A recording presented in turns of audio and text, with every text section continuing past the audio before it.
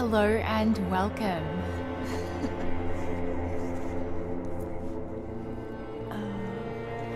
Today I am sleepy. If you are new to my channel, welcome. And if you are a regular here, welcome back. I appreciate you all so much for watching. If you don't know who I am Coco Covers, and I will be your bard for this evening, today, whatever time zone you are in. If you don't know who I am, as I said, I am a mess this morning. I am so sleepy. I'm also known as CL, and I am the owner and lead developer of Cats and Leopard Studios. I make visual novels. I'm currently working on the In-Between, the DLC for Moonflower, which is currently released, and Heart Agency, which will not be released for a while, but does have a jam demo and some updates on Patreon. So, if you are a fan of visual novels, BL, and fantasy stories, you should totally check them out. Today I am playing more Disco Elysium, a game that has been heavily recommended and highly requested. And this is my third session, and I haven't really got out of the starting area. So I think today we are finally going to make it to the Union. And I don't know how to get out of this screen I'm in. So, let's see what goes wrong with this stream, because something always does. And let's get stuck in.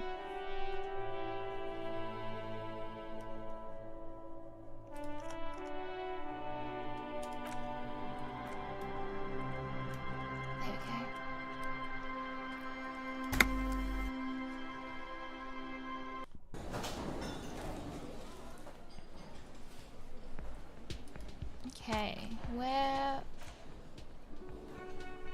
were we?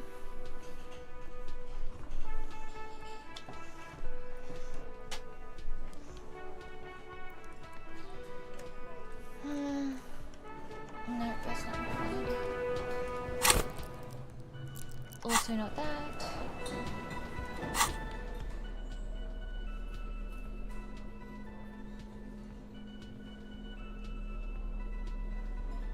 We can't sneak because we're too groovy. What? Okay.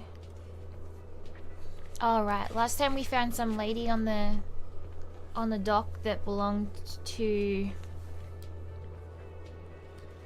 the company that the union's up against. And what else? Did we have to talk to Kuno again? Oh, I was gonna talk to Kuno.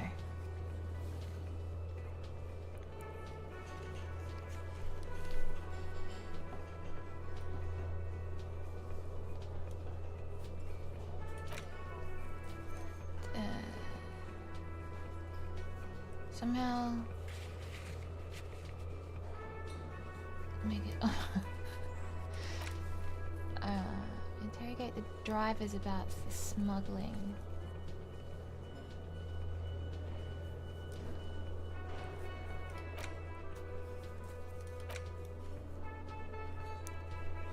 We're ignoring that. Check down the badge.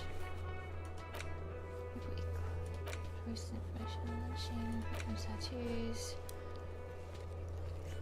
Who made the police report? Oh, sing karaoke. Get hold of a sad tape. Explore the secret passage. Oh, I forgot about that. We found a secret passage, didn't we? And a weird door in the bookshop. to map. Oh, we've got all these like.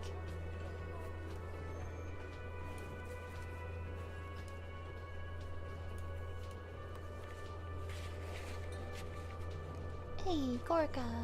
Thank you for this. Thank you for following.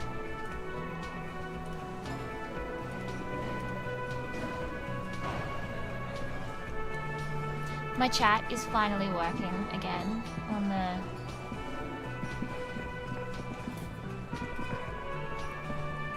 actual OBS.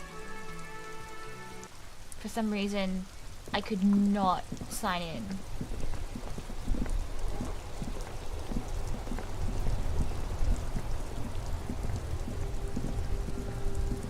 So one of the drivers is supposed to know about drugs.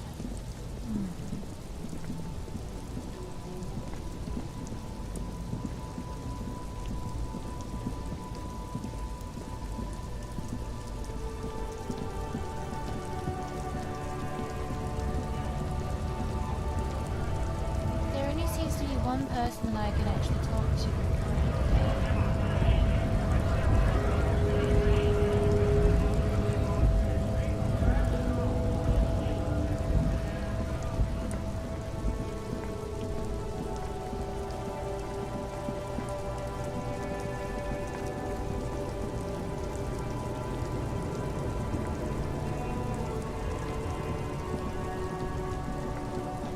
The woman still has her eyes fixed on the photograph in her.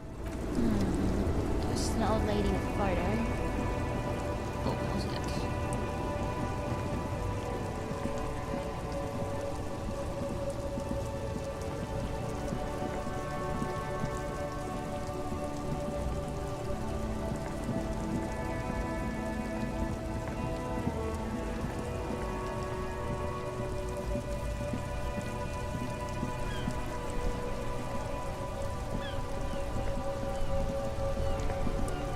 Stuck in the rain in a traffic jam, man. What's on your mind?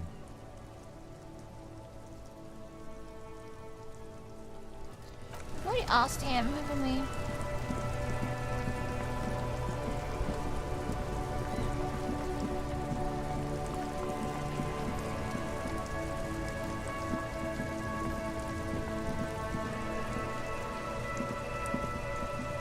Everything's still cool here, officer.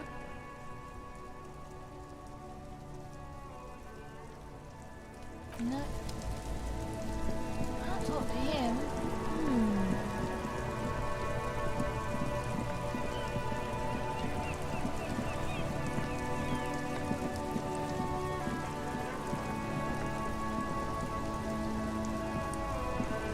There's the racist guy. Looking for something, Hunt?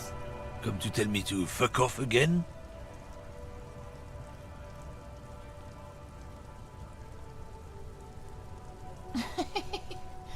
Oh, that's right. We found a questionable mug.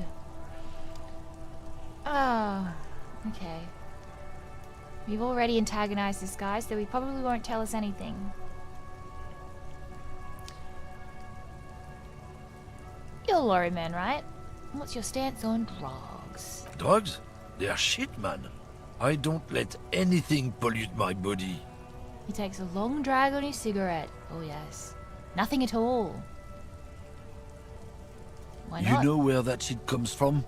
Sarah Miriza, Safre, Ilmara. They take the money from our local junkies here and then use it to outcompete us in the manufacturing sector.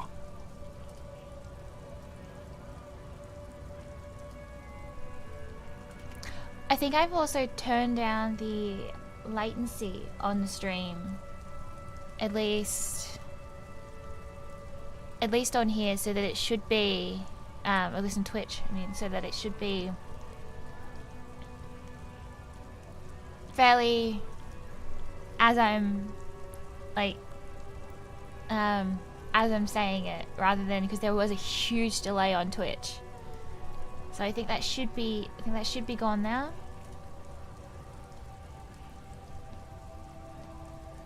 Yeah, it's only a few seconds behind now rather than many seconds.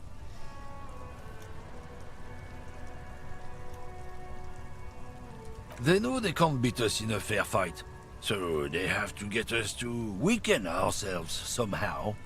It's racial sabotage, racial economic sabotage. So I take it you're not smuggling out of... Oh, I can't remember how to say the... But I guess I didn't know how to say it to begin with. Martinez? Listen, I agree. It's our responsibility to keep this poison off the streets, right? That's all I need to know. Now let me ask you something else.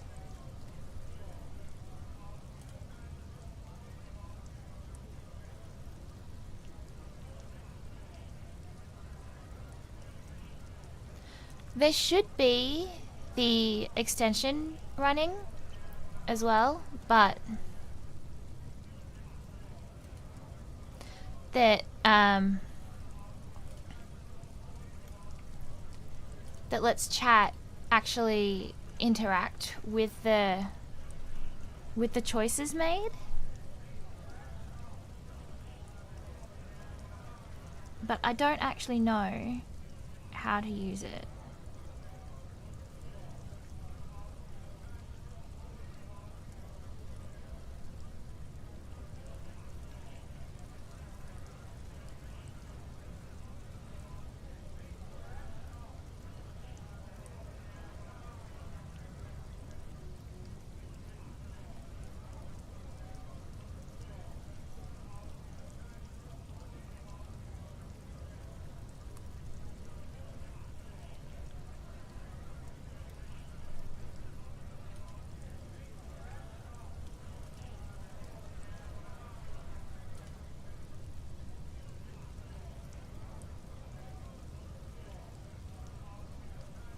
I think it might be these things down the side here, but I'm not sure what they actually do because they don't have any.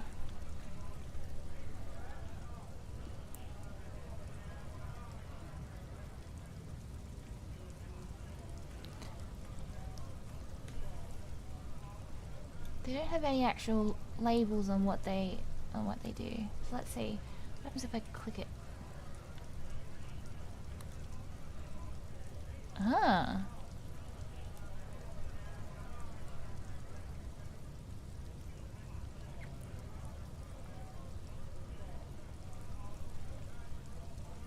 Interesting.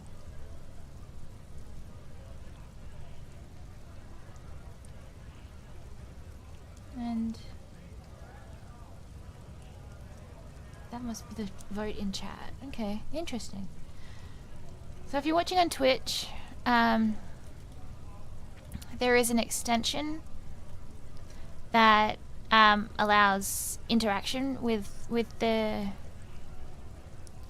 game that I'll try and remember to explore a little bit because I don't know how it works. So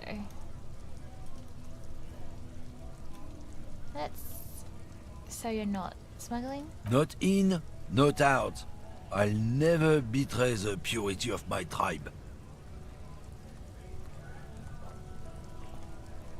So you're telling us that you don't know anything about drug smuggling through Terminal B? I don't know shit. And if I did, I wouldn't tell you. He puffs on his cigarette. Then what are you still hanging around for? Most others have left. What do you think? I can't leave the lorry unguarded. Stuff's been getting looted lately. It's those little kips sneaking on at night. If they touch my stuff, the bosses will be on my ass like ass cancer. There was a bunch of spilled boxes in the back of a big lorry nearby.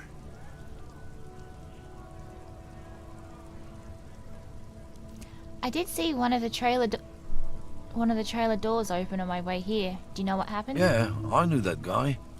He was an honest driver who loved this country. We were having a good debate about genetics at the Wheeling in Rags when some kip boys smashed his lock and took damn near everything. Lost his fucking job over it. Since he left, I haven't had anyone to talk to. Aww. He takes a long suck on his cigarette, appearing to savor the taste. Doesn't put any shit in his body though. I feel bad for him, I guess. Serves him right. Yeah. Make racists lose their jobs. I support this. Serves It's him a right. fucking travesty, is what it is. The man shakes his head, dismayed, furiously pulling his cigarette.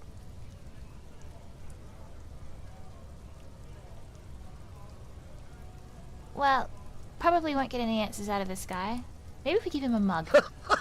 Oh man, that's great. Look at that guy go. Haven't seen anything that funny in a while. Yuck. Is it yours? God damn.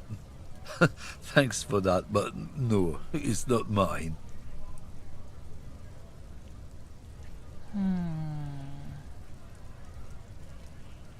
Let's try Isn't again. it obvious?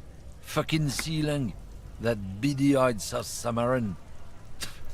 His little side business is a scam.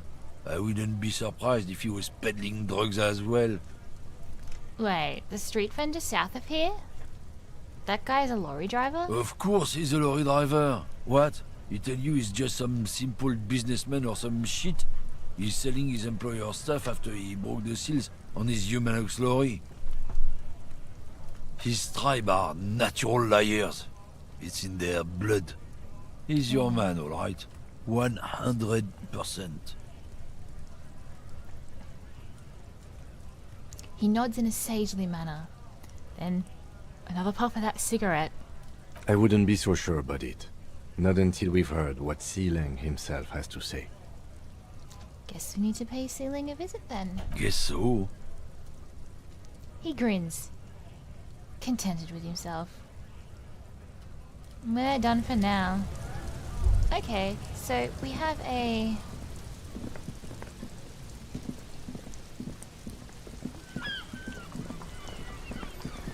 We have a lead there at least.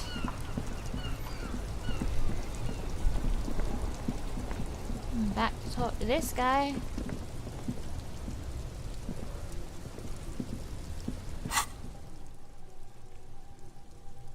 Ooh, 19 minutes remaining. I don't know how time works in this game.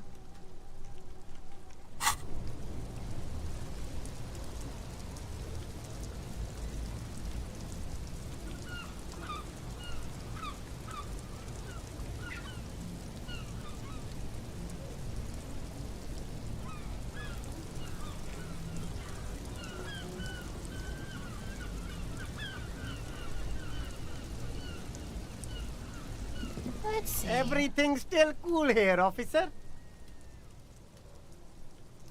So, Sealing, what's your stance?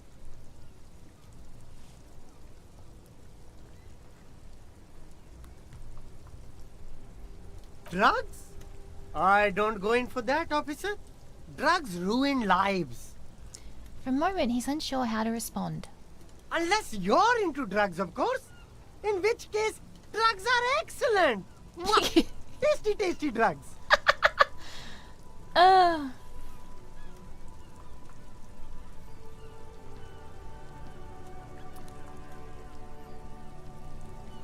dear. I'm super into it. I actually don't like it. Proceed. We're looking for a lorry driver who is transporting it out of the harbour. He or she is in this traffic jam.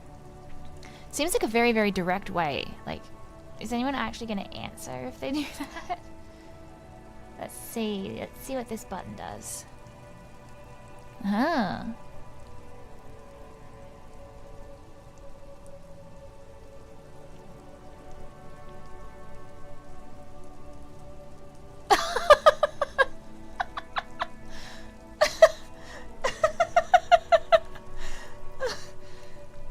Okay. Super into it. That's very cool. A lot of the coolest detectives do drugs. Sadly, I don't have any drugs on sale. Or at my home, or on my person.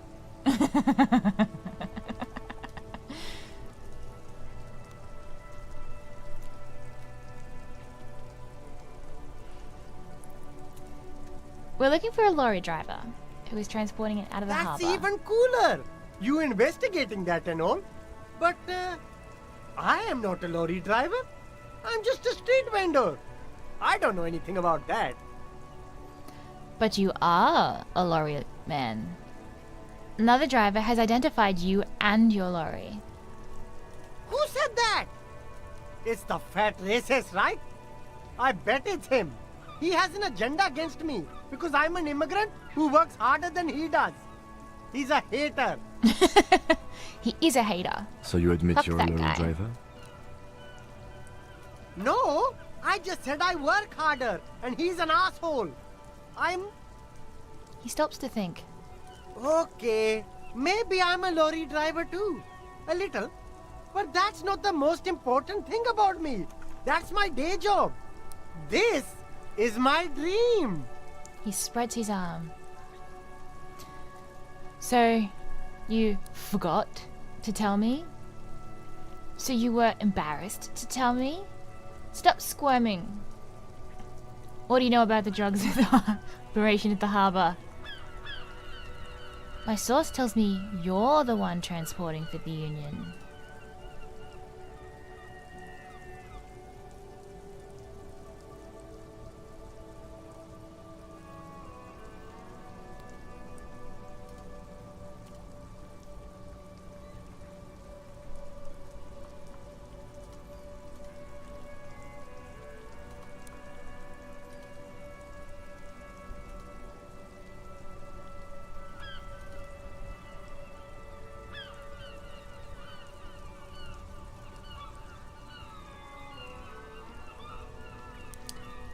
So you forgot? Exactly. It's such a small part of my life. It's in the rear view mirror now.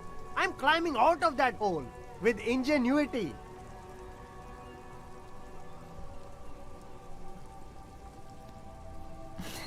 Stop squirming. What do you know? Nothing. I told you. I'm not a dumb guy. I don't get involved with that crowd. Not a dumb And guy. what crowd is that? Crowd. You know, the drug crowd. The drug crowd? He doesn't want to talk about them. He's afraid.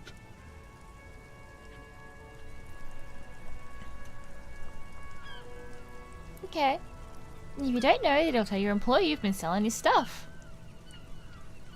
You're wasting my time. Tell me who the fuck is transporting the drugs here. So you're afraid? Oh, who are you afraid of? Look. There's bad people doing bad things here. That's all I know. Please don't get me into this mess. I've spent 15 years working my way up. If you don't want to get into this mess, you have to give us a reason to move on. We're buddies. Help us out. No one will know it was you. Well, that's a lie. That's definitely a lie. Come on, we're buddies. It's a she, okay? The other drivers call her the lady driver. You're better off staying away from her. The way they talk about her, she's no lady. Who are these other drivers who talk?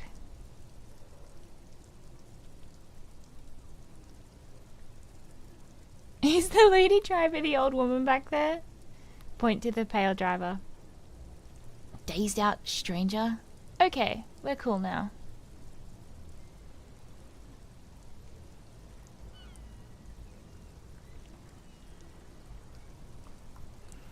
Hi, and thank you for the follow.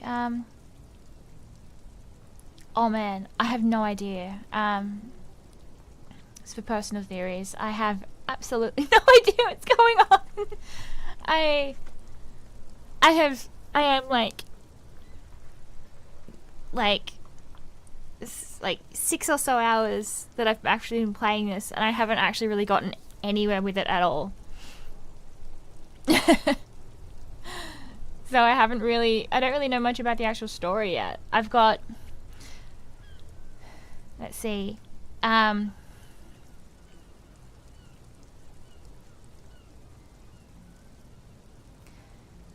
he was wearing a special armor, so he was a security guard of some kind.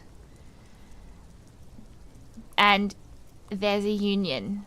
That's really all I know at this point. I've been trying to get to the union to talk to the union people for, for the past 2 sessions, and I just haven't gotten there yet. Is it?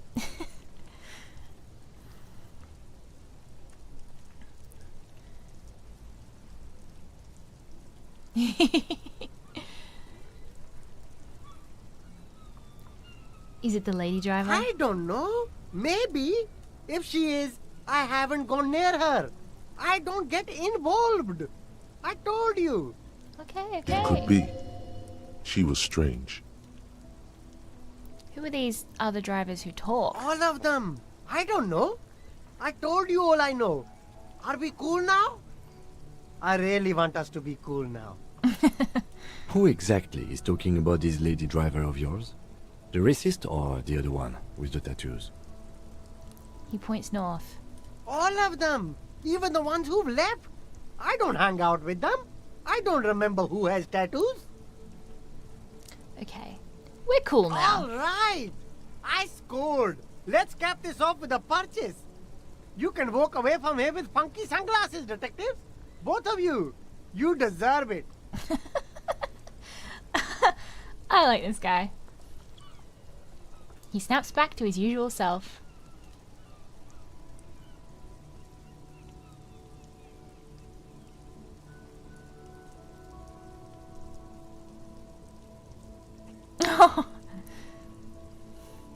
We have a -1 for accusing the random lady, but we've got we've got a +1 because he ratted out the lady.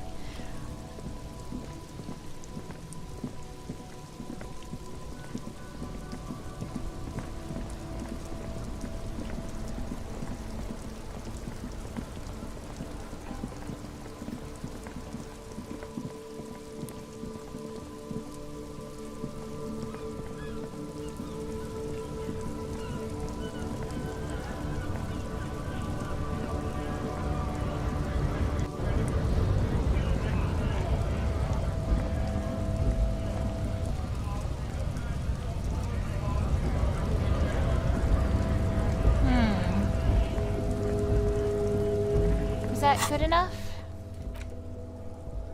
Oh.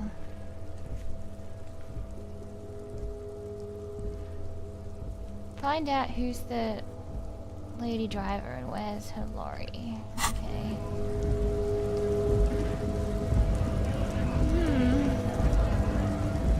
Oh, do we have to talk to this wank again? Looking for something, Hunt? Come to tell me to fuck off again?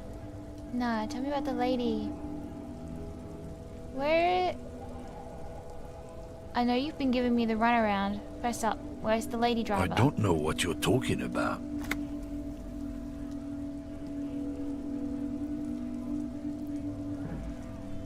First, you knew Celine didn't do it.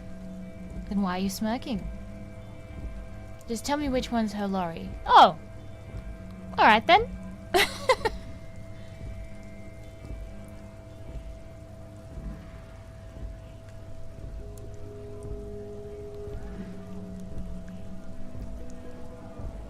Knew he He didn't did do it. something.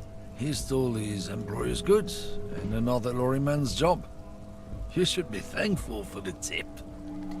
He grins, a wide smile. Fuck this He's been asshole. expecting this. He's really puffed himself up. Then why are you Listen smirking? up, fuckwits. You don't scare me. You cops don't run Evashel West. You don't run Martinez. You don't run anything.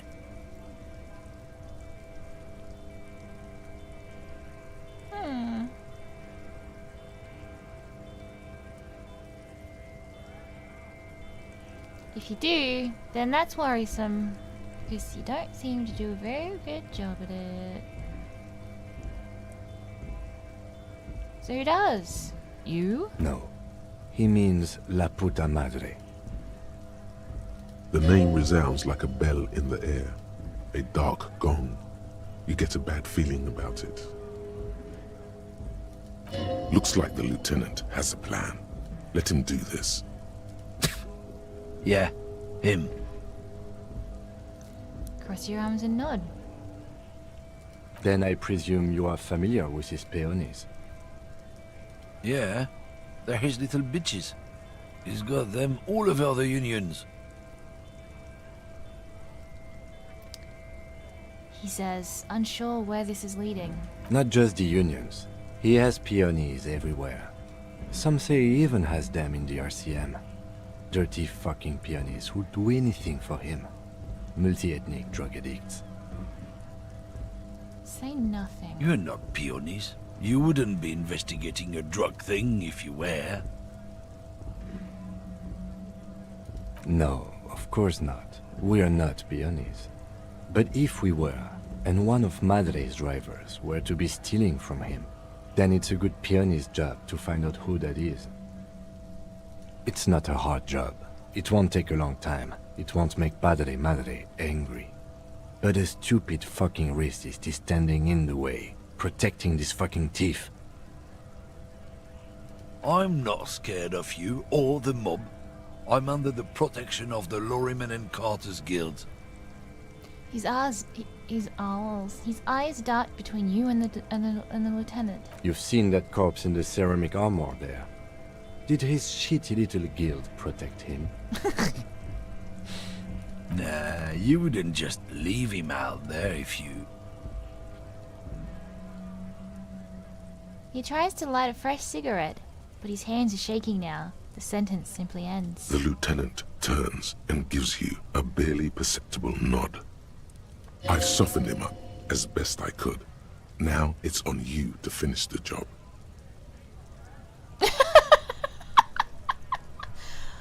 Oh no! By telling him to go fuck himself, we've ruined part of Kim's bluff. Make him tell you what he knows, okay? Let's see. May the dice be in our Men like fate. this Yes! only respect two things: strength and fear. Time to turn up the volume. Okay. Show me her lorry. Right fucking now. The lady driver's lorry. Where is it? Fuck you, I told you. I'm not gonna... There. His voice grows smaller as yours.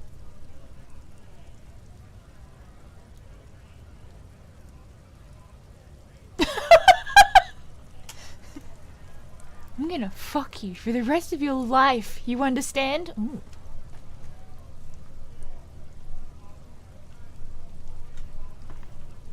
What's your name, fuckhead?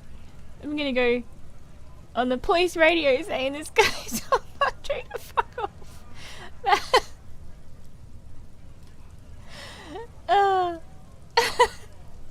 Okay. Both of these are pretty good. If you're in Twitch, you can vote for which option you think we should go with. What do you think? What option?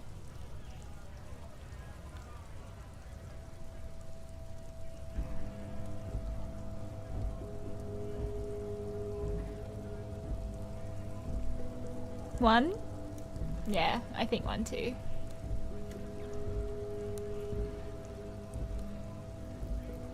Fucking homo cop. A globule of sweat gathers on his brow. Look, fuck you, man. It's some lorry down there.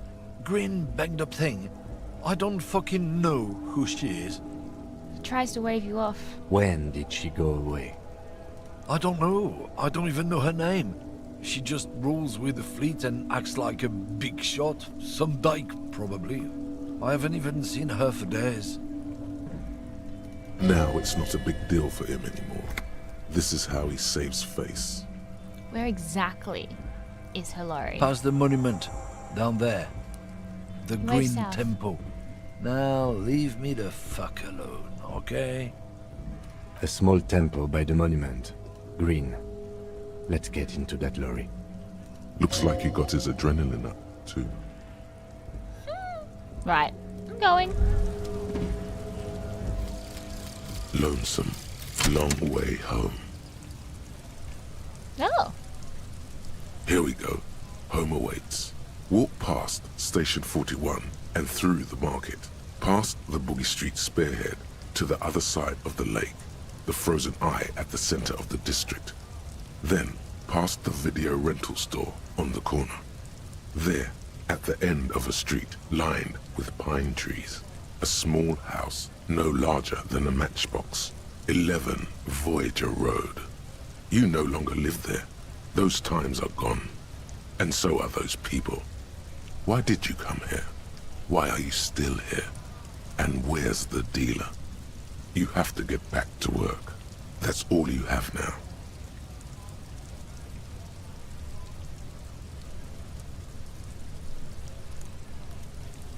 learning cap perception increased to 5. Speed gives 1, so nice. Wait, why did we remember home if we're not even there anymore?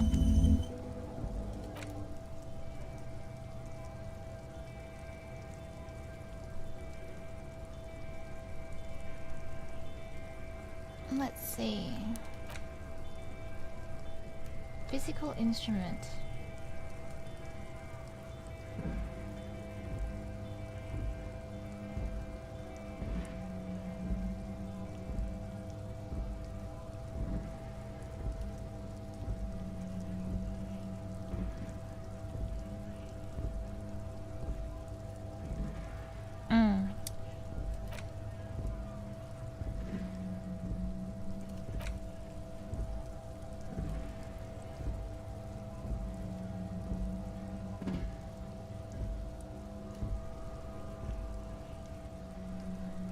Oh.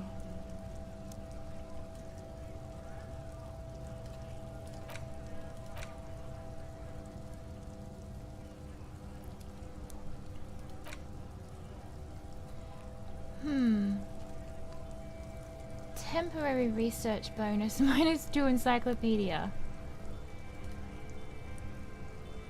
Is there a solution there? Okay,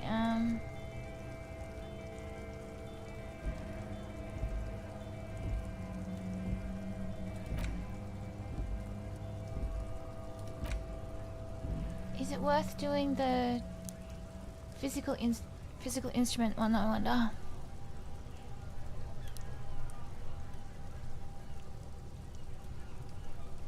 Ooh, her health is down. That's interesting. How did that happen? Let's see, we needed...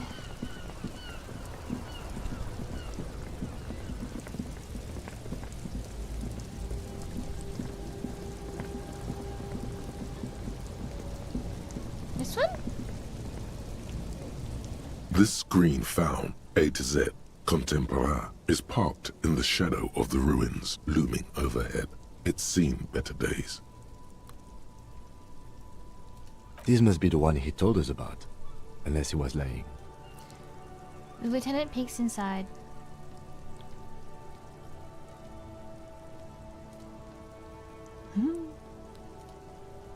It's fun so far. Okay, cool.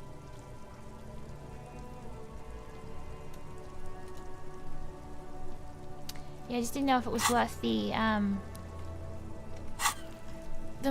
minus on encyclopedia while actually researching it, because that's quite a lot to be dumbed down. See, try to peek in the window. Try the door handle. How do we get this open, Kim? No, maybe you could try the door. Take a peek in The the window. glass on the side windows is tinted and covered with dust. You can barely make out the shape of the seat and 2 steering levers. It feels like you're peeking into someone's home residence. Inside it's private, cozy, warm, dusty too. Try the door The handle. door is locked. The handle looks shiny, like it's recently replaced. How are we gonna get it open? Use the pry bar to smash the window. Open it from the inside. Really? This has been hard enough. No need to make it any harder. Okie dokie. On. Oh. Okay. Okay. Well, that.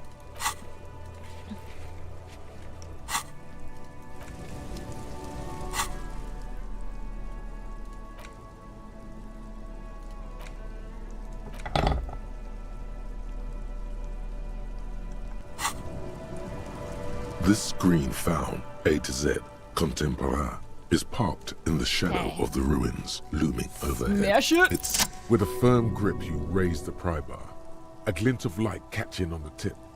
Call down the hammer of truth and justice. Release your secrets, lorry cabin.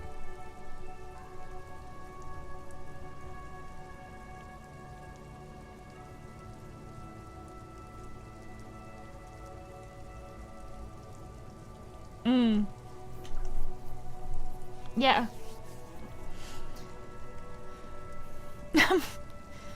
I felt that like one of the very first options you get when talking to someone in like part 1 that I played, and it had the funniest interaction.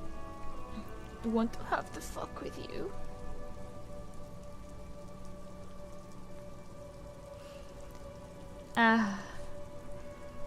Smash The it. window shatters and droplets of glass fly everywhere, shattering over the lorry floor and pavement. Subtle. Says the lieutenant, and sticks his hand in the window like a common car thief, and then opens it. Don't The you smell subtle of me. cigarettes and perfume welcomes you. The cabin inside is plastered with old movie posters. Actresses smile from the walls. There's a radio transmitter in the front and a toolbox tucked under the driver's seat. Some tools lie scattered near the pedals. You were the one that told me to break it, Kim. And I didn't yell fuck the police while I did it. So that is... it could have been worse. Admire the These posters. are movie posters featuring starlets from long-forgotten films from the 20s, the teens, even the 90s of the last century.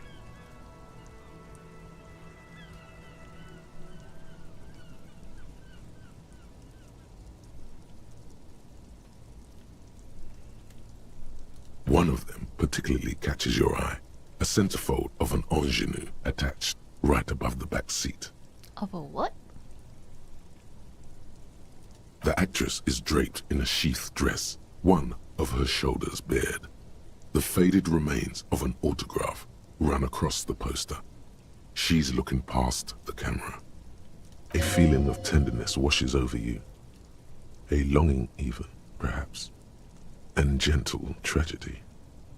Wait, doesn't she resemble someone you know? But you can't put your finger on whom exactly. Ooh, that's interesting. The actresses and the rear actor all smile you a warm goodbye. A radio transmitter is attached to the dashboard and a toolbox sits under the driver's seat. Looks like the frequency dial is absent. It requires a key to work, but the key has been removed, likely by the missing lady driver.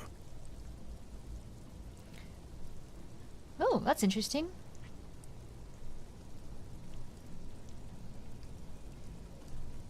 Radio needing a key to work.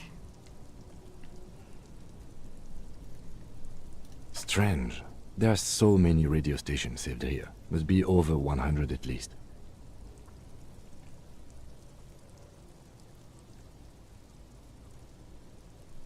Why would anyone need so many For stations? contacting an entire fleet of lorrymen, for example. This is all shortwave, UW and UKV. Looks like we are dealing with an impressive organizational tool. The nerve center of a huge operation, with quite a range too. All the better to sell with. Is there anything we can do with it? Doesn't look like it. It's completely inoperable without a dial key. What The else is smell here? of 1,000 cigarettes, some dead actresses, and a rusty old toolbox under the seat. Well, I hope you can't smell dead actresses from the posters. That's weird. You Except for wedge pedals. yourself under the steering wheel to get a better look. Seems like the few tools lying around here, a hammer, a pair of pliers, a rusty wrench, have been casually thrown there by the disorganized driver. But one odd detail does catch your eye. A piece of sandpaper has been glued to the throttle. Sandpaper adds extra grip. Looks like the driver has glued a piece of sandpaper to the throttle to offer some extra grip. Sandpaper? A novel technique? Back The into the movie cabin stars again. are still smiling from the walls. There's a radio transmitter in the front and a pull-out toolbox tucked under the driver's seat. Some tools lie scattered near the pedals. Pull out A the metallic toolbox. drawer slides out from the seat. It's empty, except for a folded newspaper. Unfold the It's an newspaper. issue of Peripherique from last Wednesday. A piece of paper falls out from its pages. Pick up the note. It looks like an article ripped out from a radio enthusiast magazine. Complex mathematical equations explain the basics of something called the Ulan frequency system. These formulas look oddly painful. Maybe it's the hangover, but they give you a headache. Oh, I don't need to be hungover for math to give me a headache. The Ulan frequency system? I've never heard of that before. I know of FM, AM, UKV, but... Probably their drug network. The pull-out toolbox slides back into its nest. The rest Whoa. close the rusty old lorry door. Great. I think we got everything. A word, detective? Before we return to Joyce?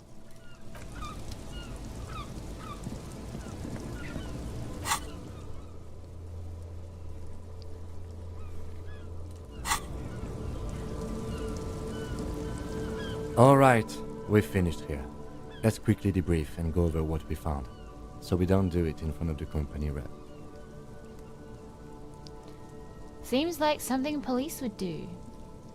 What do you think of all this, Kim? Honestly, I'm quite worried by what we've seen so far. The evidence seems to point to a rather extensive and well-organized operation. I'm especially intrigued by that radio transmitter, particularly the sheer number of stations it can connect. Looks like this alleged drug trade casts a wide net. I'm not sure what the Ulan frequencies are all about, but they may hold some significance. Perhaps it's a better way to connect between fleets while avoiding frequency bleed, or maybe it's used to tap into RCM networks. Listening in on your calls between you and your station, a worrying prospect. Do you think they heard us beg for money?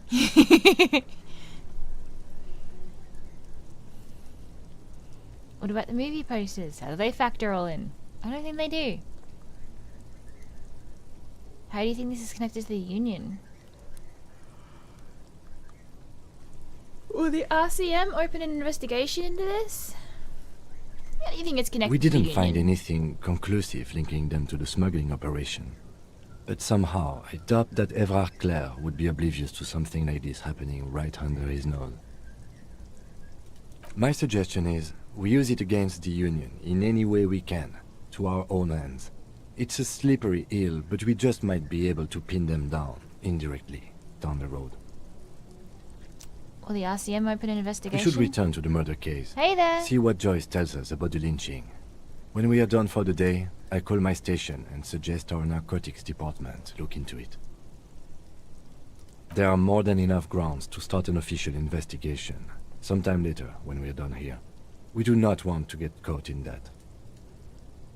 He stops to think. What are you thinking? The fact that one hasn't started already gives me pause. An investigation, I mean. Especially if the Madre grouping is involved, and I can't imagine they aren't. It's certainly worrisome. Corruption. All the same, I don't like the idea of internal affairs descending on the matter. That won't help anyone either. He nods. What about the movie posters? How do they factor into all of this? As elegant as they are, I don't think they are relevant to the drug trade. Don't be fooled. Desire always plays a role.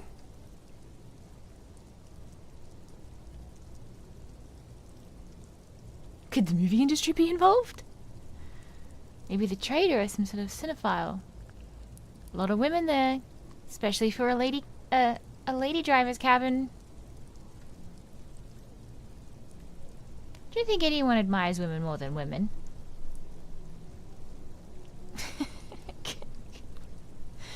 Could the film industry be involved? I'm going to say no.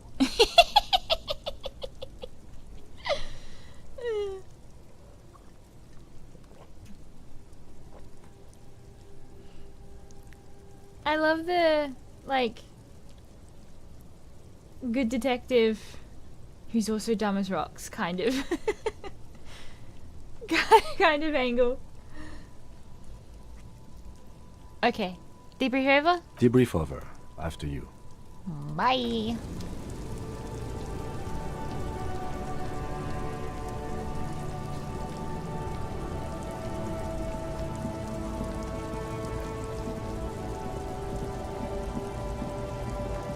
Where am I going? Where did we find her?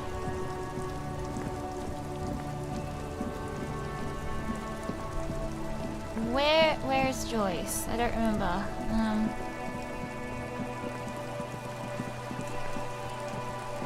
I want to know what's in the weird room in the bookstore. Is it up here? I think it was up here. I also want to get into this house up here. With the scary lady on top and the old lady who won't notice it. And then...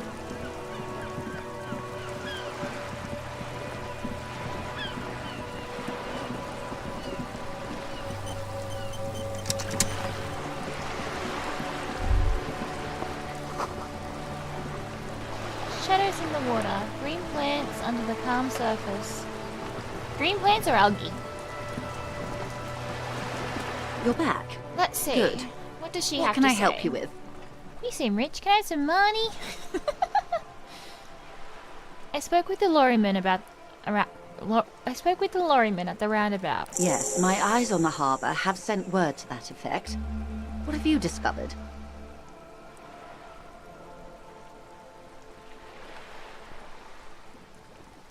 Wait, exactly are these eyes It located? doesn't really matter.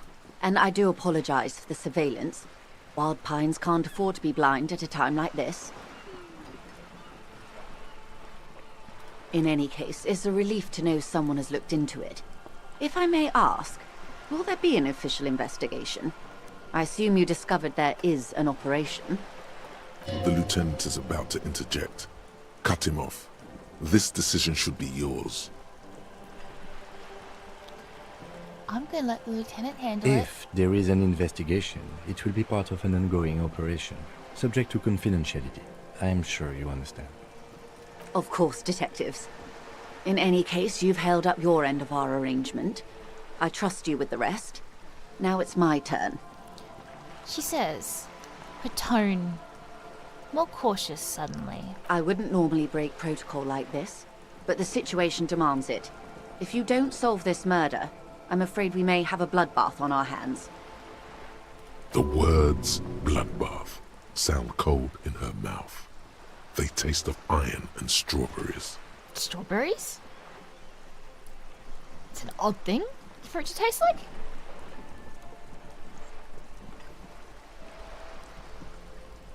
Was that about Yes. a bloodbath? I'm afraid this strike may descend into a small-scale civil war, with possible consequences for all of Rivershoal West. Since you are sharing, man, this is also the RCM's worst-case scenario. Then we're on the same page. as grim as it may be. Grim? How are the lynching and the strike connected? I have an indirect role to play, I'm sad to say. My employer experienced a momentary lapse of faith in me.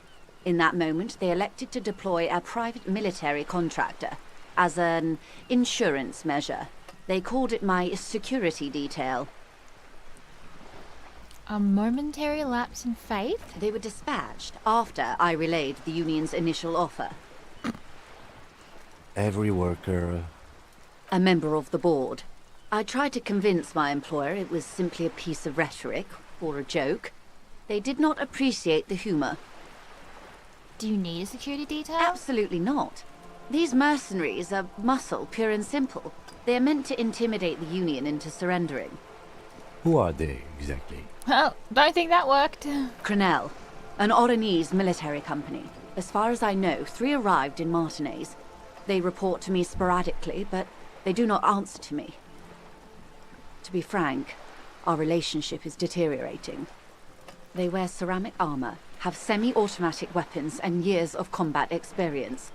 They also have trauma and stressor disorder, and no idea how to conduct themselves in an urban civilian environment.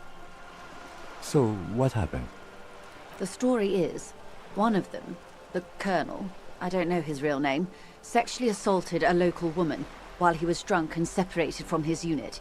This allowed some of the more militant Union members to subdue him. He was taken out behind the whirling in rags and lynched last Sunday night. What then? Nothing. Mr. Clare refuses to let me into the harbor. I have not been able to discuss this matter with anyone there. The remaining 2 Crenell contractors carry out their orders, for now. For now? It's a smokescreen. In secret, they are conducting an independent military tribunal into the lynching. Once this investigation is concluded, executions will follow. What is the nature of this so-called investigation? Whether to execute one, some, or all of the Union militants. It'll be all of them. The decision is already made.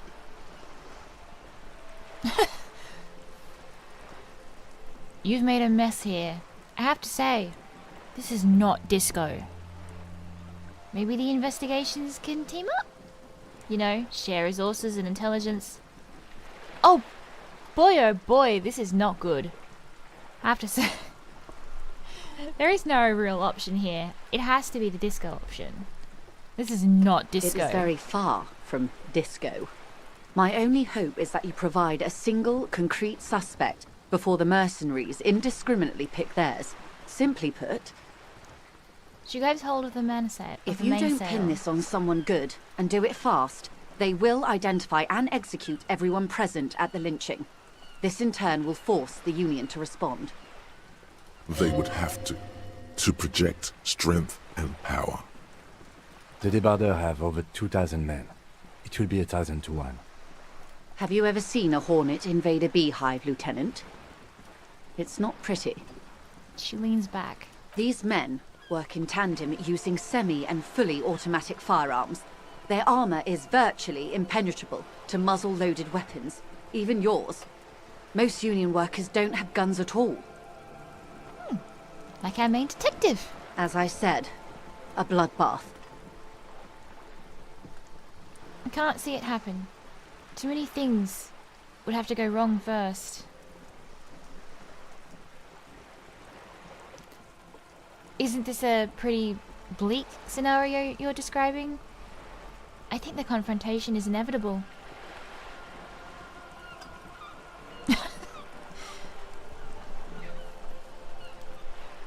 Look, hornets and wasps I find just unnecessarily angry and evil. All they want is destruction. I don't mind bees, but nah, I'll run. I'll run from a wasp or a hornet. No thank you, sir. I think the confrontation is inevitable. It doesn't have to be like this. Nameless, badgeless officer of the citizens' militia. She looks at you.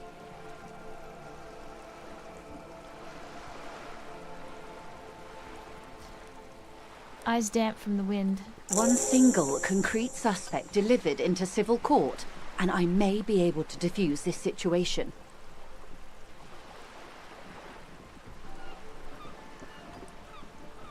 They are.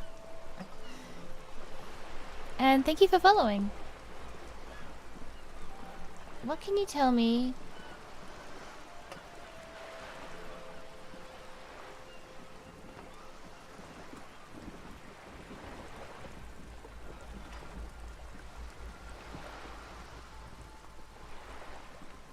Hey, yeah, it's interesting so far. It's been highly recommended to me as something that I will love. So I haven't gotten very far into the actual story, despite spending so many hours already on playing it. I've got 2 other parts to previous, but yeah, it's fun so far. The writing is really funny, and also and also hitting in right in that kind of moral kind of stance that makes me very angry. But it's really fun so far. I can't imagine how many words are actually in this game. Like, writing this would be such a massive undertaking. I can only imagine the variables to this programming. Insane.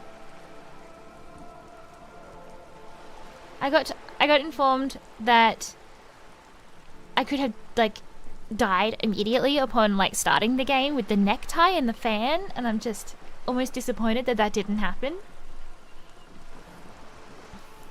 What can you tell me about Crenell? Not much. Their public resume is relatively good, as far as private military contractors go. I believe they were once called Downwell. Down a deep, black well.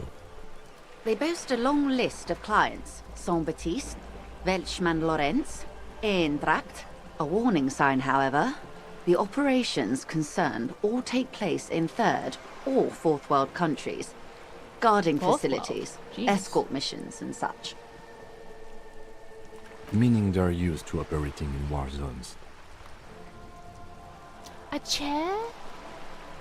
Oh, I'm interested. Yes. All the good conflict corridors, Supramundi, Yesut, the Seminese Islands, countries that don't have a good record reporting atrocious military conduct on their soil. Okay. Anything else you got on them? Sadly, no. Before this happened, I had little interest in them. Now that I do, I don't have the resources. She thinks. If you still have access to the ICP's database, you could run a better background check than I ever could. It may take some time, though. She thinks. Do you know a lot about the inner workings of the RCM and the ICP, ma'am? In my line of work, it pays to do your research. I was prepared to deal with the RCM. I did not think I'd be dealing with a group like Crenell. Could you contact the company? Tell them to call them off? I have. And they will. However, these orders take time to reach what is basically a rogue unit out in the field here. Until they do, it's all on us. You said the deceased assaulted a woman? Or he didn't. This is information passed on to me from some teenagers loitering around the canal. I cannot testify by it. Oh, you're gonna make us talk to Kuno again, aren't you? Oh, my Kuno.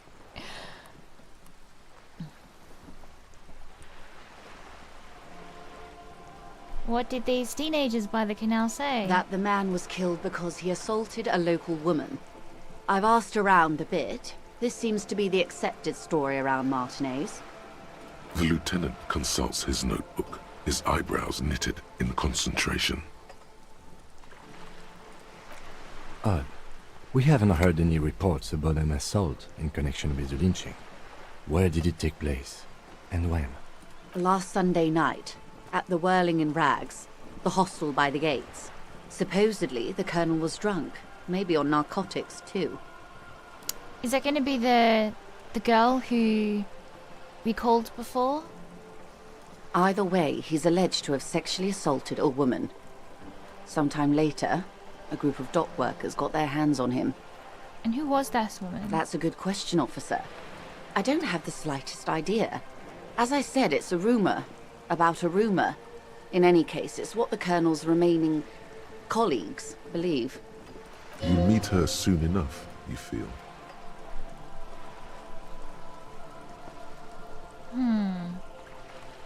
I get a feeling that might be the woman who was working at the rags that left, that we call, thinking that she made the call. That this Colonel, the one who was hanged, did you know him? If you mean did I see him alive, yes, but I did not know him. Lely, his service name, a nom de guerre most likely. He wouldn't divulge his full name. Only one of them did. A bad sign if there ever was one.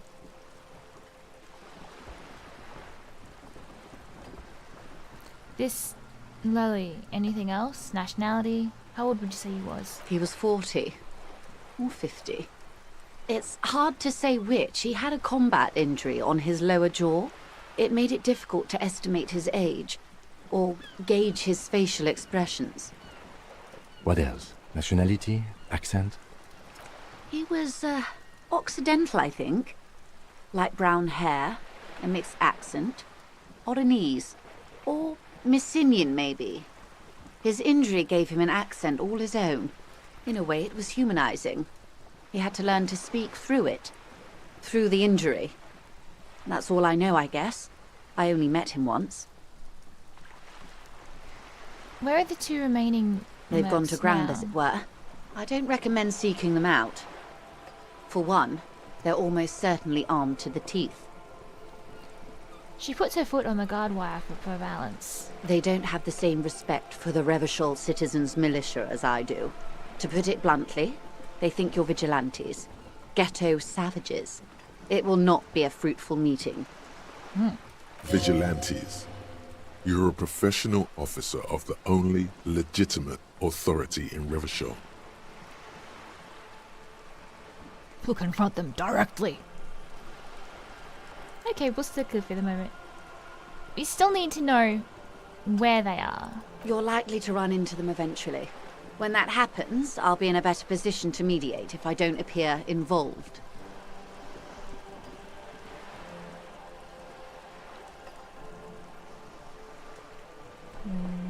This is a red check. It cannot be retrieved. Retried. What do we think? Let's try it. This is so embarrassing. Oh You no. have no idea. There's something wrong with your brain. Luckily, the lieutenant still has his. Ma'am, with all due respect, I've been around Martinez, and there's a giant hulk of a man in ill-fitting clothes at the harbor gates. Mr. Right to Work. His heart really isn't in it. Not a terribly good actor, that one. Still, And the other must be in one of the 4-story buildings overlooking the roundabout. He or she was reporting back to you while we were canvassing the lorry drivers. that would afford a good vantage point. Still, I hope you heed my advice. There's no need to kick the hornet's nest.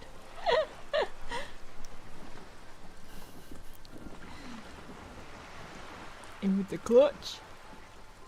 How much time do we have? Until the executions start?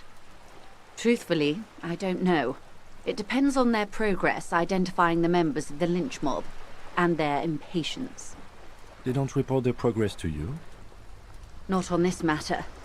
I'm afraid they consider this a personal initiative. There is a brief silence. Seagulls squawk over the bay. 5 days, not more. Maybe sooner. It's a matter of days, not weeks. That's enough for now. I am sorry to have been the bearer of bad news. If there is anything else I can help you with, please ask. Now can you tell me about these tattoos? Of course. Excuse my hesitation before. She reaches over the guard wire and takes the photo, holds it in her hand. For about half a minute, in silence. It was taken with a Trigat not long ago. This is the man's upper body. There were no more markings on his hands or legs. Stay quiet. Observe the woman's expression. Her mouth is relaxed. The accordion lines near her mouth vanish. The pearls of her eyes move slowly on the photo's surface. What do you think? Sorry. I was trying to see if I can read the web of interdependencies between these points. The stars. She points to one on the photo paper. I can't. But that's how you read this story. The points themselves don't have letters, numbers, anything. Their size, location on the body, and distance from each other tells you what they represent. Like wires on a microcircuit? Close. Port cities. This is an Oronese map of the waterways, a sailor's tattoo worn by wayfarers of the Dolorian century. Over 300 years ago, the sailors would mark their bodies to map their travels.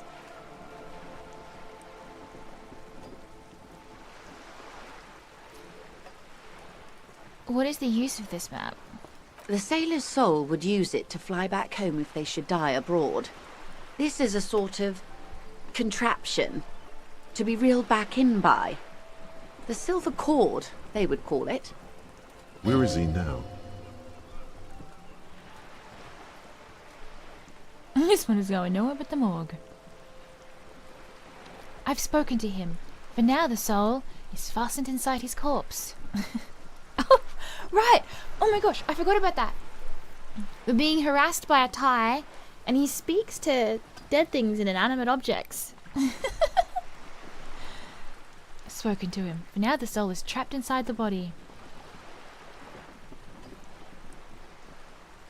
This one has flown quite far by now. Nowhere. There is no soul.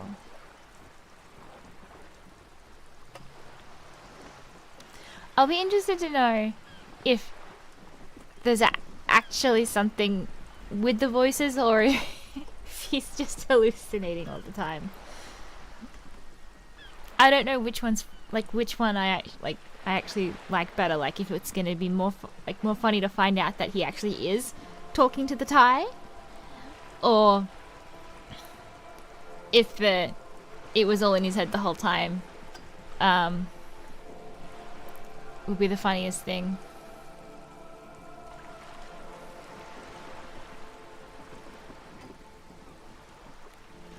Let's see. What should we go with?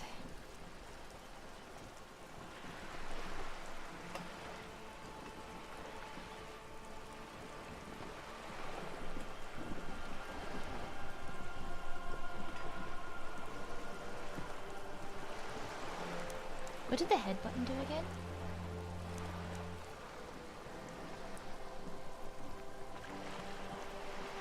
Allowing you to temporarily alter their skills.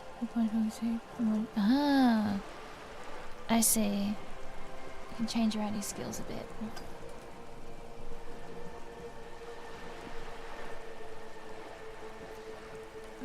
I've spoken to him. For now, the soul is fastened inside his corpse. That is precisely what the sailors feared when they drew these maps. A fear of drowning within one's own corpse.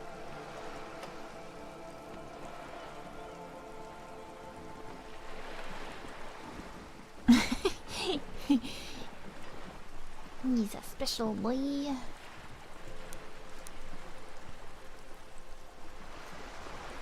What travels did the dead man make? Quite a few. Vredefort, the Oronese capital, traditionally stands on the right shoulder. He started somewhere near here, I think. What next? Then he made his way to the Pretto Grande, through what I think must be the Stutz Canal, an artificial channel through the Occident. From the Pretto, he sailed to the Insulindic Ocean, first the Semnes Islands, then this. What is that? Revachol. Those are the two constants. Vredefort on the shoulder, and Revachol in the heart. They started the tradition of these maps right after the discovery of Insulinde, at the dawn of the Interinsulary Age. You said you can't read it. I can't. This man was no sailor, and these are no ports. I can understand geographic fragments, but not their meaning. Somewhere in an office lit by a single green desk lamp, Captain Ptolemaeus Price, 58, bald and bespectacled, is writing in a ledger on his desk.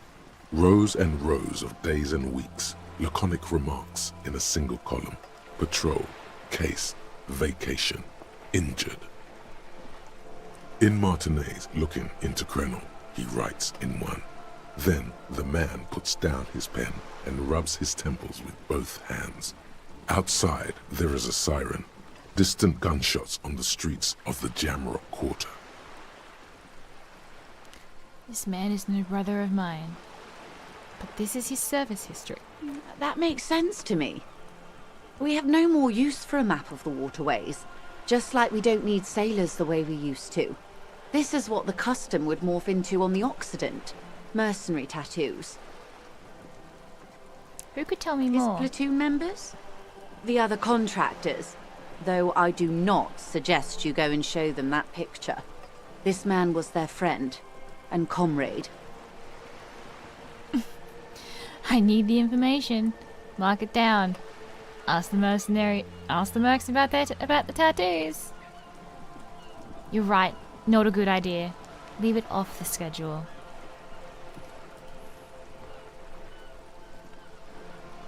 Should we... Do we want to die? Or... should we just leave them alone?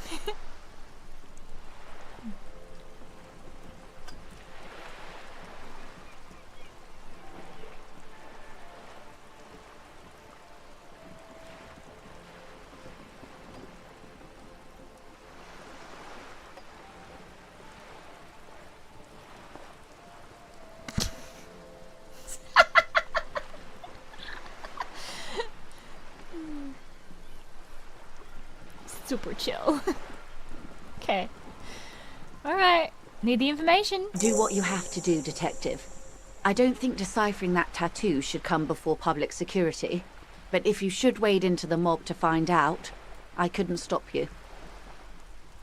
We will be careful, ma'am. That's all for the tattoos. Thank you for your help. Is there anything else I can help you with? Can I have some money? All for now. As you turn, a bright light catches your eye, making you squint.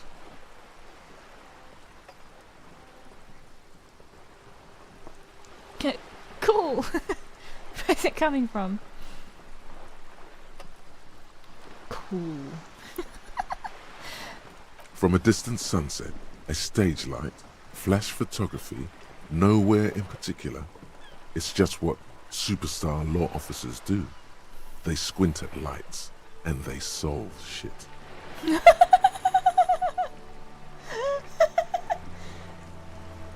I'm having a movie moment. Actually, now that I hear superstar and law official in a sentence, they sound weird together. Yep, that's me. I've been establishing my superstardom hard lately. Yeah, Yeah. you have. You're a big dick cop, Dick Mullen, Salam Rocky Bai, badass on the edge disco cop. Time to recede into a ludicrous fantasy world. Here we go. Camera, lights. No, fuck you. Wait, what's this about a ludicrous fantasy world?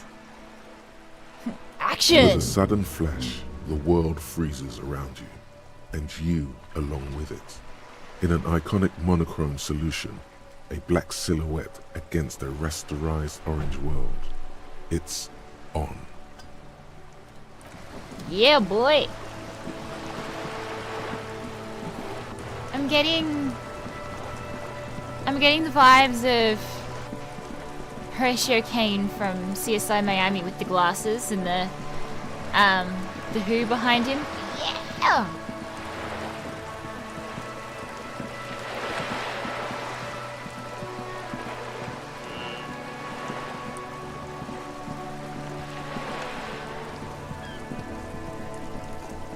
Okay. A new skill.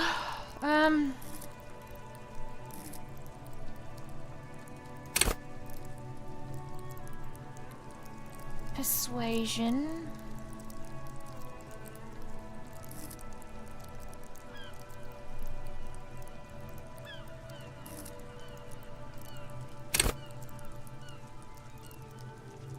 Reaction speed.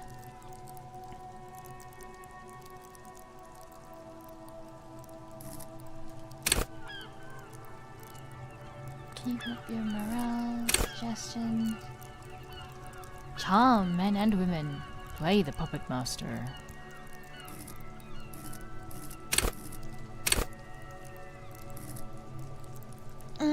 We can upgrade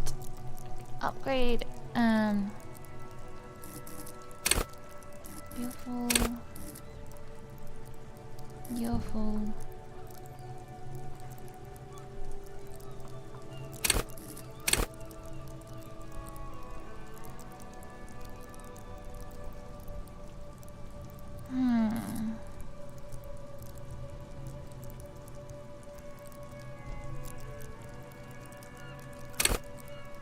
Any thoughts on what we should upgrade?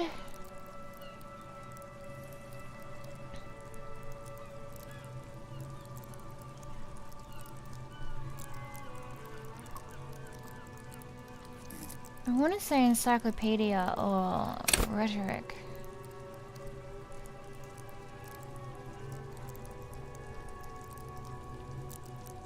Persuasion or knowledge.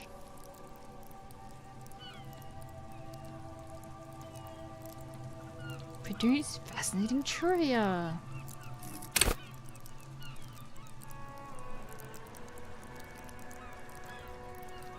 Lie and detect lies.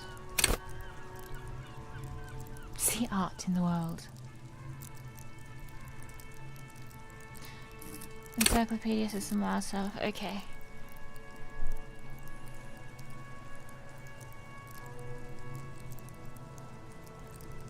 Cool. We'll go that one. I like knowledge. There we go.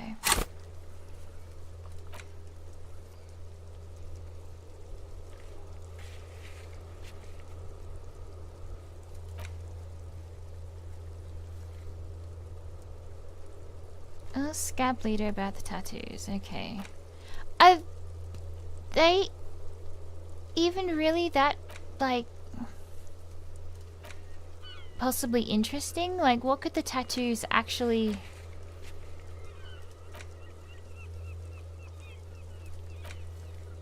like... do they actually mean anything? Or are we just, like, super fixated on them for no reason?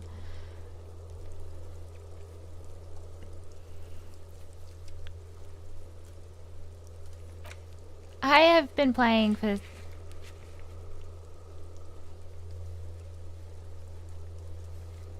so long, and look at I've already got that many things done.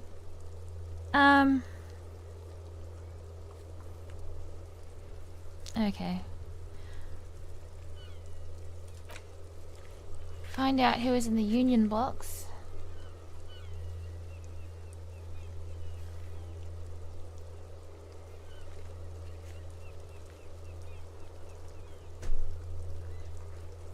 They're not here today. Oh yeah, there was these that would show up to the... Go to the harbour gates, talk to Jolly Musk about the armour. No, go down the body, pay for the damages. Ask the station for additional funds. You said no. No.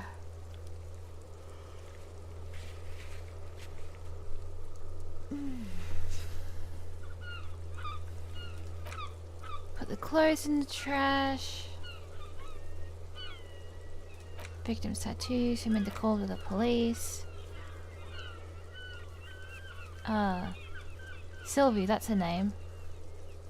I'm wondering if she's the one who got assaulted by the way that she reacted on the phone. But it could have just been...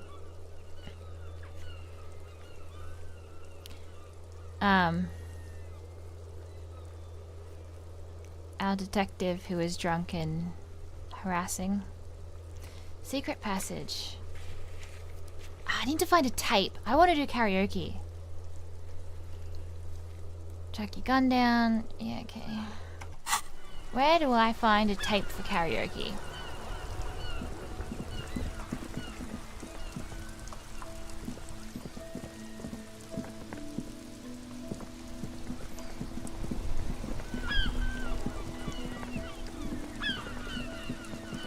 I really want to get into that door behind the... Oh, I've jumped in morale. That's sad.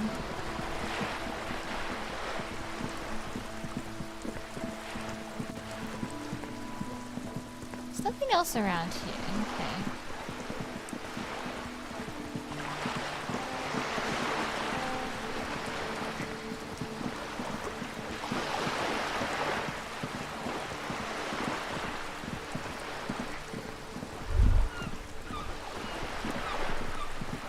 Oh man, what was that? No, come back. You had a thought. Bring it back. Very unfortunate.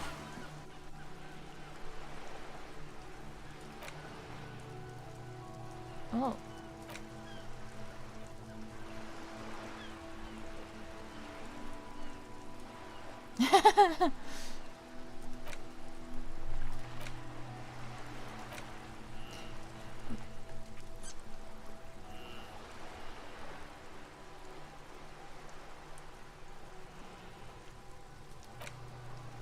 -2 to logic, temporary. Let's see. First, let's make this absolutely clear. No one is saying you're an actual superstar. In the groupies and cocaine, riddled with hepatitis C, strikes in a lionesque pose with a mic kind of way. You're not Guillaume de Million or Davy Dewis, no. You're a metaphorical superstar. You bring that rock and roll authenticity and passion to a line of work where people don't expect or want to see it. Where some would say it doesn't belong. Law enforcement. -2 to logic temporarily. Still seems unlikely.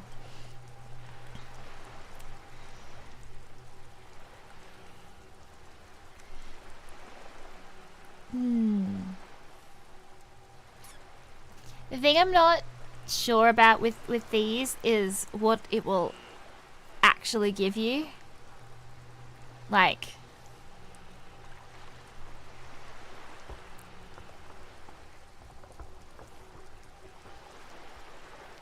if I do, like, this one ended up giving me, like, increasing perception. And gives an extra one to sigh, but I don't remember what the temporary...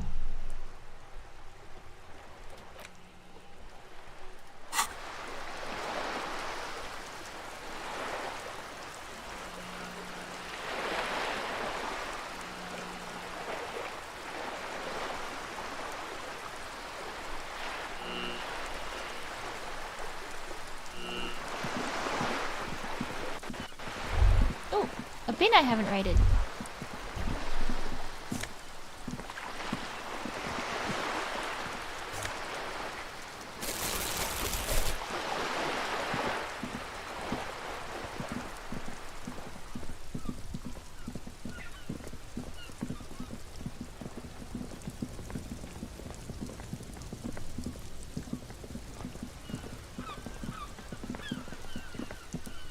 Are union guys here? Oh, there's people in here.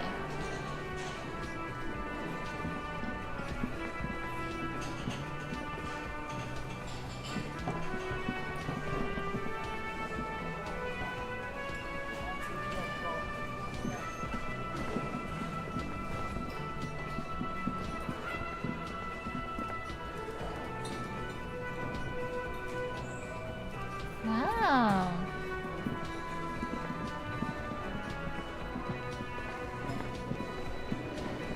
speak to anyone though.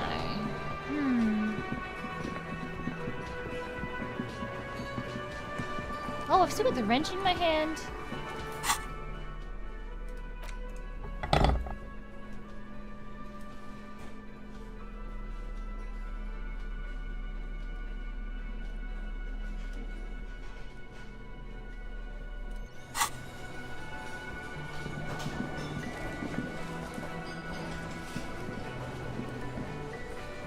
Can What's I going on help here? you?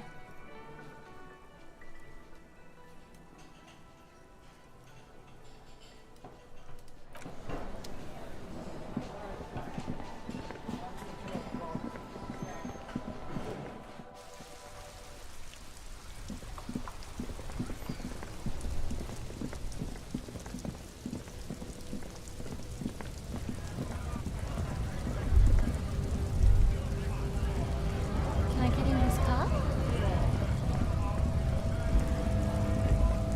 A lorry stuck in the traffic jam. This big, heavy Grad-made machine is well kept for such an old machine. The windows are clear. They've been recently washed. You can see a lorryman's cabin with personal belongings, stickers, insignia. What kind of stickers and insignia? The driver has adorned his space with a substantial collection of peculiar paraphernalia. Proclamations about honor, strength, and purity are glued to various panels. Ew. The back end of the cabin has a small perch to sleep, large ashtrays. There are several suns and wheels sewn into the curtains. Racist nationalist paraphernalia. Not unusual in this part of town. This is our guy. Lieutenant nods towards the racist lorry driver. You think this lorry belongs to our tough guy? Likely, yes. This guy's proud of who he is. Drapes it all over his machine. He was acting tough before. This definitely scared him a little. You being here.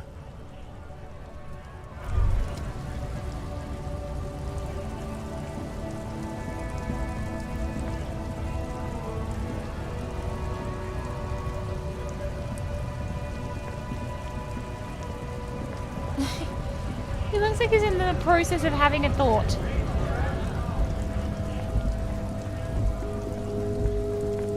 Looking for something, Hunt? Come to tell me to fuck off again? I do like doing that. That is quite entertaining to tell you to fuck off.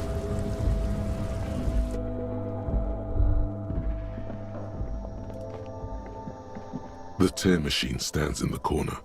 A sign, your bottles clunk into the machine, and the money appears with a satisfying jingle. Do you know what you should do with that money, kiddo? You should buy more alcohol. Enter the endless cycle of consumption.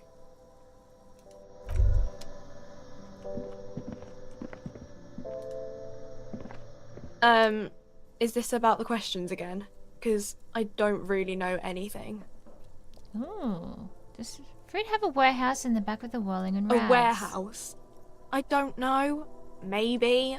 I don't really care what Frit does. Come on. Give me something to work with here. She looks up from under her brow. Fine. Frit doesn't have a warehouse. Just a little back room here. Okay? She turns back to her magazine without waiting for you to respond.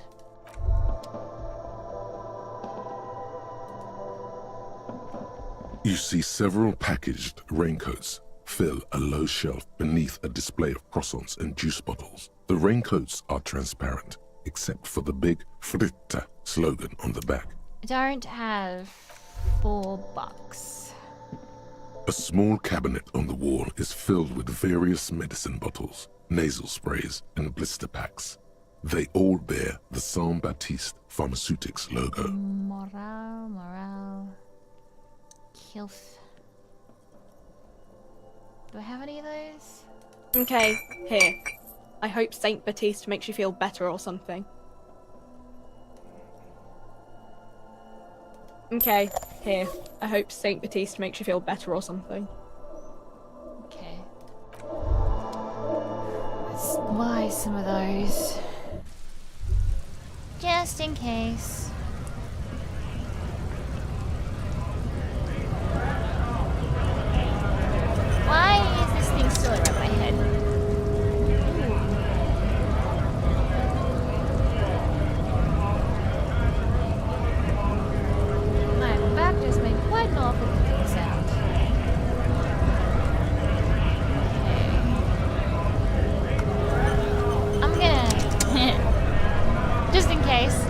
Let's see. We gonna make some bad decisions here today. Work. Right to work! Shame on you!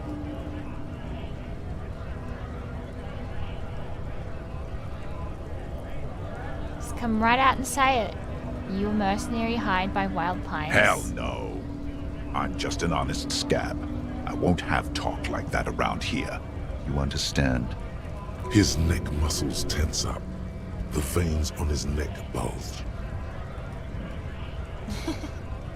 Say, very quietly, is there a tribunal being convened by any chance? Fucking wow. He breathes out slowly, his giant chest deflating and mouth slightly open. How about you fuck off now, huh? Okay, of course. The lieutenant says, his voice a soothing calm. He looks at you. There could be weapons aiming at us right now. Somewhere above, in the buildings. The other merc. Don't push this, he's thinking. This is not the time. Okay. The man's breathing steadies, but his eyes are still narrow. Slowly, he's trying to get his right-to-work dance back on. Okay. Okay. We might be about to die. Let's see. I think he might be able to help me decipher some tattoos. Take out the picture. Don't think so. He grunts, barely glancing at it. Suddenly, this feels like a really, really bad idea.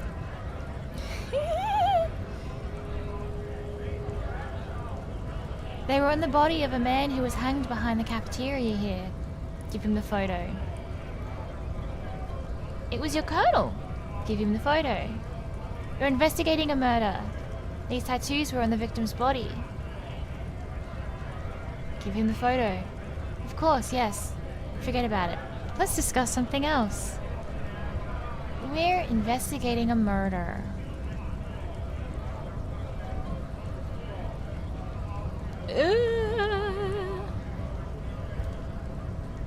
Let's see. Alright. Help me out. What dumb decision do we make? I'm thinking 3 myself, but let's see. No? Okay.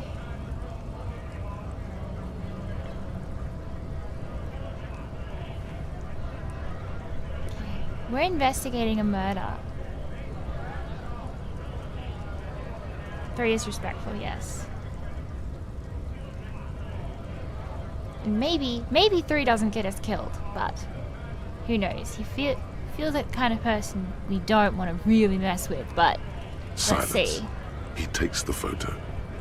Grey eyes dart back and forth on the glossy surface. His face is unmoving.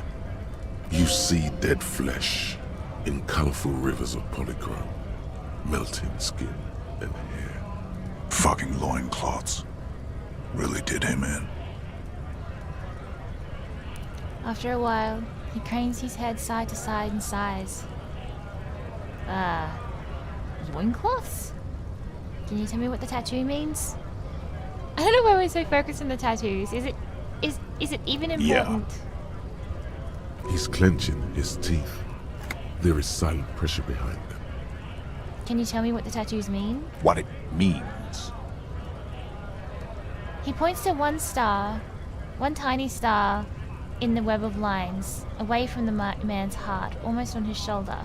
I can tell you what this one means. Only one. You want to hear what happened here?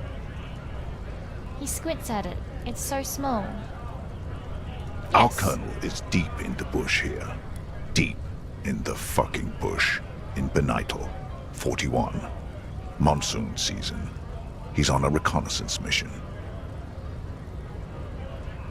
Okay. He spent a month behind enemy lines, scouting kept villages. Nothing but fucking bugs and snakes for fun. Men are getting restless. There's talk of switching. employers. With some strange emotion. This is about to get really graphic. Last moment to back off.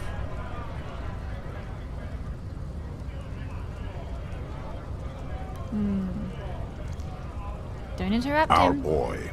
He's only a captain then, but he knows how these men think. If they don't see action soon...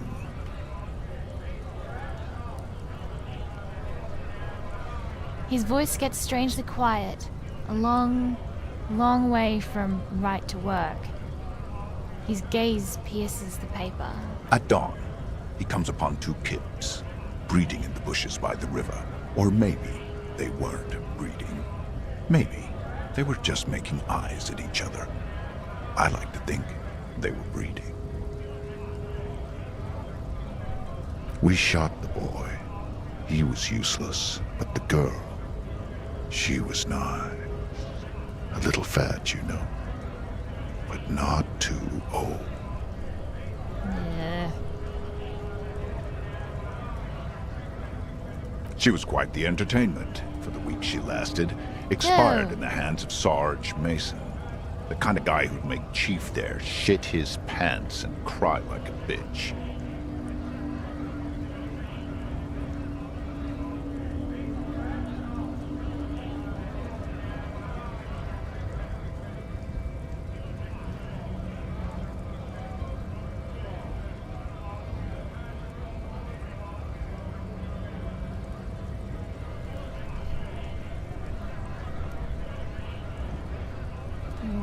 God.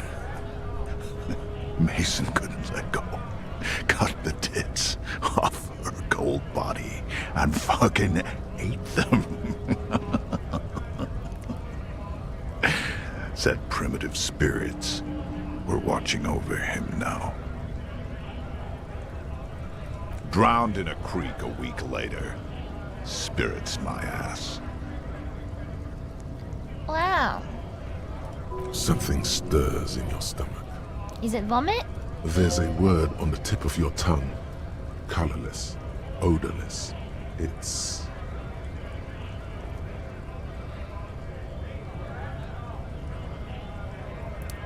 Yep. Upstanding citizens. Love that. That was certainly a story.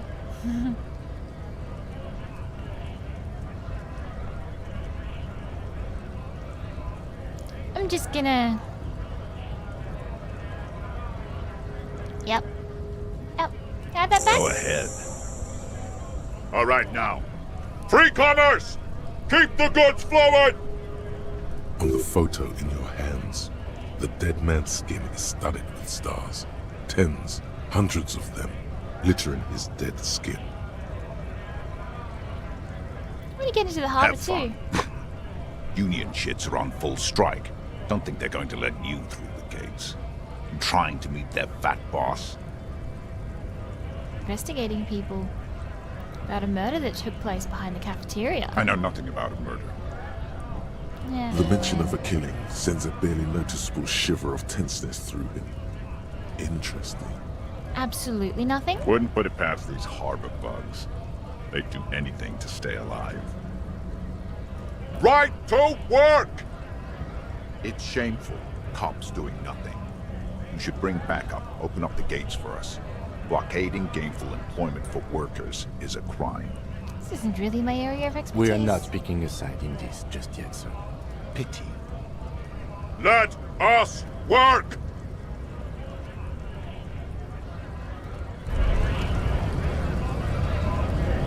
Yep. Yep, that was certainly a story. Okay.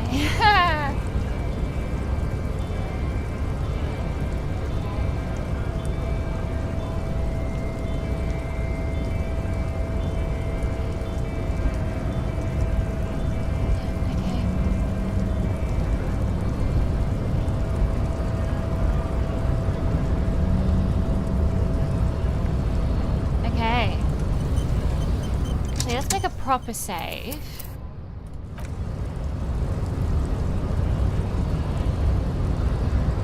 Yes? Nothing new there.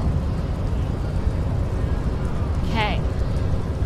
I think we are finally about to talk to the Union Man. It's only been multiple hours.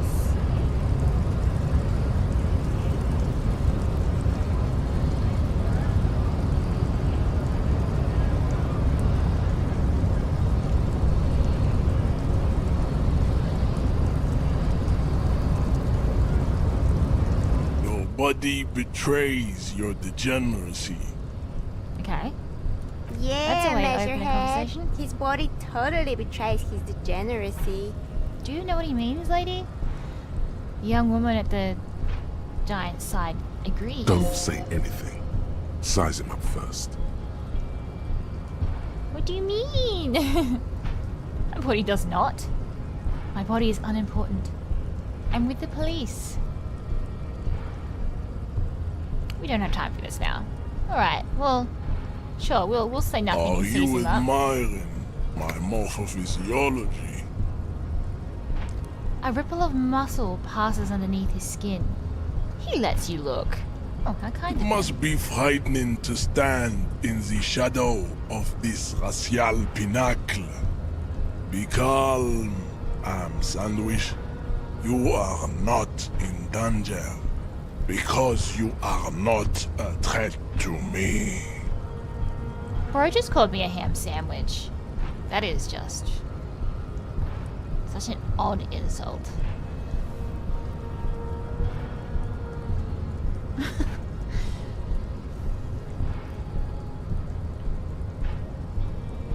What do you mean my body betrays? You have succumbed to Al-Ghul. That doesn't answer my question. His face contorts in disgust, as if he was smelling a dead rat. Okay, he probably does smell pretty bad. You reek of it. An invisible sword of Al-Ghul emerges from your throat. You cannot see it, but others can. It is making the woman in my company sick. Wait. A ghoul?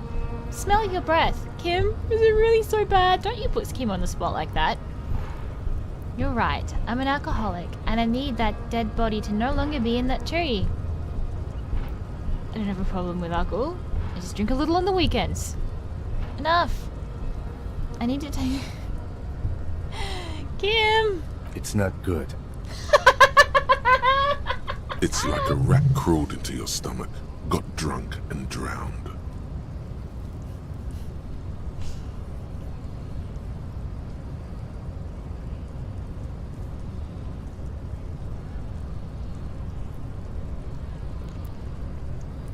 You're right. I'm an alcoholic, and I need that dead body to no longer be in that tree. No, you don't. You need to get another drink. Occidental Haplogroup B4 is done giving orders around here. The influence of the ham sandwich race is waning. Ham sandwich race. Show him the ham still got him. Actually, I think the ham sandwich race still has it in them. I am the police, and I need you to comply now.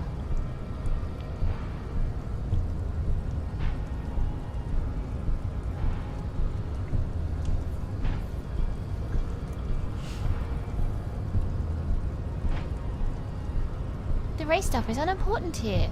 I just need you to help me do my job. Please.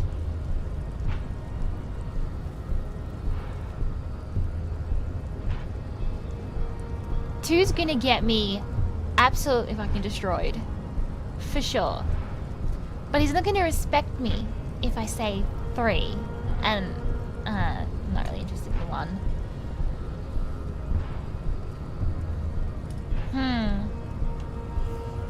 What do we think? I am super tempted to go with 2. But I think that's gonna end badly. But, who knows? Who knows?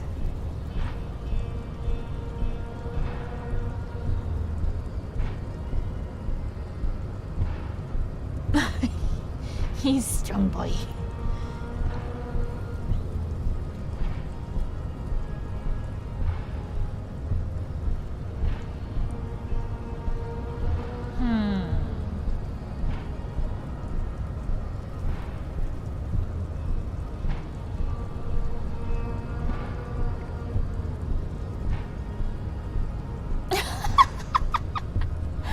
What? Oh no.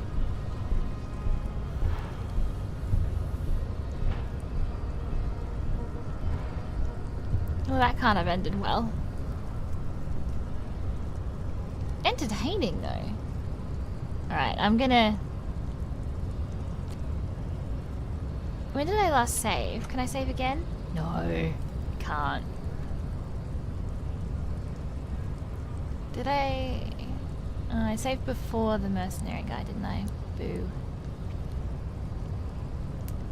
I am the police, and I need you to comply now.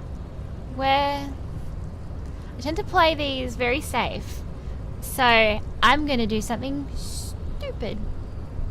Like, I'm gonna front him. Jerking motions. Signs of a late-stage neurodegenerative disorder. How far the Occidental haplogroup has fallen. You were once a noble and powerful race. You gave the world eugenics, electricity, and powerful weapons of war like missiles and aerostatic aircraft. You made great gains in metallurgy, race theory, and statecraft. Okay. You dominated lesser cultures, like the deformed Hemians and the inexplicably potato-obsessed Khoikos. But now your ascent to the genetic summit has halted. You are obsessed with sadness and with frivolous pop culture. Okay, well I can't argue those last points. You will be superseded. Isn't that right, babe? It is, baby, yeah. You know it. There is a button right behind him, just out of reach. It must be the one that opens the door to the harbor. This man is not budging. Let's hope his superiors inside are more cooperative. Come on.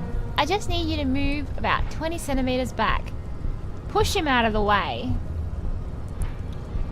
You're right about all this. Now I need you to help me get that corpse down from the tree. It was your people who put that dead body up there. Your people should help me get it down. This is going nowhere. I really don't think I can strong arm him out of the way.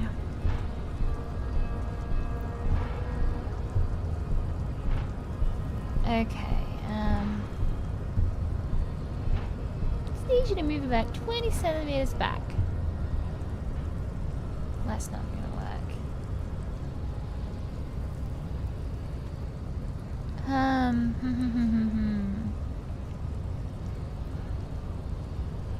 You're right. Now just help me get that corpse down. Enough with this begging. You should leave the stage of history with dignity by inviting the other races to a great world war. What?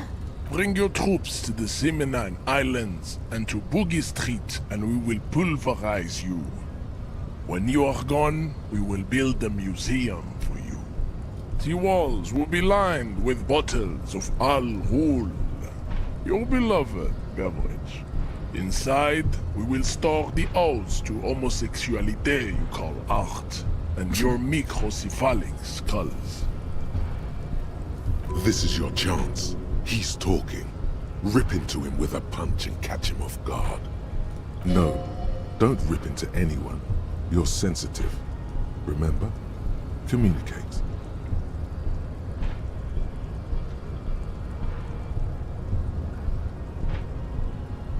You can retry it.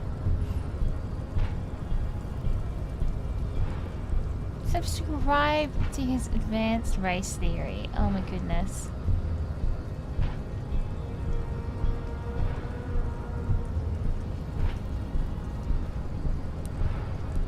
What are your tattoos supposed to Racists mean? are generally not very good examples of their race. He gestures towards the lorryman down the street. I am not like them. I am craniometric perfection. I have taken the trouble to permanently draw a phrenologic grid on my skull and features. This should dispel any doubt.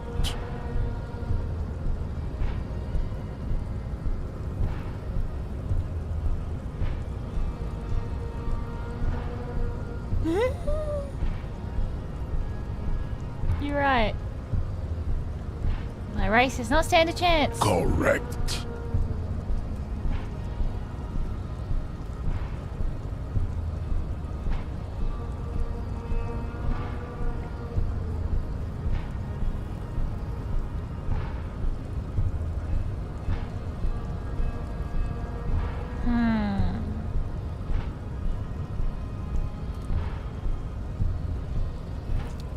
What do we think?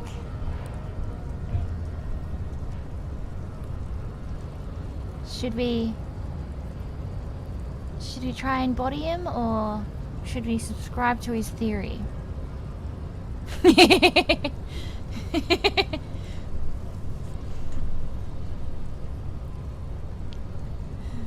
Okay. Our chances are low. We might die. Oh, I won! Just like that, instinct took over. A solid strike straight into his throat, into the cartilage. You could swear you felt the soft palate break.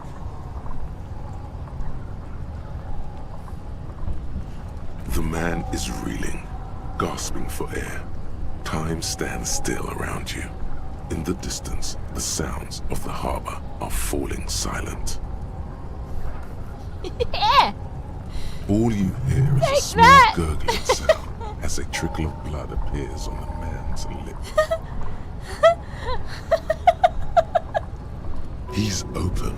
Rip into him. Right hook. Escalate it. Get intimate with him. Bring the hurt closer. Wait, why should... What should I do? Rip into him with a right hook. Back up and perform a 360 flying spin kick. I feel like that might be pushing our luck here.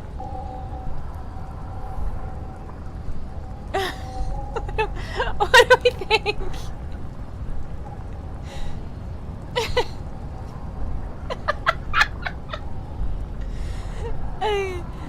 Okay.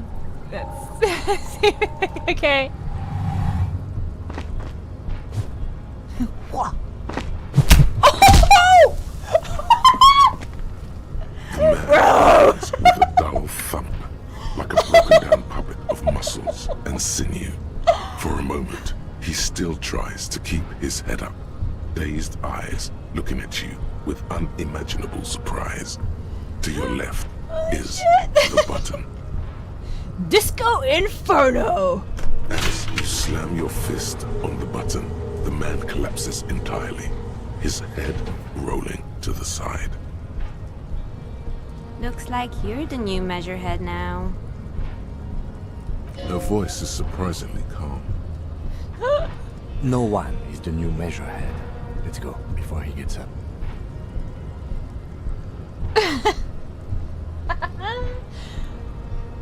The lieutenant makes haste towards the door.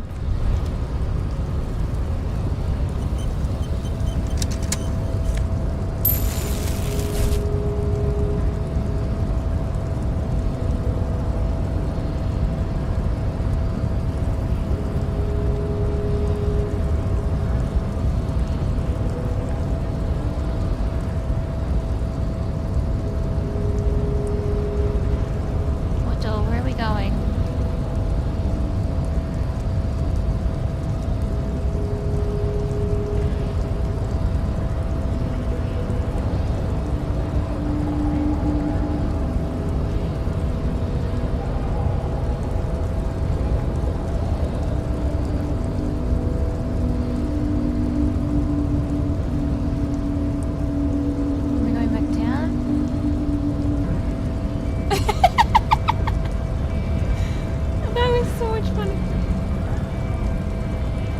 Oh, is it this door? It is this door. I did not expect that to actually work.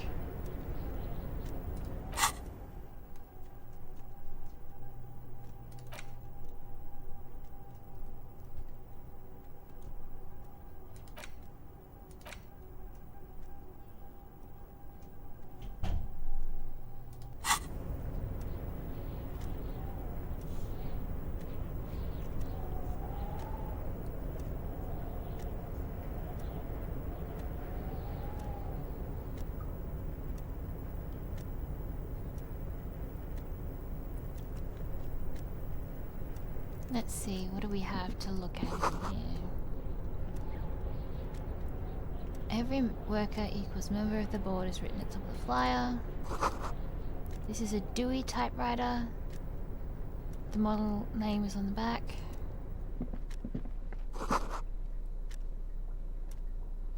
Standard offer filing cabinet.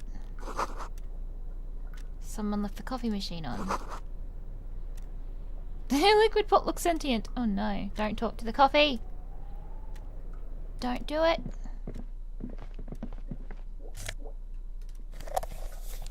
Magnesium. Ooh. Some cool shades.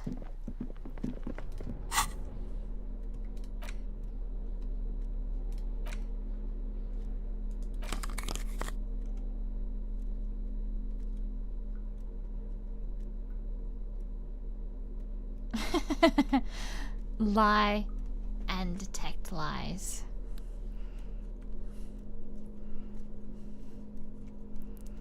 Do you think it's kind of funny how as you advance in certain things, you also get dramatically worse in other areas?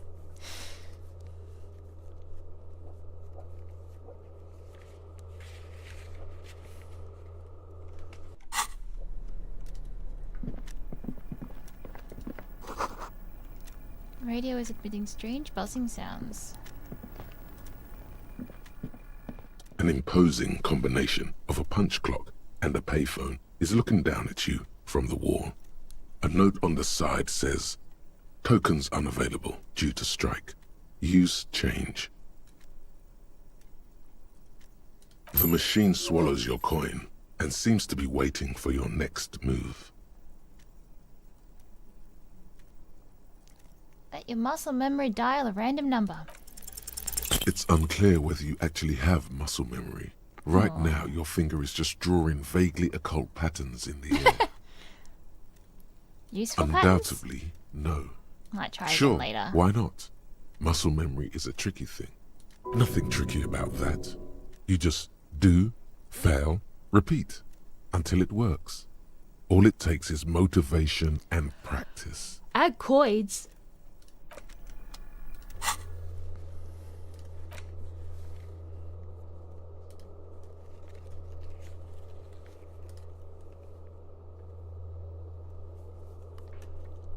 Legendary. Possible. I don't know why, but I cannot ever scroll through these. There's something... Like, the scroll just doesn't work.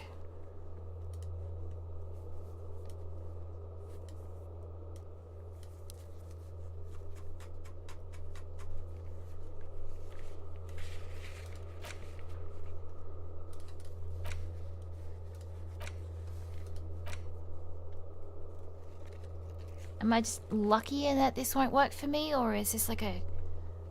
Oh, it's starting to...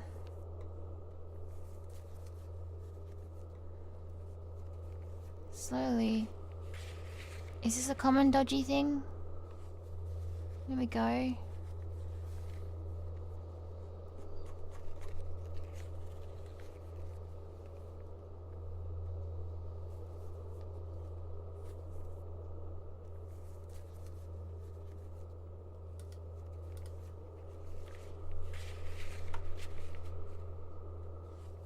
Okay.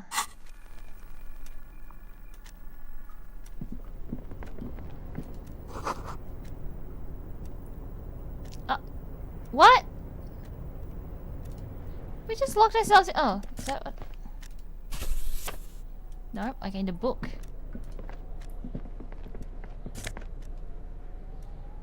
A postcard. On second glance, someone has forgotten to properly close one of the drawers. It's unfortunate for the Union to just leave their paperwork lying around like this. Let's see what's inside, he thinks. Open the drawer. The drawer opens smoothly. Inside is a well-organized selection of brown folders. Browse through Hundreds folders. of documents containing logistical data. Two kinds of transactions stand out. Materials coming into Revachol from the outside world, from Muindi, Grad, and even Ilmara. And the same materials being handed over to companies inside Revachol. Kuron, Coal City, La Delta, and Jamrock are listed among the many districts where the imports are being sold.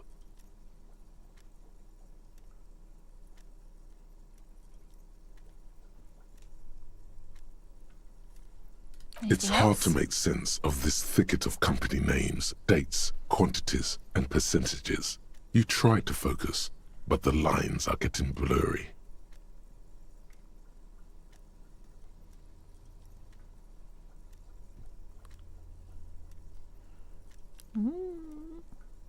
Not too bad on Whatever's hidden here Hey. is hidden well. Concentration isn't enough.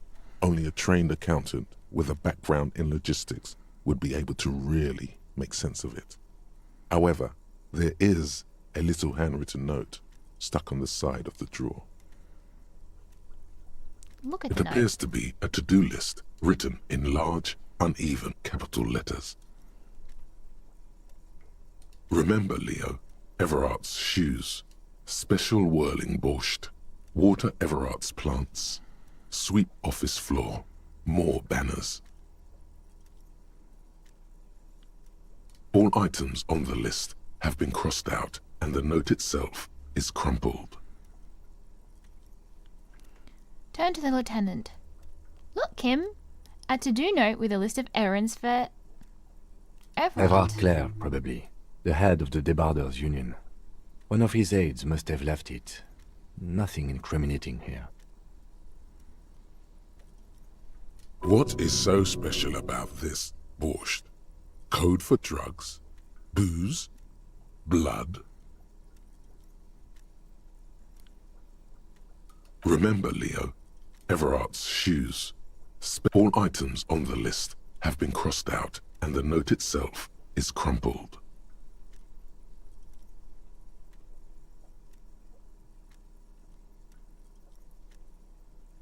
The drawer slides shut smoothly.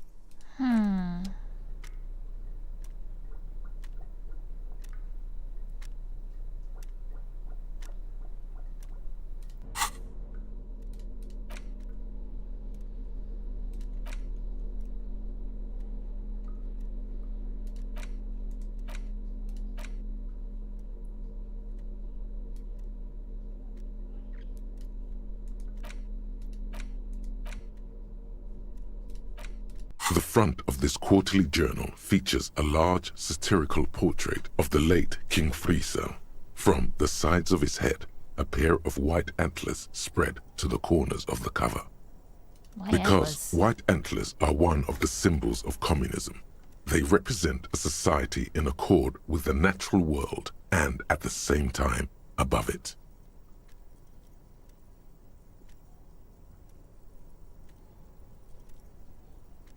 To your disappointment, there aren't any full-color pictures to direct your attention. No pictures. Just column after column of closely set text, interrupted occasionally by little doodles in black and white.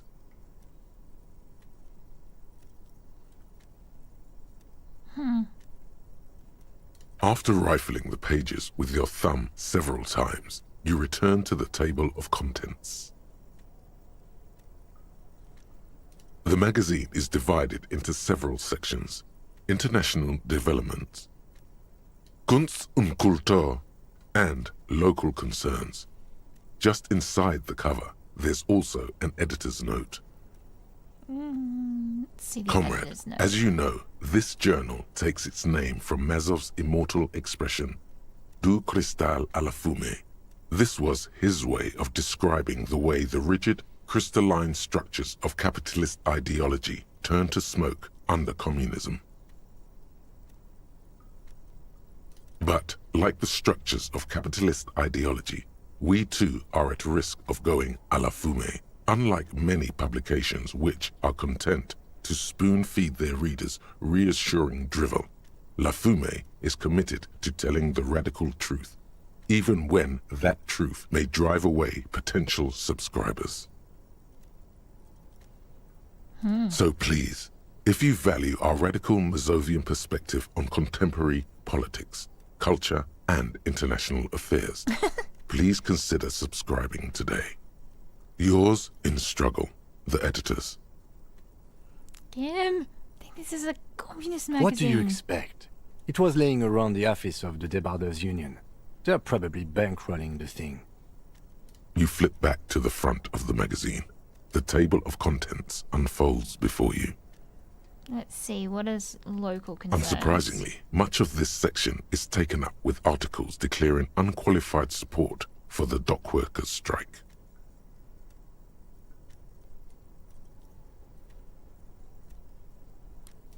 You skim the headlines. Paint the harbor red and white. Martinez tames the wild pines. A city in revolt. First we take Martinez, then we take La Delta. Finally, there's a brief article by the writer, G. Martin, accusing the owner of the Capeside apartments of illegally attempting to evict certain communist tenants simply for not having paid their rent.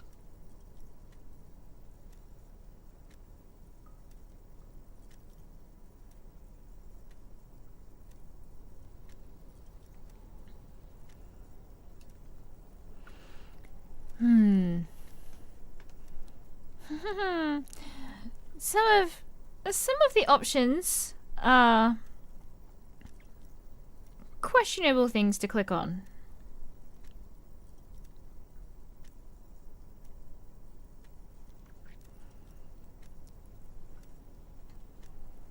Charging rent just to live somewhere is pretty outrageous.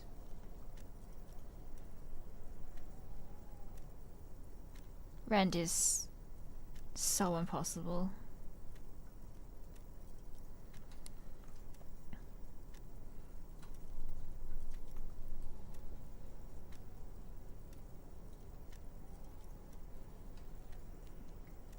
Wouldn't it be better for everyone if labor and capital could reach some reasonable accommodation?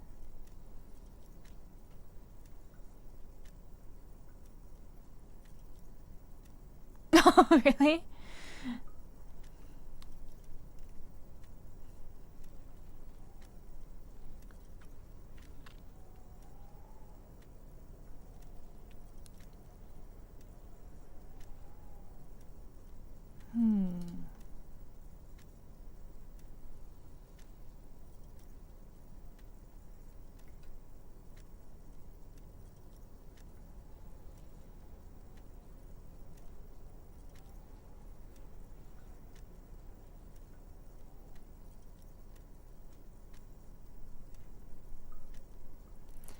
According to these editorials, there can be no accommodation with the forces of international capital or their mucilaginous allies in the coalition.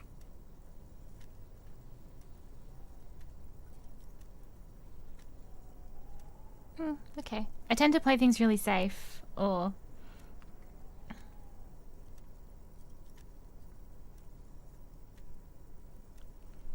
Why do communists love puerile insults? And they wonder why they're always being left out in the cold. Hold on. What's this about a coalition? Judging from the context, it's something very large and fundamental. You should probably know about it already, honestly. Okay. You flip back to the front of the magazine. The table of contents unfolds before you. What's International developments. This section includes a long, tedious critique of the latest round of free trade negotiations between the EPIS nations and the Free State of Semenine. You also skip over an article about heavy fuel oil smuggling along the Mesk-Messina border, something about bear wrestling in Samara, book riots in Yugograd. Face it, you really aren't interested in foreign affairs. You're not even sure where most of these countries are. You flip back to the front of the magazine. The table of content. It takes a moment, but gradually it dawns on you that Kunst und Kultur must mean arts and culture. As you leaf through this section, you come across several reviews of recent radio plays, as well as a brief artist spotlight featuring a local artist identified only as CS. Ooh, my The initials. main feature, though, is a long essay titled Tip Top Tournée, a critical Mazovian perspective. Yeah, that's true. Read the profile of Sia. This so-called artist spotlight is really just a brief Q&A, made all the briefer by the subject's evident hostility to her interviewer. That certainly sounds like a certain delinquent youth who likes to harass you from her balcony. The actual article is surprisingly light on details, but after skimming a page or two, you gather that it has something to do with motor carriage racing.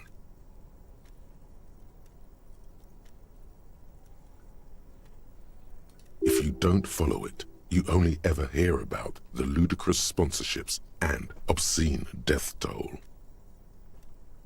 Alright, what's tip You top? think you're settling in for a relaxing recap of the most recent season, maybe sprinkled with some nice anecdotes about a few of the more colourful drivers. Instead, you find yourself skimming a 10,000-word feature about all the politically problematic aspects of Tip Top Tournée. Wait, what's wrong with tip top? Where to even start? For one, there's the crass commercialism of its sponsorships, and then there's the practically criminal emphasis on deadly motor crashes. Okay. Who wrote this stuff?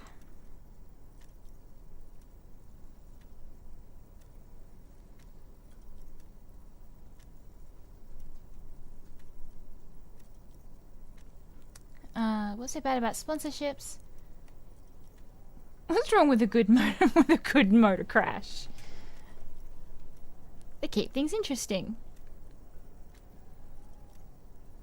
Who wrote Oddly this enough, stuff? this article has two bylines: Nasteb Encolada Bernal and Exilus Buka. What's so bad about sponsorships? Under capitalism, the article says, every pursuit has its price. Every pleasure, even one as elemental as the joy of racing others around a track, is reduced to an advertising opportunity.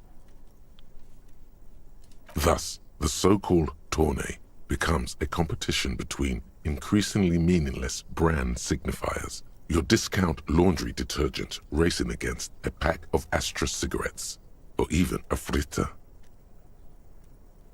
Right, but then you get to see them crash. And that precisely is what's problematic about it. Were it not for the promise of random, spectacular violence, audiences would quickly lose interest. You're At not the wrong. end of the day, it's the destruction of these 750,000 real races that you're really watching for. No, I'm pretty sure I like it for the racing. Wow, you're right. I really am just in it for the violence. You see, one cannot avoid the conclusion that Tip Top Tournée is simply the apotheosis of spectacular entertainment under capitalism. Look, I'm not gonna lie. I do like it when they get into fights in the football.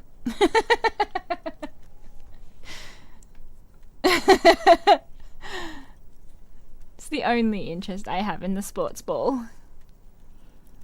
Kim, did you know Tip Top Tourney is actually an ritual of capital destruction? I had no idea. This article says that no one really watched Tip Top 20 for the races. I can safely say the thought had never crossed my mind, Detective. The lieutenant furrows his brow. I wonder what else is really just a metaphor for life under capitalism. Hockey is intense. I don't really watch it, but like, you can pretty much guarantee that there's going to be at least one brawl. What else? I'm sure most things are, if the young men who wrote this article are to be believed. If I had to wager, I'd say they've never even seen the inside of a motor, much less a motor race. I take whatever they write with a large grain of salt. Oh. Can you imagine? You flip back to the front of the magazine. The table... We're done with the magazine. How do we get out of here?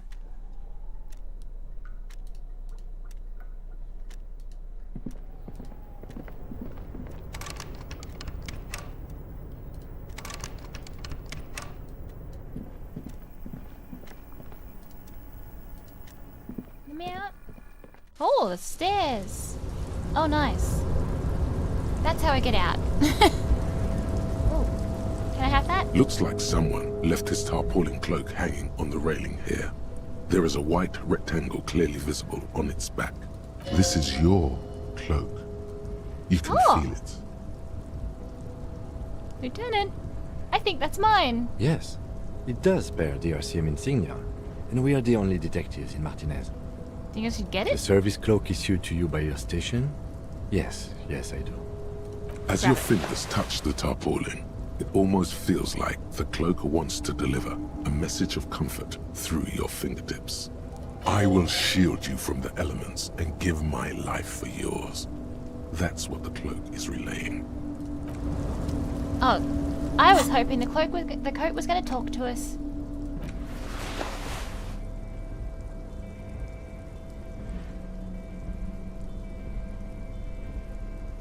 Oh, nice! I still get that same corpse bonus.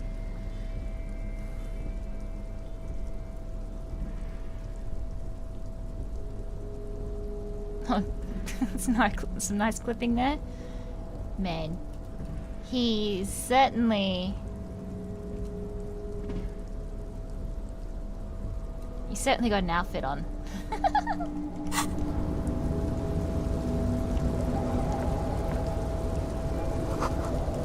Collecting rainwater.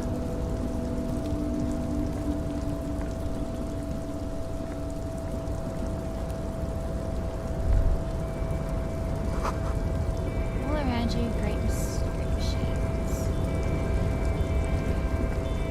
Down.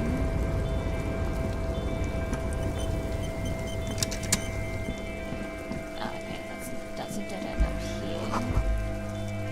Cigarette butts. Numerous bottles.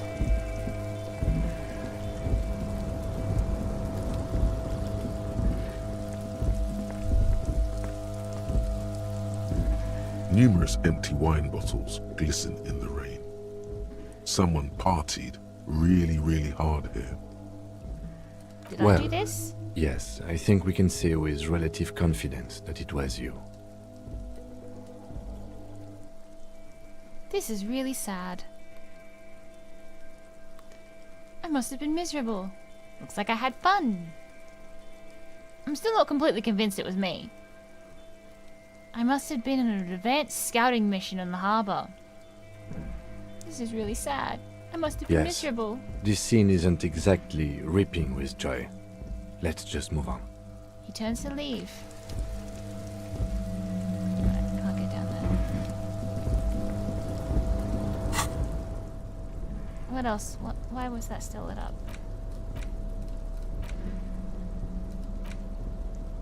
Postcard.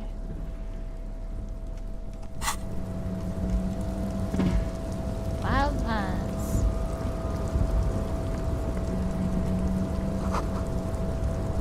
White pine trees are printed onto the screen covering. Looks like forest. Yeah.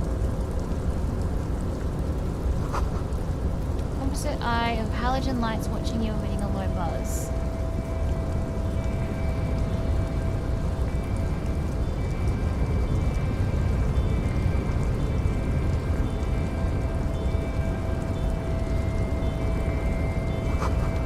See faded industrial letters on the platform.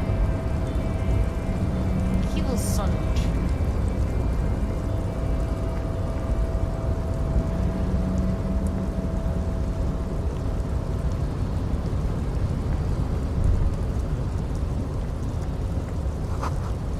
Shipyard ahead is oddly quiet. The great machines are sleeping. Pile of cargo belts used for heavy listed. One says vermilion. It's the same ones that... Speaker tower is silent. There is no work to organize in the yards below.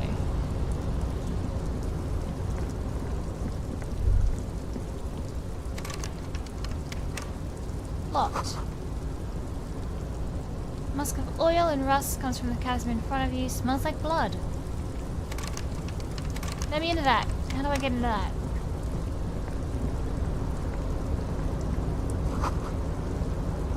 Industrial sized thermos. Smells like hot coffee. Ooh, nice.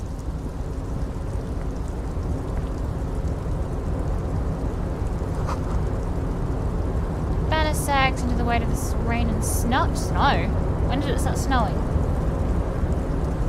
Container, container, I'll turn you nice and red. Container, container, put the logos on. Okay. The accent is so thick, it's impossible not to notice he's Ubi, from the vanishing peninsula of Ubisund on Muindi. Container, container, used to be Wild Pines. Container, container, now belongs to Everart. The tiny man is so engaged in his work he doesn't notice you. Hi! Everart, Everart, Everart, he looks after everyone. Huh? Well, hey there. How can I help you, mister? The look in his deep blue eyes is as sincere as you've ever seen. Kind of makes you feel like an arsehole for no apparent reason. I see you are not a union man, mister. Did you get lost? You're not one of them scabs, are you? What is it with you people in I mean, scabs? I don't personally mind. Folks is just folks, you know, and folks gotta eat.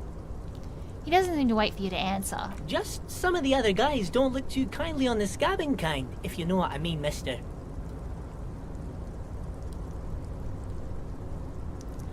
What are you doing with the containers? Where is everyone? Do you work here? Are you the Leo who wrote the note about making more banners? What's in the container over there? Looking for the leader? Alright. This looks like one that we can just go down the list. Oh, I'm just What's making in some the covers for them containers? containers here. Yes, I am. Yes, I am. So it's easier for the crane operators to spot them. He waves at the containers towering behind him.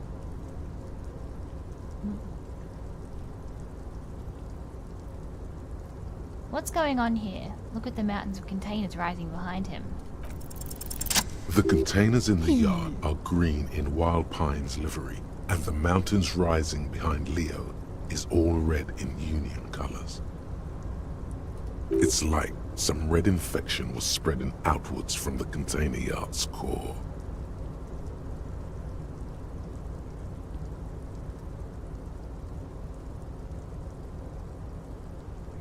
Looks like a massive redecorating option. Yes, they are hiding it from the inside. All the red containers have the Debarders Union logo on them. Has anyone told you why you need to change the covers? No, not really. Mr. Everart doesn't tell me all the big things. Says I go and tell them to everyone. Thanks, Leo. You've been really helpful. Oh, no trouble at all, mister. No trouble at all.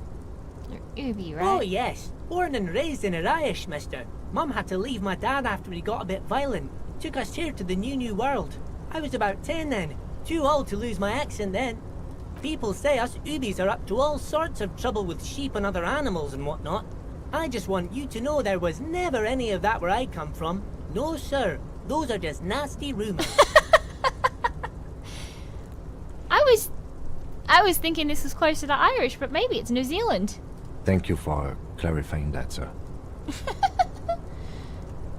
Where is everyone? The harbour is empty. Oh, most of the guys are down at the gates, keeping the scabs from coming in. He leans in with a confident look. We're on a strike. The whole union is. You don't have to work when you're on strike. Ha! We haven't worked for 2 months now. So no one is working? Not everyone is down there, of course.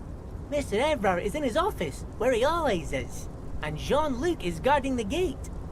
He pauses to think. But Titus and his boys got into some drunken trouble and Everart sent them on a nice vacation. For a week or so. He stops, but seems eager to tell you more.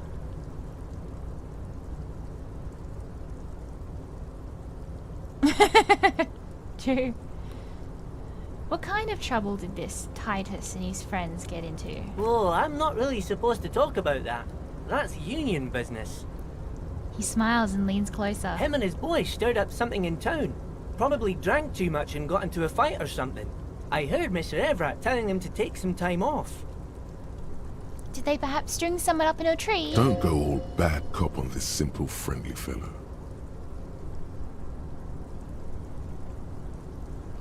But what did they actually do? I guess the boys got a bit too rowdy and had to let out some steam. I don't really know the details. That's just how boys are, you know. I haven't been in a fight since I was in middle school. Easy, Leo. Let's keep this on the hard ease.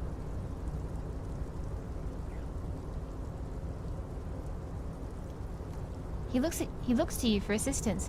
Too rowdy? Leo.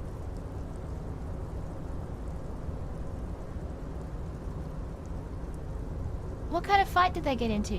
Did they kill a mercenary? Okay, Leo. Let's hear about this fight you got into. Sorry, Kim. I remember I was the runt of the class. The bigger boys always used to pick on me. You see, I had a bit of a temper back in the day. Flew off the handle like nobody's business. But Mr. Everart and his brother always came to help. Once they beat old Noel Becker so bad he needed stitches on his head. Noel never started another fight with anyone after this. Mr. Everart and Mr. Edgar are real nice guys, mister. You should go talk to Mr. Everart. I'm sure you'll be good friends. He's friends with everyone around here. Do you work Yes, here? yes. Everybody needs a job, and this is mine. I'm Leonard, by the way. Leonard Bellick. But everyone calls me Leo. The little man raises his head in a warm and welcoming gesture. Okay, so we were calling him Leo before he actually identified himself as Leo. Wait, what? Wasn't he? How did we know that? I'm like Mr. Everett's right-hand man when Mr. Edgar is out of town. And Mr. Edgar's right-hand man when Mr. Everart is away.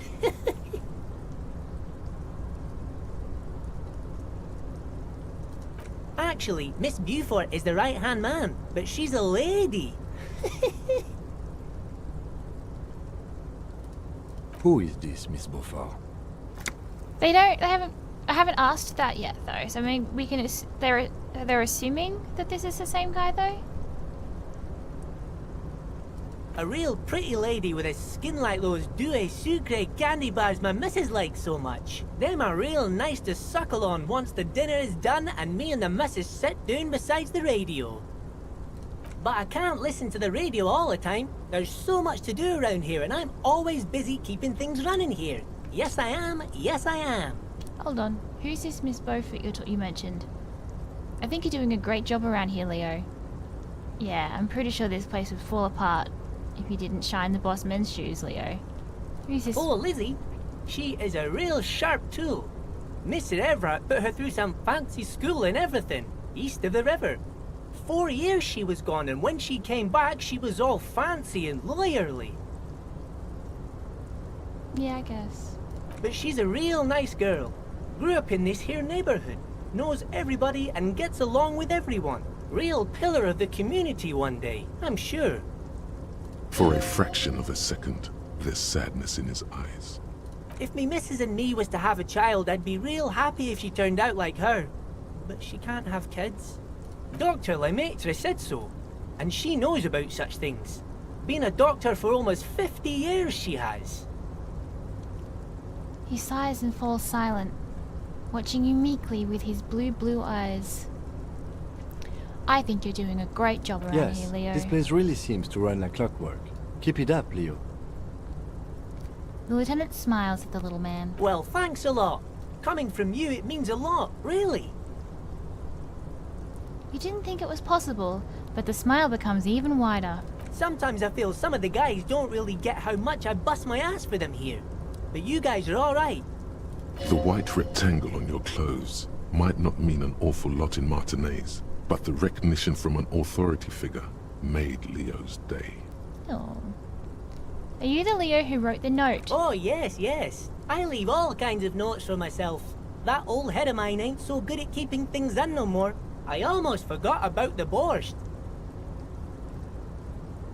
What was that about the borscht? Oh, yes. I've been taking special whirling borscht to the men every day since the strike started.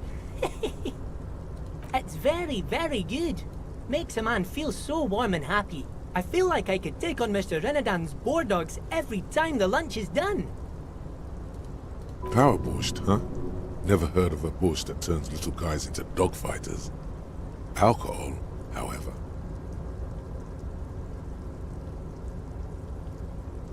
What do you mean by taking this soup to the men? Is this for striking? Yes, yes. I'm taking it to them. The borscht keeps them happy and in fighting spirits. Makes you all warm inside. They brew it in the whirling in rags. Ah.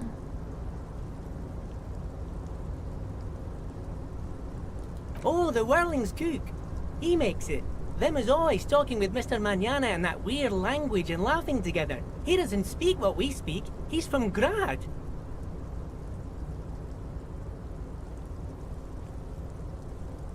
Interesting. Gonna look into Oh, it. sure, mister. Sure.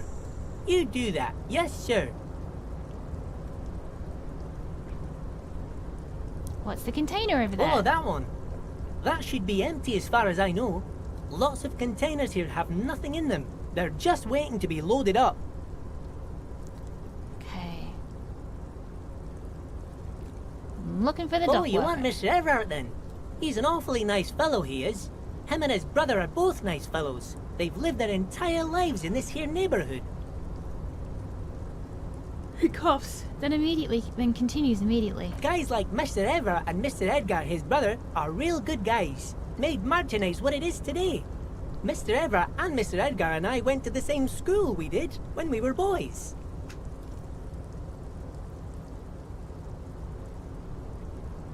Is making it what it is today really that much of a crowning achievement? Seems like a kind of shitty place. Oh, Mr. Everart is usually in his office, of course. But you gotta be quick if you want to see him. He leaves around 10 p.m. Oh. Alright, Bye I'm bye off. now.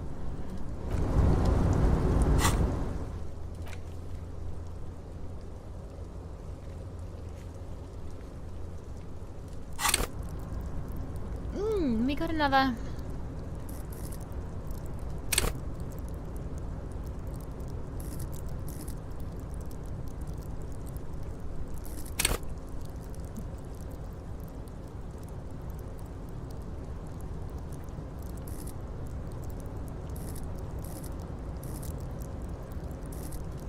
I'm gonna put one in drama.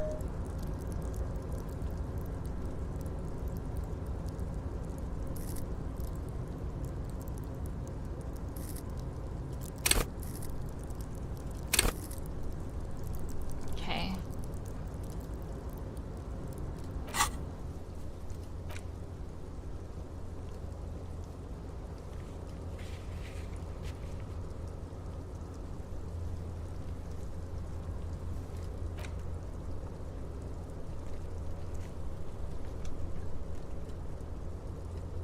Superstar cop, apocalypse cop, sorry cop, boring cop. Doing communist, but hey, at least I'm not a fascist.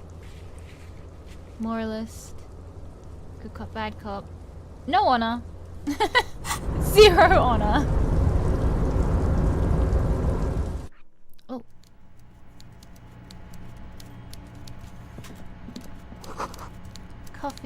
is still lukewarm.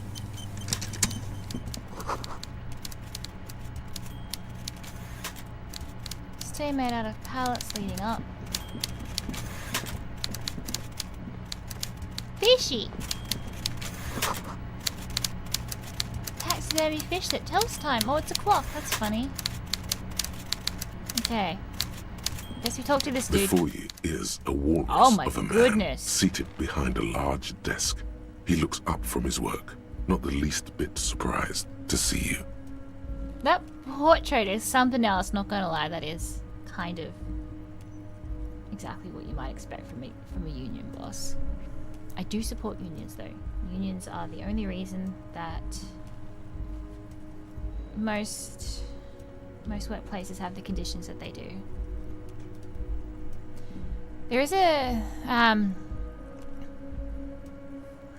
I don't really know those, like, a lot of the details at the moment, like, yet, because I haven't really read everything through it, but there's a video game strike at the moment from SAG, at least I think it's SAG, against the use of AI in performances and video games. And yeah, that's true. More of a mobster. He's also giving me a little bit of comic book guy.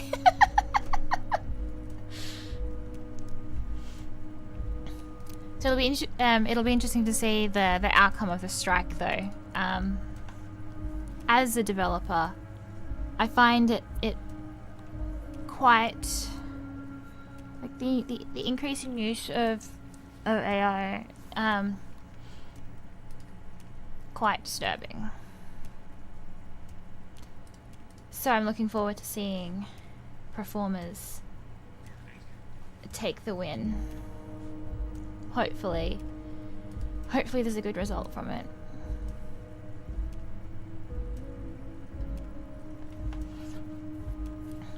I think like the potential of, like, with, like, voice and faces and stuff like that, more than anything, is the scariest thing there. Like, something can speak in your voice, say things that you've never said. That's just terrifying and leads to so many issues with self-identity, and identity in general, especially when you can see, like, our government is starting to do things like digital identity, so you can speak and use your own voice as ID, like over phones and things like that. But if something can mimic you, like, I feel like it's opening up a whole new world of just terror and scams. Before you is a walrus of a man, seated behind a large desk. He looks up from his work, not the least bit surprised to see you. Oh, there's also been Blizzard unionized, which is amazing. They had the last strike was a kind of a mediocre outcome for as long as it went on, which is disappointing.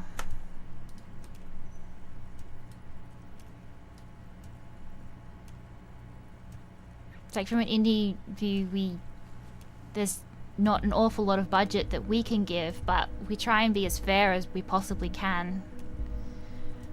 And a lot of the time, indies are fairer than people with actual money to pay people.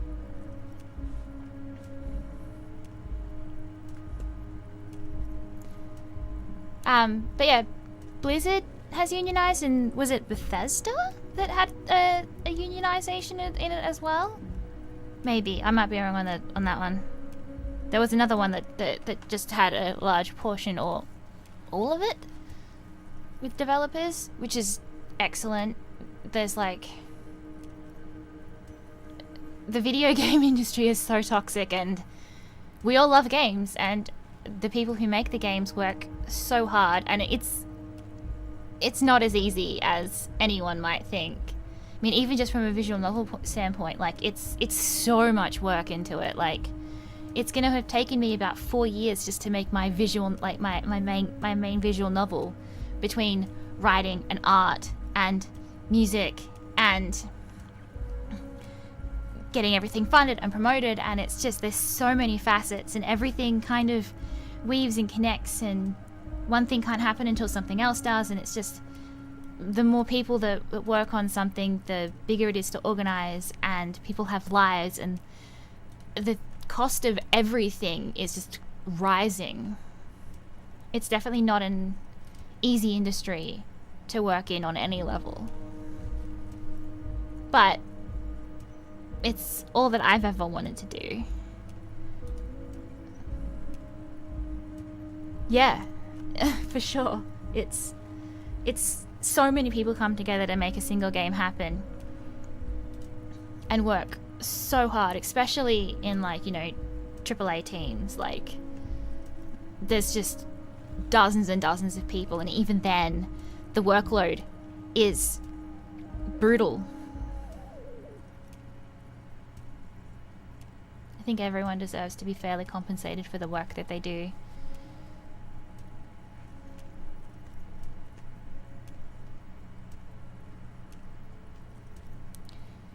He's not in the least surprised to see you. With great effort, he straightens himself up in his chair, yet says nothing. He simply stares at you. Are you in charge of the dock workers? Welcome, Mr. Dubois, Mr. Kitsuragi. It's good of you two to stop by. Please, have a seat. Oh, that's a voice. He gestures to a tiny chair opposite... Oh. opposite his giant desk. I'm Everart Clare, head of the Debarders Union here in Martinez. The man relaxes into his chair and continues. See, someone said they died because of a chair, so now I'm suspicious of chairs. I'd offer you my hand, but unfortunately my health prevents me from getting up. You understand? He looks extremely comfortable. The tiny folding chair, on the other hand, looks like a torture device. Yes. The anime industry is wild, especially when you see some of the things that have come out about Jujutsu Kaisen and the conditions of those animators. Like, whoa.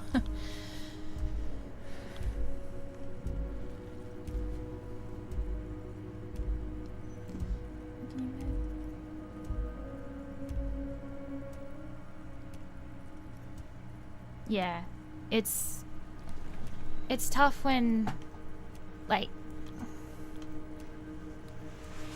you love, like, you genuinely love what you do, but it's like the conditions are just kind of take that joy away.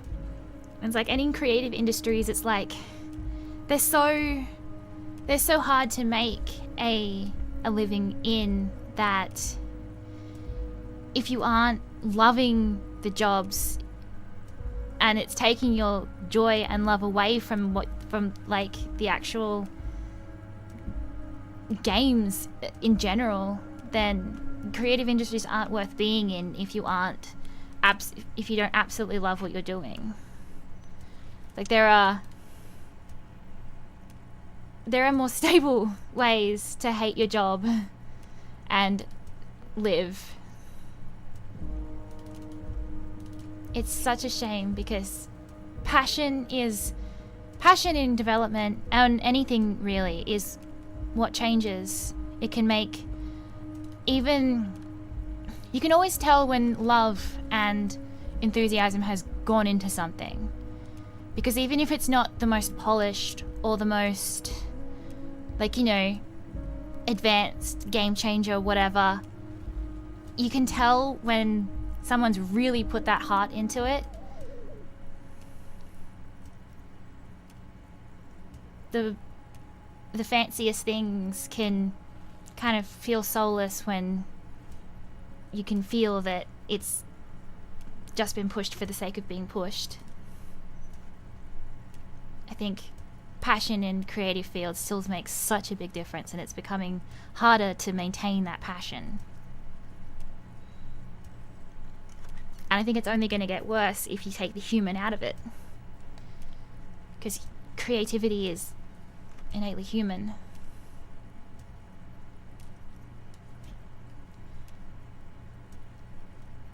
The tiny folding chair, on the other hand, looks like a torture device. You go ahead, detective. He sacrifices you to the chair. The lieutenant nods at you, then the chair. Whatever he has in store for you, it can't be good, he thinks. I'll do my best. Forget about that. What's with this Dubois stuff? You're getting some seriously bad vibes from that name.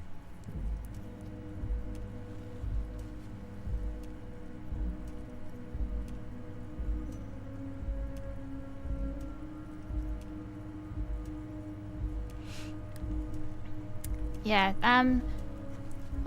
there's a couple of states here that have like creative programs that you can get like funding and stuff for like creative businesses and like game studios and things like that. Melbourne is one of them. Or Victoria. Creative Victoria does a lot to support arts. There's certain grants in Tasmania as well, of all places. As far as I know, my state doesn't care. But I've been lucky in support from, I have a Patreon that I have, you know, a few people who support, and I managed to fund my main game on Kickstarter. So like it's not hopeless. Take a seat. I'd rather stand. Why are you calling me Mr. Dubois? It's probably your name. Actually, I'm in a bit of a hurry right now. Okay, bye. Okay. Because I'm suspicious of chairs now. We're going to take a seat. Excellent, Mr. Dubois. I can see that you are a reasonable man, and reasonable men can be of great use to one another.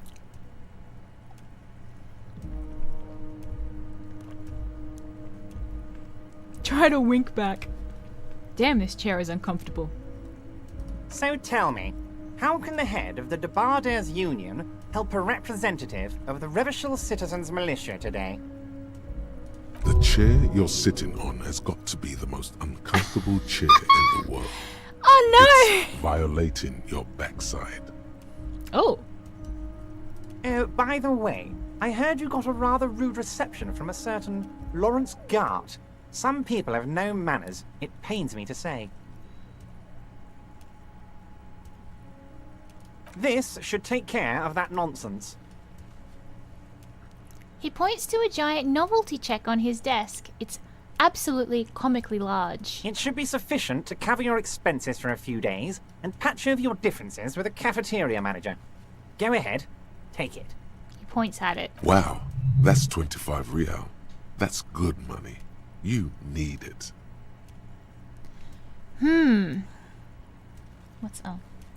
Coffee pot. Wait, you know Gart? Thank you, Everart. Take the comically large check. Take the check, but don't say anything. Keep it. I'm good. You can take that comically large check and shove it up your ass. Okay, maybe not that one. You know, yes, Gart? I know Lawrence. He's a real character. No union man in him. A real piece of work, that boy is.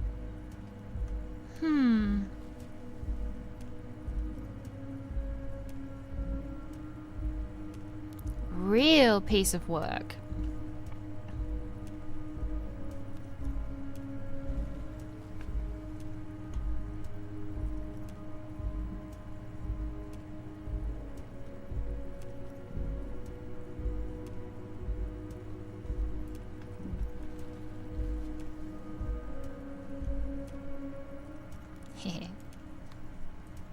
I do have expressions for my bard, but I never use them.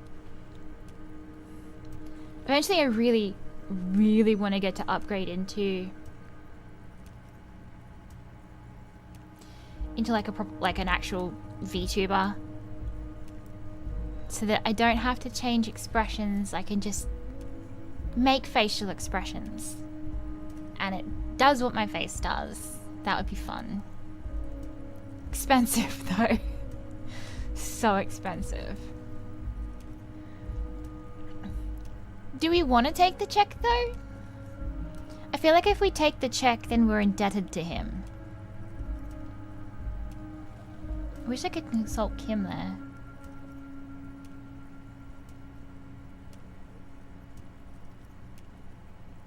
Yeah, I don't know. I just feel like... I kind of feel like, in a way, that... I mean, he is kind of mobster as well, so, like... You don't want to have to pay that back to him. Or owe him in any way. I think I'm... Okay. I respect a man with principles. No handouts, then. Yeah.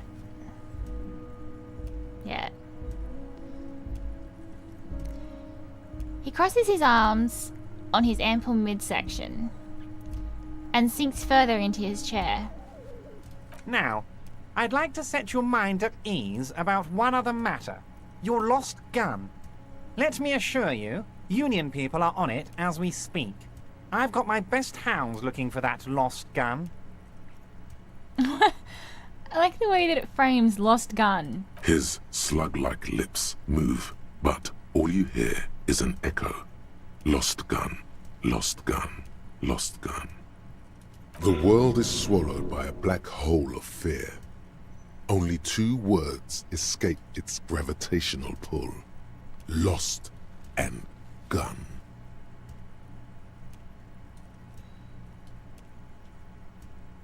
How do you know about my lost gun? I know everything, Harry. Right now, I know that you're worried. Don't be worried. Everything's going to be all right. He called us Harry. It's not like you left it loaded. You didn't lose a loaded gun. Local children aren't out there playing with it right now, pointing it into their own mouths. It's in a safe place. I just know it. I have a feeling everything's going to be all right. The chair is killing you. Kim? Officer, we will deal with this later. We don't need Mr. Clare's help with this. I wouldn't be so sure about that. The chair is killing you. The chair's gonna kill me. Don't panic. God, you're sweating. Your knee is jerking. You're about to cry, aren't you? I'm not about to cry. You're about to cry because you lost your gun and those children are gonna shoot themselves with it. No, I'm not about to Mr. cry. Dubois, you don't look so good. What is this, Mr. Dubois? Oh no. He keeps repeating. What happens if I completely run out of morale? What is he trying to pull here? You need to cool the fuck down. Chill. Cool the fuck down. Mr. Dubois! Mr. Dubois! Harry!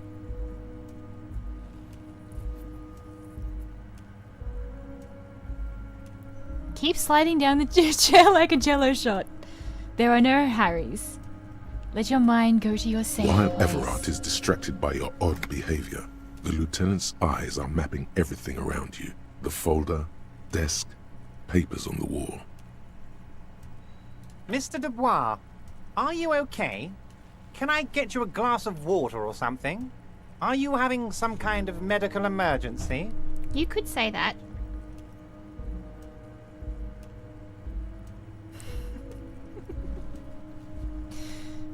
Maybe you could use your hands somehow, in a kind of throw-in motion, like you're throwing that Mr. Dubois act right back at him. He's Mr. Dubois. He's Mr. Dubois.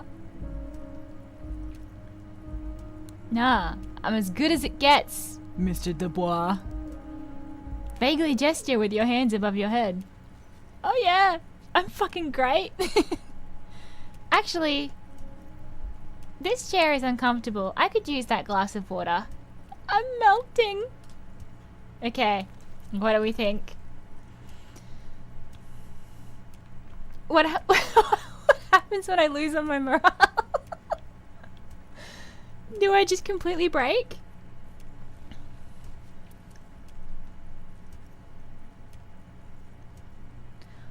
Oh no! We've got a 50-50.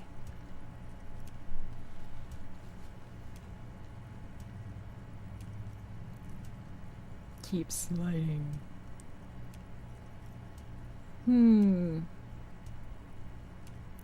Let's. I mean, we can tell that he is Mr. Dubois, but that'll be. I think that'll be funny to see what his reaction is to that. Don't be dramatic. I can see your condition isn't terminal.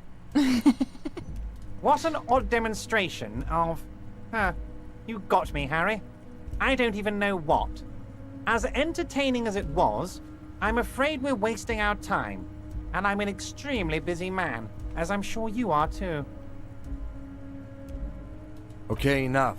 We are here to ask you some questions pertaining to a murder investigation. Quick, here's your window.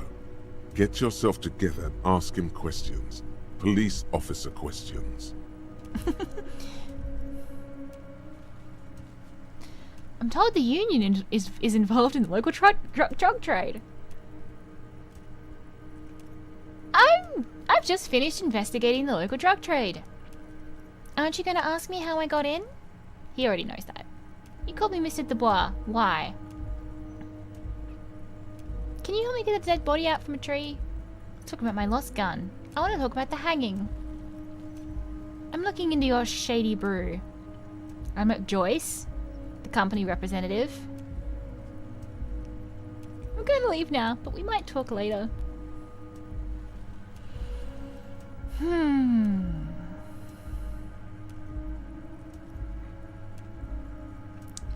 want to talk about the hanging. Oh, of course. That's your main thing here. That's why you're in Martinez.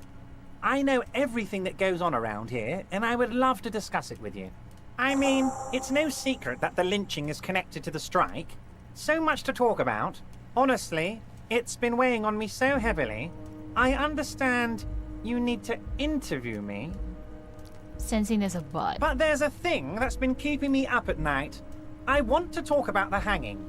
I mean, if we could just calmly talk, exchange information, we could blow this thing wide open. Yes, that sounds good. Let's do that. The lieutenant says with a slow nod. But I can't think straight with this thing weighing on me. You're police officers, aren't you? I have a crazy idea. You guys are basically door-opening machines. Incredibly talented at opening doors. Suddenly he slaps himself on the forehead. I've opened a few doors in my life. You've heard wrong. We're not. Is that true? Are we door-opening machines?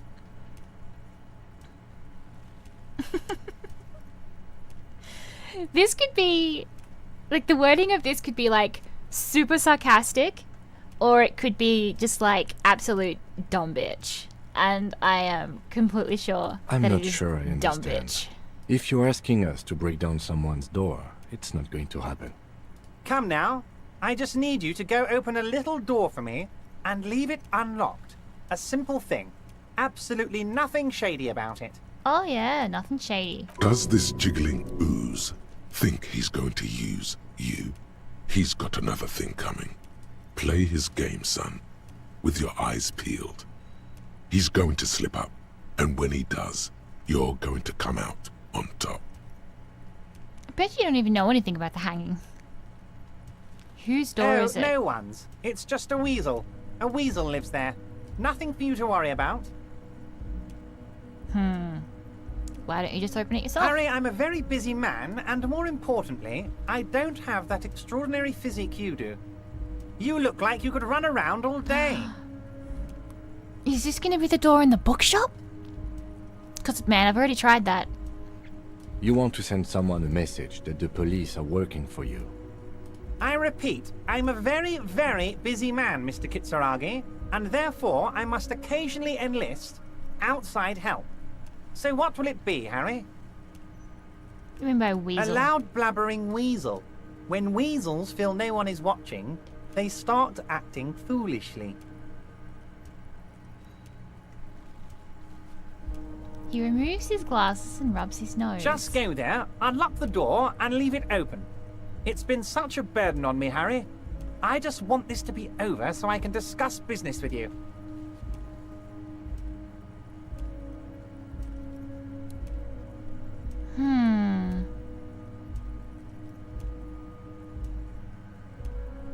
Bet you don't even know anything. Harry, my dear friend, I am what people call a local bigwig.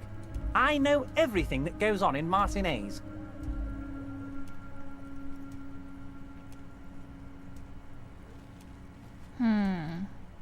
I do want to know what's... Can we accept but not complete?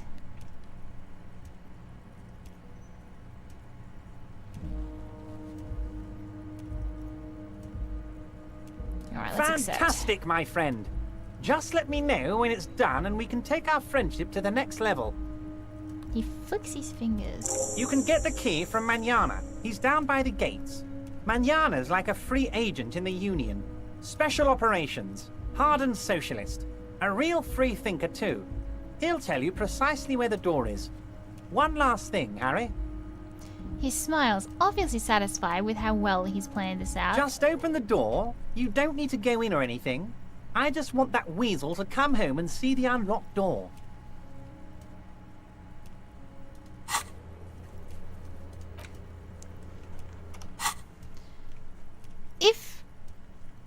If he's got the key, why does he need us? Stupid. I mean, I get why, but also, why?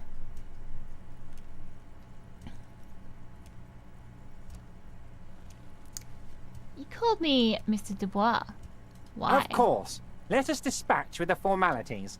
You call me Everart, I call you Harry. That's what the hanged corpse called you. Harry. So that's really my name? My God, so it's true.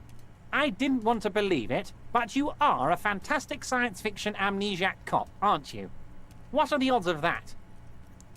He shrugs with an amazed expression. I think the odds of that are very low. My memory's fine, I'm just testing you. So good to hear that, Harry. Apparently my sources were wrong. However, if you did have a spot of memory trouble, I could help you out. With my big fat folder. Are you trying to tell me you've gotten hold of some of our documents? The lieutenant inspects Everart over his spectacles. Mr. Kitsuragi, would you mind? Me and Harry are talking about his lost identity right now. He does not want to talk to Kim at all. Look at this guy.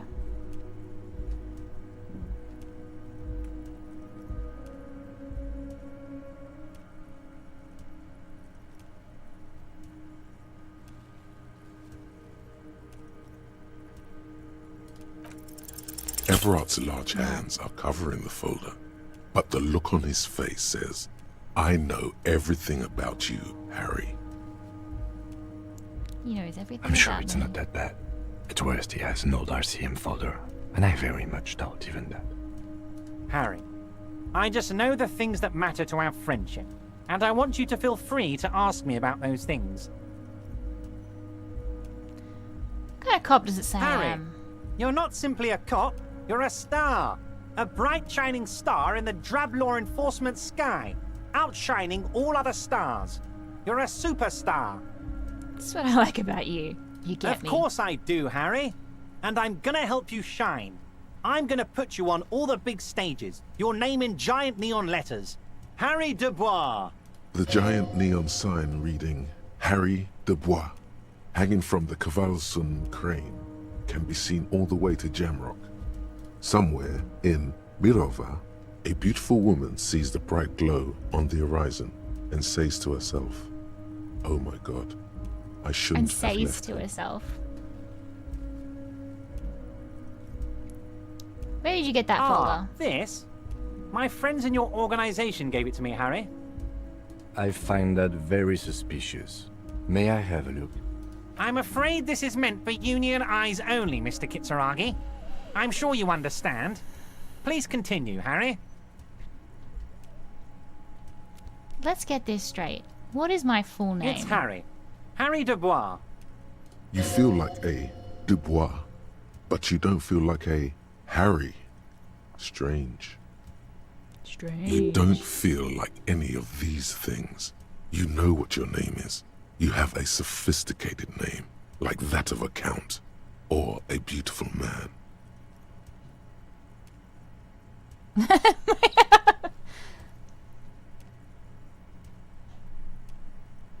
It's not my name.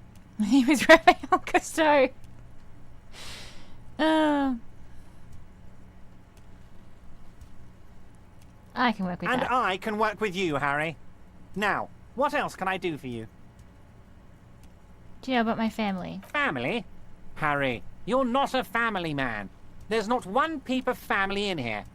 Unless you think you're a family man. Do you strike yourself as a family man, Harry?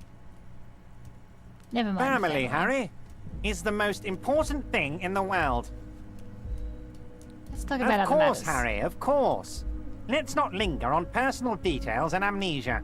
You wanted something from me.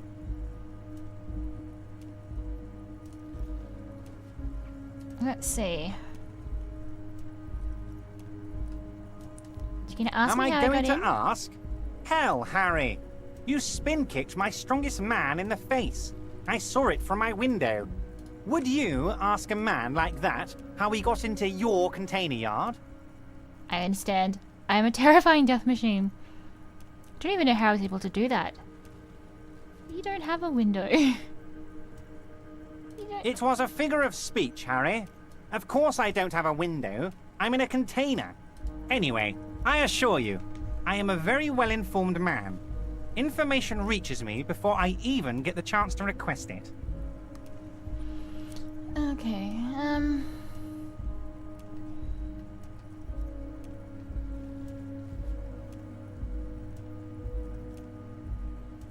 Can you help me get a dead body down from a You tree? might have noticed there's one hanging on a tree behind the hostel cafeteria.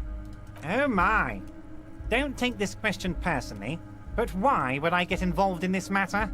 Mr. Clare, the man was hanged with a cargo belt. A steel-reinforced cargo belt. It's safe to assume the Union had something to do with the murder. Besides, getting the body down would benefit all of us. It's a stain on the neighborhood. Yeah, the belt thing. Say nothing. You're a community leader. Help your community I out. can certainly see how having him up there might start affecting some real estate values. He licks his fat lips and smiles. But of course, all joking aside, I am going to help you. He picks up the handset of a radio phone to his right, then clicks a button. Jean-Luc, the cop who bested you in physical combat is here, and he has a little dead body in a tree problem. Namely, he needs it to be taken down. Please extend him this courtesy. You can find Luke down at the gates, but you already knew that. Anyway, he's going to help you, now that he's back on his feet. I wonder... Can we ask him about if the union's involved?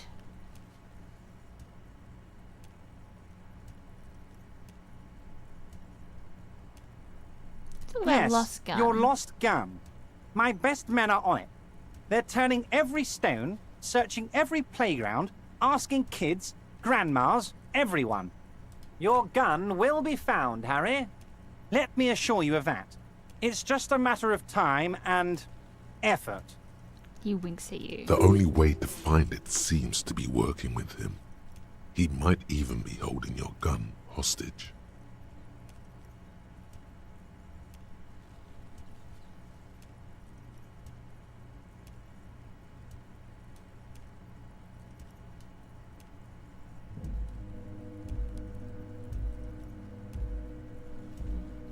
Maybe Who knows? Only one thing is certain. If you work with him, you're going to get it back. And working with him might be the only way to do it. Does that mean if I do things for you, I get my gun back? Damn it, Harry. That's exactly what it means. I'm only kidding, of course. He turns to the lieutenant. He is not. Of course. I understand. We help you, you help us. Looking into your shady brew. Met Joyce. Oh, that's very nice. I haven't gotten around to her yet. I'm very, very busy, you see. I hope you're getting along. One thing I want to make very clear, Harry, is that this is not some kind of union versus corporation situation. Everyone is just pals here. Just pals? We're all trying to do what's best for Martinez here. Don't feel like you can't cooperate with her, because you and I are such good friends, and I'm helping you get that nasty body down from the tree. And with finding your lost gun. I'm not a jealous guy. Whoa, that's so nice of him. Suspiciously nice.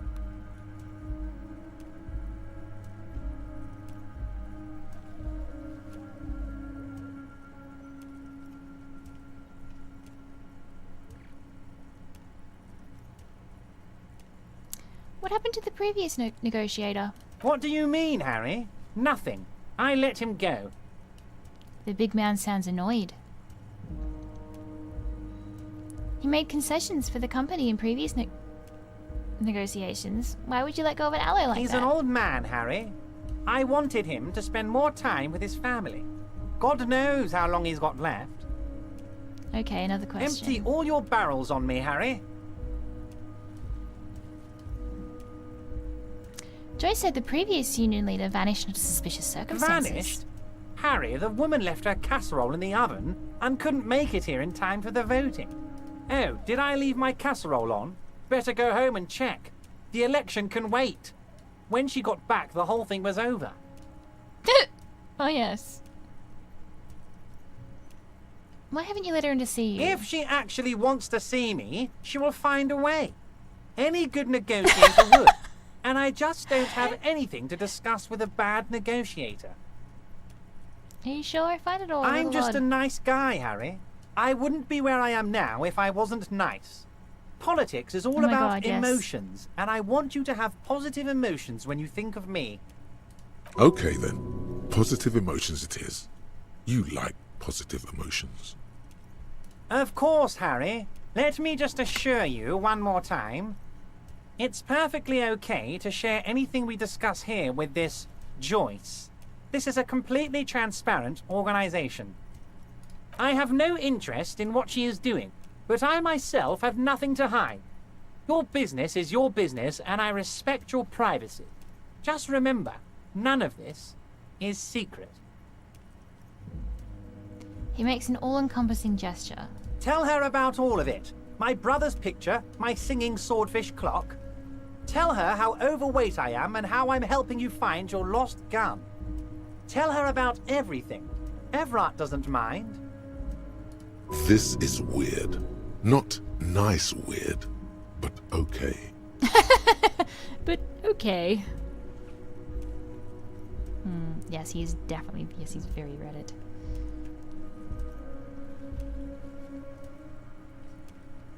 Okay. What will he have to say about this? I'm told the union isn't involved in the local drug trade. What? Harry, how could you say that to me? You know I appreciate a joke as much as any Johnny fat guy, but I can't take slander. Are you actually investigating this? No, I'm not. Ooh, can we lie? You've hurt me, Harry. Me, a friend. But you know what? And gets over it in 2 seconds. Seems like it didn't really hurt him. I trust you, like I trust all my friends. And I know you'll never talk to me about this again, because you don't want to wound me. So do what you want, and let's change the subject. Thank you for your understanding. We will continue to do what we must. You too, Lieutenant. You know, I like you, but you never were my favorite. I'm a Harry guy. I'm Team Harry. None taken. Did we have anything else to do here, Harry? The lieutenant quickly replies and then turns to you. Looking into your shady brew. I don't know what that means, Harry. Shady brew? There are so many moving parts in my operation, I can't keep track of them all. You know what? Don't even tell me. Whatever it is, do it. Surprise me. Just one thing. If you can, make it even shadier. Okay. Alright, I Wait. guess we're out now. You need this to get in and out through the gate.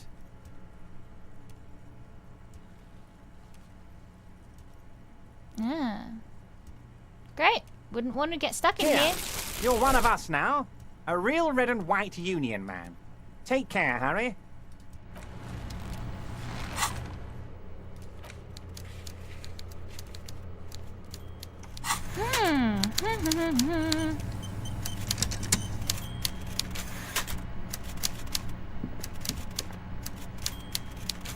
I guess I survived the chair.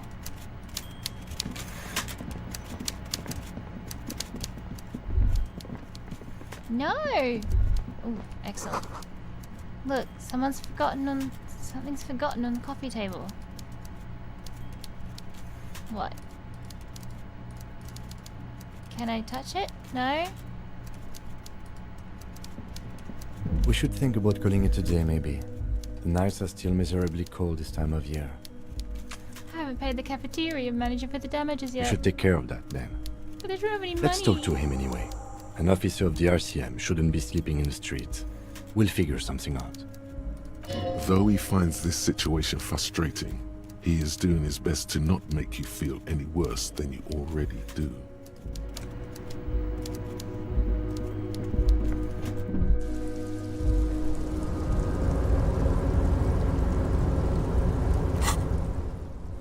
Pay for the damages. Try to negotiate.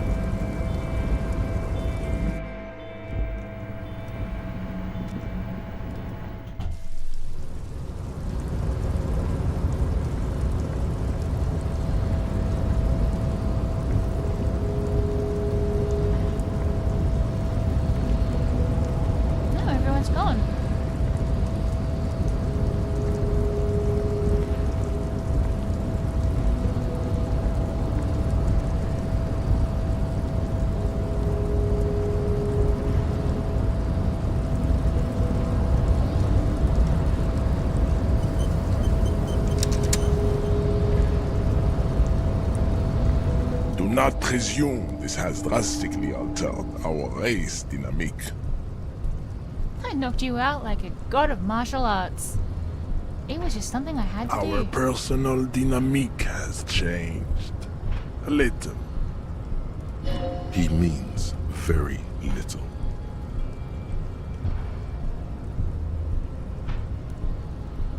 Everett told me you'd help get the body down. So it was.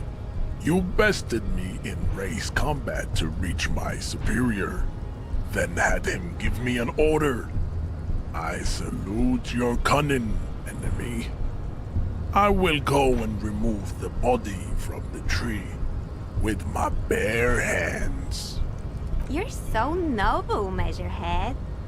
But while I am gone, someone must stand guard on the bridge. That someone needs to be you. Both of you. That would mean you're openly showing the people that you're taking the Union's side.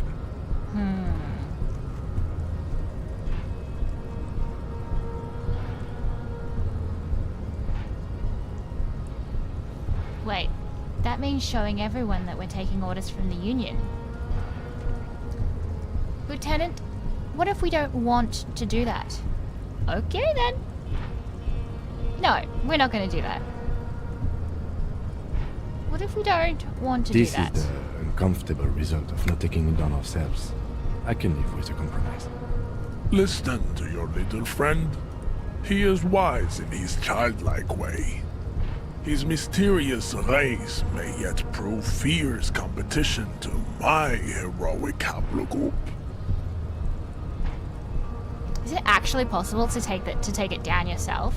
I feel like it's probably not, otherwise you wouldn't need to go through all this. It is? Dang.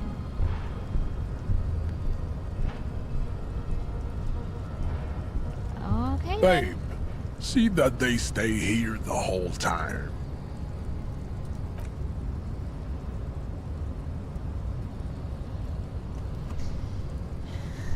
Okay then.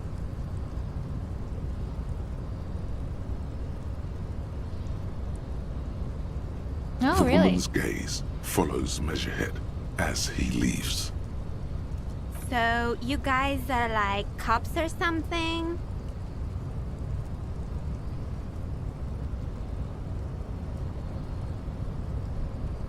Why are you with Measurehead? Yeah, we're the law around here. Apparently so.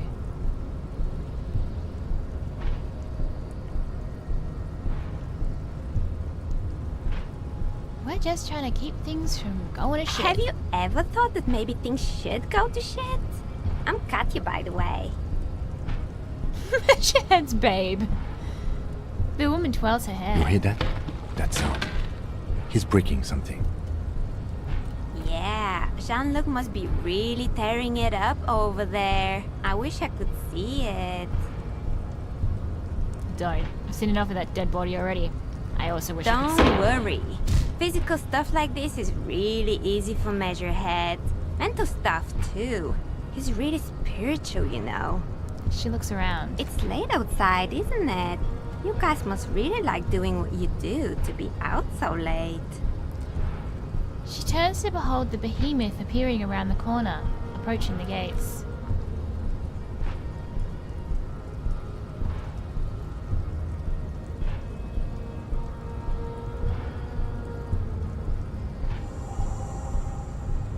The corpse has been removed from the tree.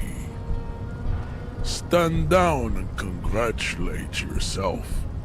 You have sided with Ray's victory today.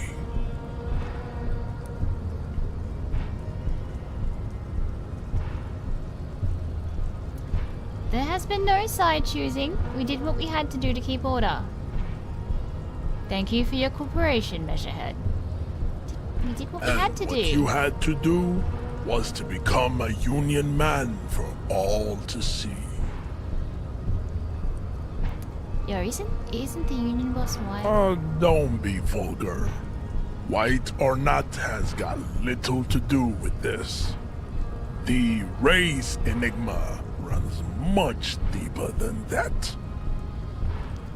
He turns his eyes towards the harbor, seemingly bored with There you. must be some friction there. He's keeping it well hidden, however.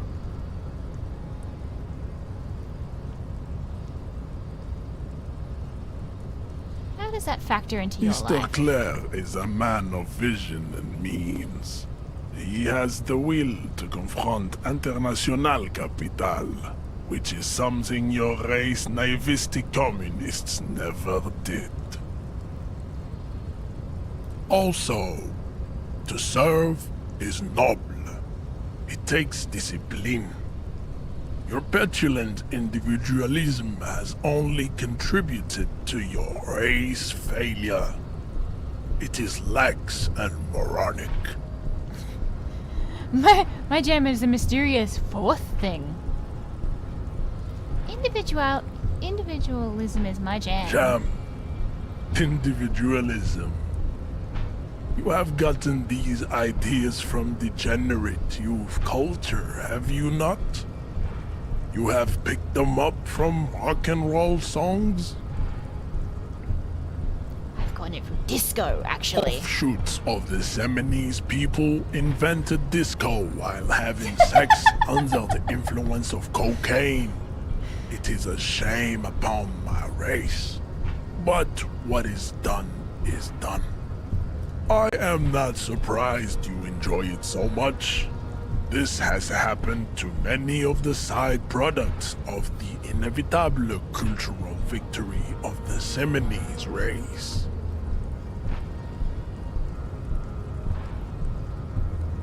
Wonderful, we're done with this line of Measurehead questioning. stoically looks to the distance in silence.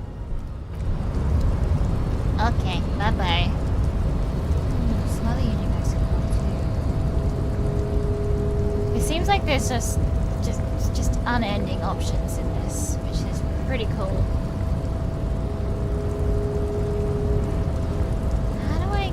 How do we get to some of these other things, man?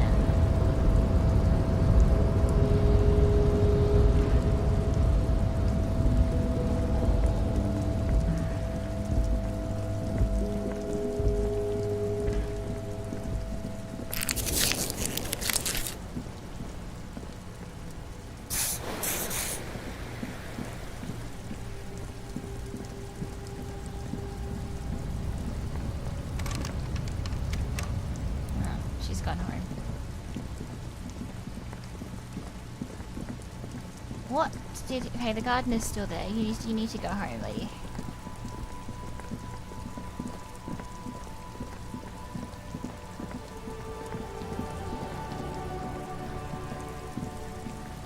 Oh, he's just dumped it there. The corpse lies on the ground among the remains of an absolutely demolished pinewood branch. It's gently laid on one side. Well, it's down. Mr. Measurehead has done a good job. Nothing is too broken or compromised. The victim is ready for a field autopsy. A field autopsy? Yes. 1. Investigation of the scene. 2. Initial examination of the victim. 3. Field autopsy. 4. Transportation of the body to the morgue. We are on number 3. The fuck are they on about? Cop's gonna cut his shit up!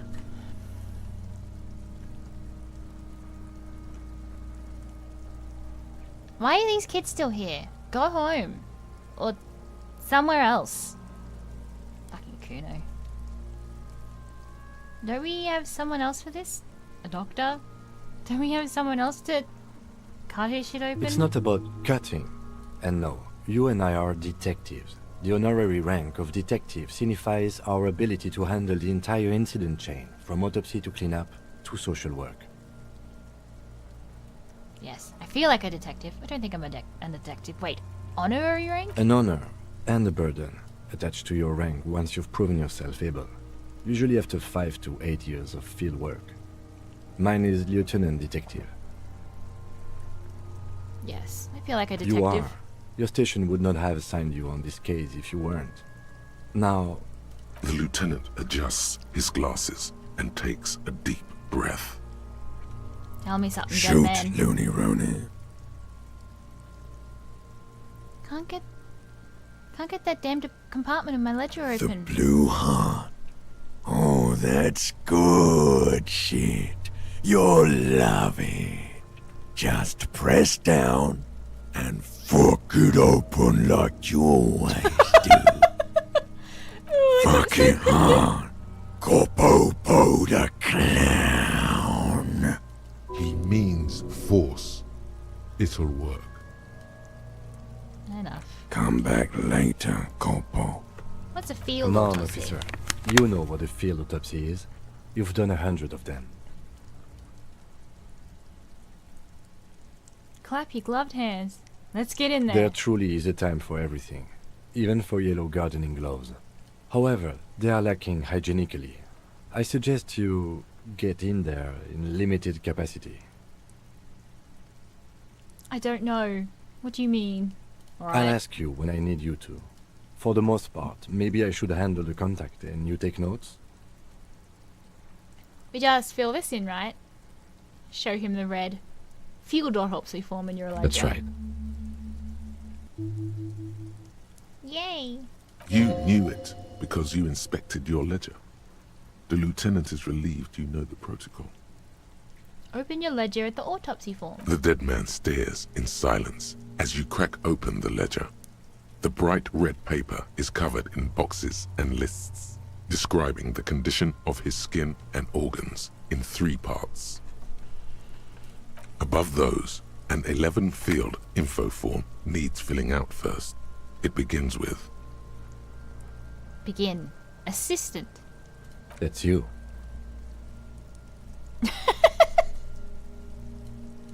Raphael Ambrosius Cousteau. The corpse is indifferent to your scribblings, just lies there. The next box says... Coroner's case number. KK57-0803.0815. Write it down. Next. Name. We've heard the nom de guerre. Lely. It's better than nothing. Write it down. Right. Lily. Non de guerre. What's next? Date of birth? Date of birth. NA. Age. Roughly 50. Right. Roughly The 50. corpse looks ageless, like meat on a hook. Race. Mondial. Write The it down. pudgy mess of curdled meat looks neither mondial nor anything other. Sex. Fucky, fucky! The little monster claims energetically. Male. Pigs can have sex? Right. Male. Nor does he look male, with his pregnant belly and indistinguishable face. Date of death. We're still going with March 4th. 51. What else? 9. Body identified by is non-applicable. 10. Case number is the same as the coroner's case. KK57 0503 0815 listens motionless, with the cargo belt still around his neck. Only one box remains. Evidence of treatment. None. At least not after the initial examination. A strange word. Treatment. What exactly is treatment anyway? Interfering with the body's position or wounds post-mortem. How did you not know that? Aren't you a cop? You're leaving a weak impression here. Say something sure-handed.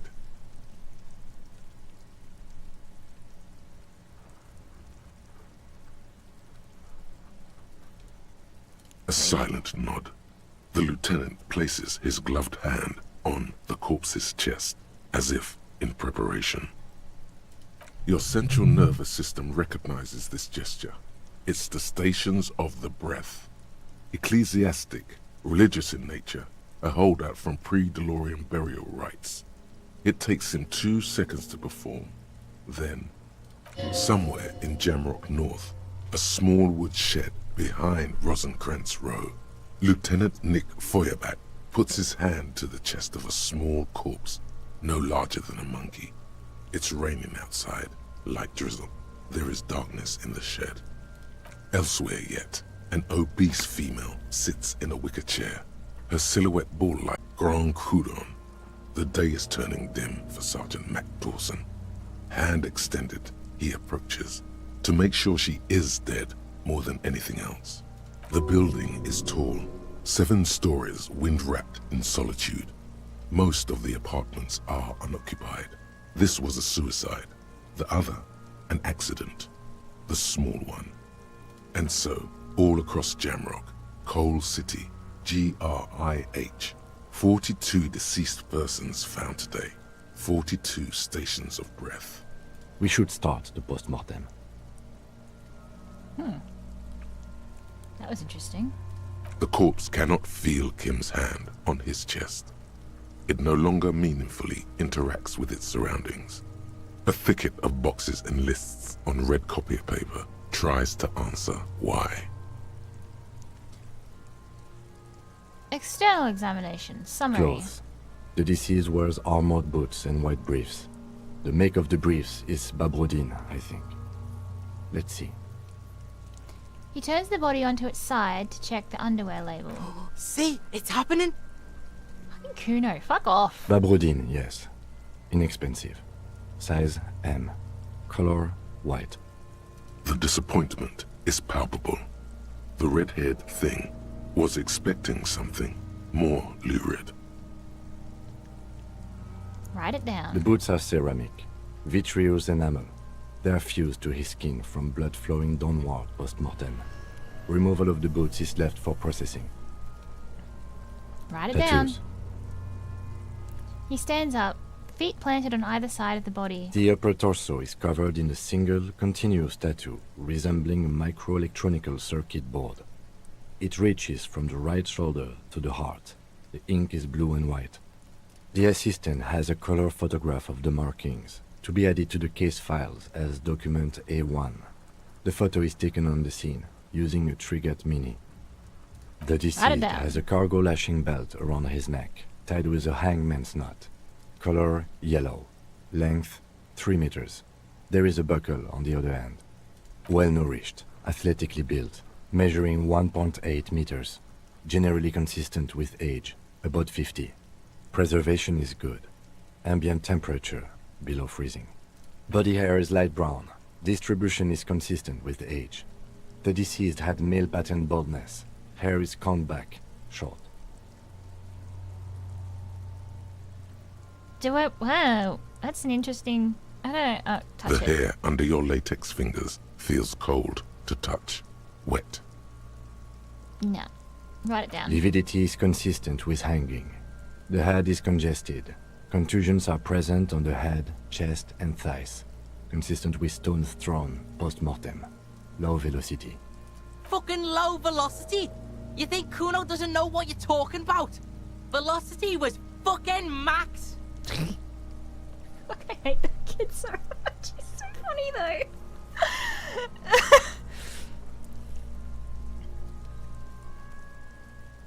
Talking shit about Kuno's velocity. In addition, there are bite marks on the face, scalp, and chest. Consistent with predation. Write You down. get your mark. The lieutenant produces a small folding knife. With the other hand, pulling on the belt, he starts cutting into the polyester. The stench is horrid.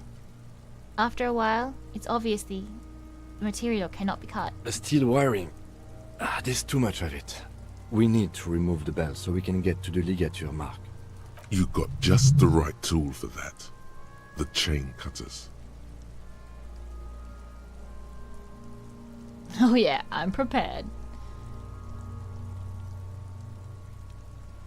Good thing we've got these chain cutters. Oh yeah, I'm The prepared. hangman lets out a joyous little bubble of rot from his nose. Good thing we've got these chain cutters. Always good to think ahead. Now, He points to the rope squeezing the dead man's neck. we need to cut the belt to see the ligature mark below. Carefully, with as much precision as you can. See, my pig is gonna fuck his head off. No, he ain't. Your pig's a boring fuck.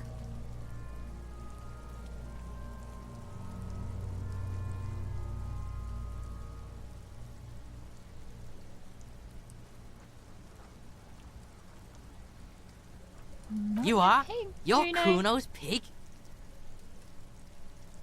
Cut the belt off. You jam the No. cutters right under the knot. That seems like a smart idea. Yeah, somewhere there. Already they're buried deep in the man's flesh. Then you rotate them to get a better hold. Then...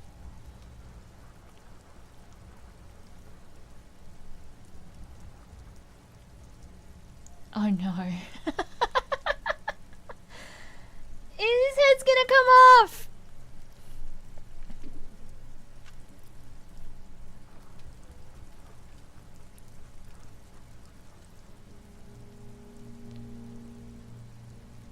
The lieutenant looks by, somewhat worried as you summon power words to your aid.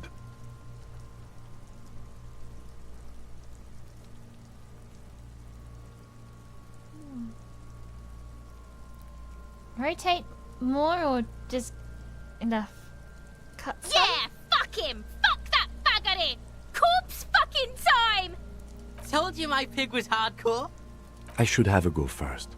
I think I have a strategy. He steps in and takes the chain cutters from you. No, give them back. He sinks the cutters into the knot, preparing to perform the cuts, with his elbow to his knee for precision. Yes, that's much better form than you had. Snap. The knot is slashed. Another cut and the belt falls apart like a flower bouquet, revealing the dead man's neck and the dark red ligature mark around it. Here. He hands you the chain cutters back, and then kneels closer to the body, running his fingers along the dark red groove, until he comes to a gap. The rope rises to a point, leaving a gap in the ligature mark. The suspension point is in the back of the neck, on the nape. As it ought to. This is where its grip on the curdled meat is gentlest, pulling up. Hemorrhaging is observed on the skin, above and below the ligature mark. The mark is well pronounced, consistent with a drop from 1 or 1.5 meters. Chest is intact, normal contour. Abdomen is protuberant, pelvis intact, genitalia... He pulls down the man's underpants. No! Let's get out and see! I fucking knew it! This is clearly what they've been waiting for, ever since the autopsy began. The lieutenant is trying to make it as boring as possible. Genitalia is male and unremarkable. No evidence of injury.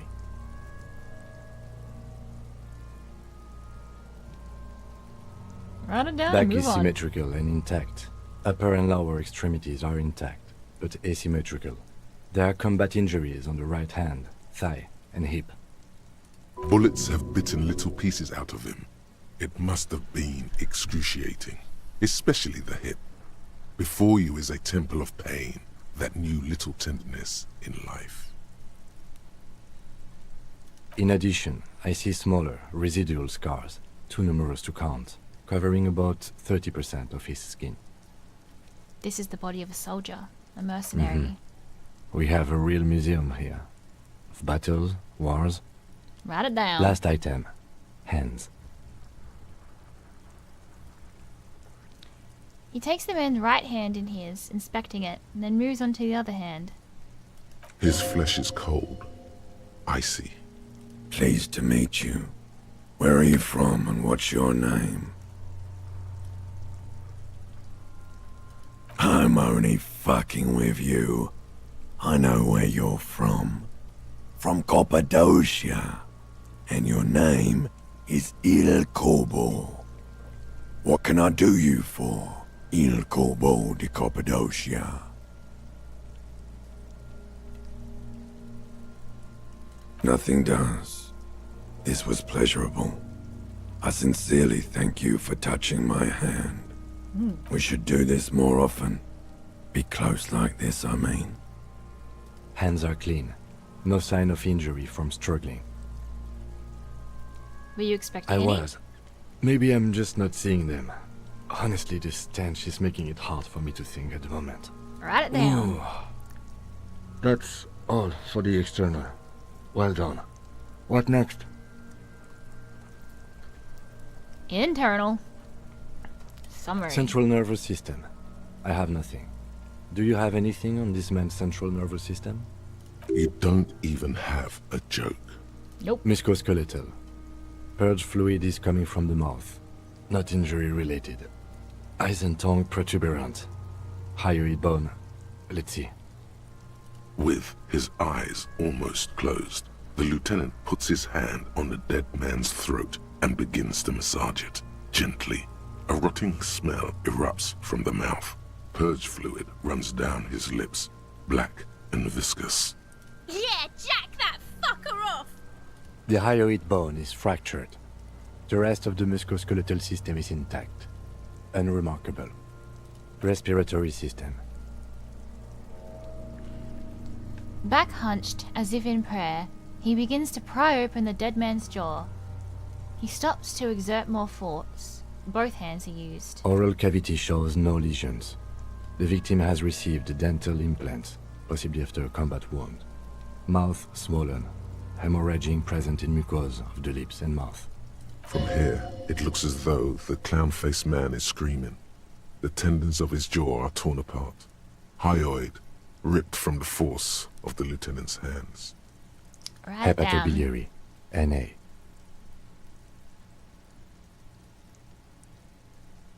Why? Don't we have anything? Are you a hepatobiliary expert? He looks at the corpse's stomach with a mixture of tiredness and disgust. Nope. Same for toxicology and serology, NA.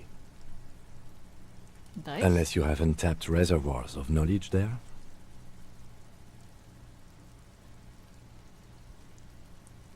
The completionist in me wonders if there's still something we could do. Like a toxicology screening? At this stage, I doubt processing will find anything, even if he was brimming with cocaine. But still, you should add a request. Brimming with cocaine. Write NA and add toxicology request. Cardiovascular. The body exhibits lividity in the lower extremities, feet, hands, and neck, visually consistent with the hanging. Gastrointestinal. He breathes a sigh of approaching release. This is the relief. This is the last field on the list. He looks around to the ground. A pool of feces there. Digested semi-solid food in stomach. Voila. He touches the corpse's bloated bloated abdomen briefly. Write it down. Omit the What's follow. next on the list? Description of injuries. Summary. Let's see. We have bite marks, contusions on the head and chest, and a ligature mark encircling the neck. You'll need 3 fields.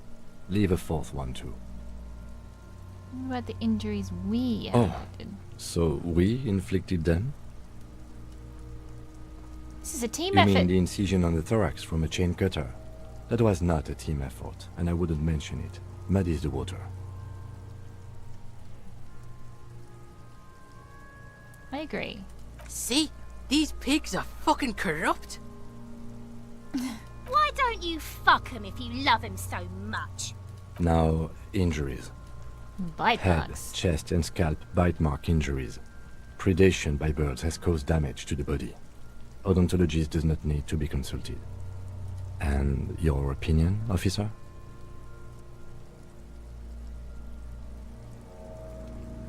Fatal injury. Agreed. Next injury? Contusions. So, the scalp bleeds from a post-mortem head injury, a stone.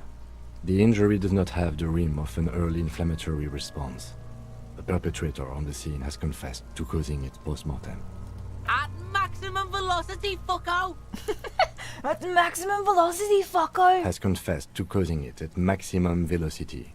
Write it down. Coagulated blood sticks to his scalp and chest, where the countless stones have hit the dead man. Beneath, the description of injury. 2 boxes. Non-fatal. Post. Right. Next.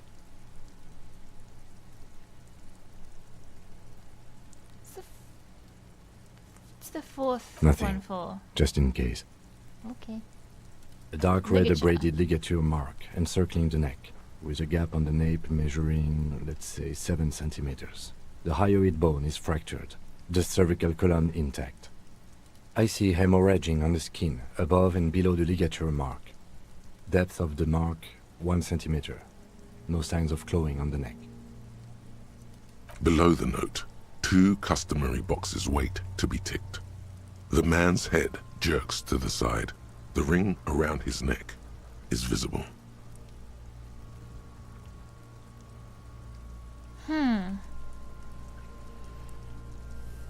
What's interesting there is if there's no scratch marks or signs of a struggle. Because he said earlier, didn't he, that he didn't see any signs of a struggle on the hands?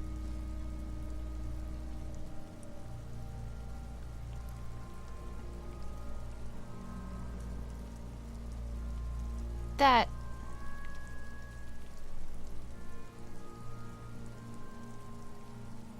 Yeah, knocked out.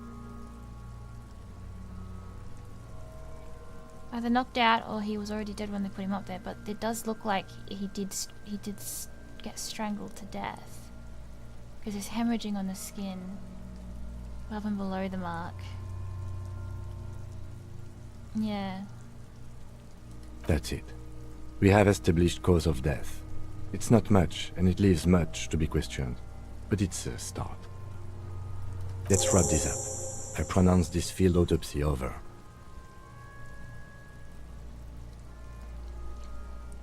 How did it go? Well, we established probable cause of death.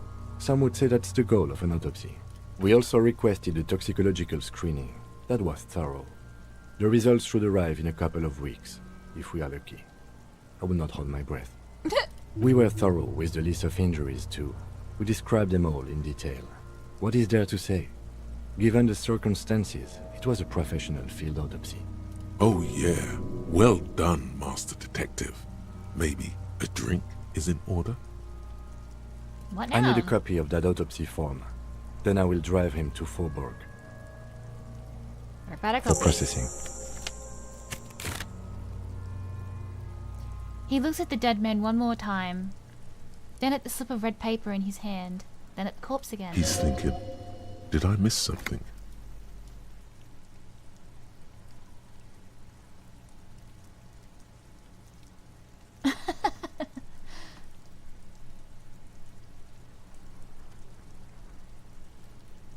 Yeah, we're gonna try, we're gonna lose. You run your hands over the victim's cold body, his limbs, his torso with its swollen organs.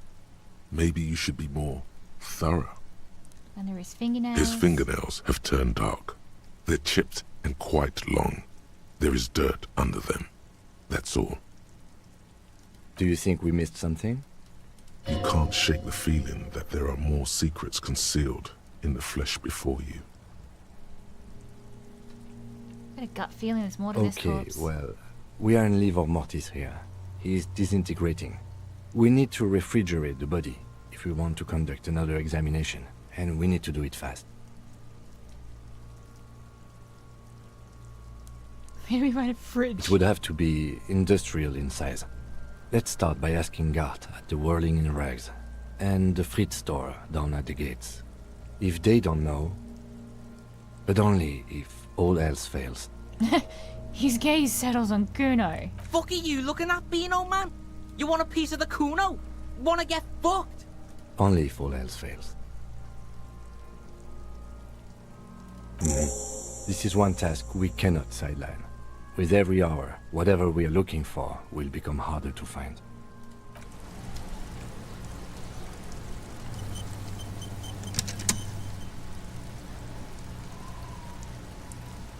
Yeah, get out of here, Kuno.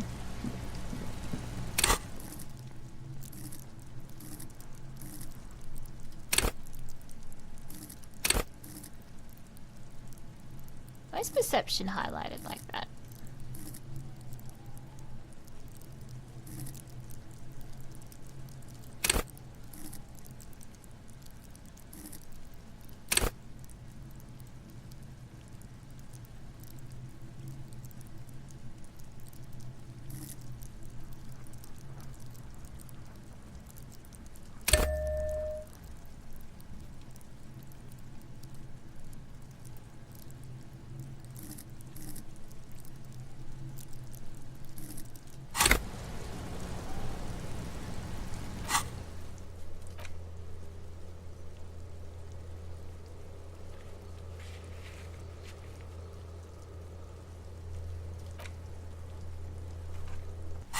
Oh, I am sure that they're gonna love asking for a fridge for that body.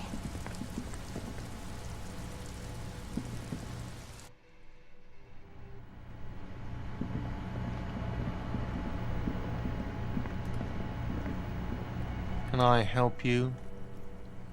I seem to be in need of a fridge. Yes. For the dead body. You want to put a dead corpse into my fridge, right? How did you know? Because you haven't taken it away yet, and it must be stinking hard about now. Well, you're not putting it here, rest assured.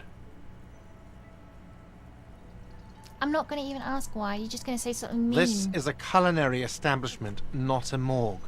You don't have to ask me why you can't store a dead body in my kitchen. It would only be for... Lieutenant, you too? You're asking too? No. The answer is no. I will not turn this place into some kind of macabre circus. Wow.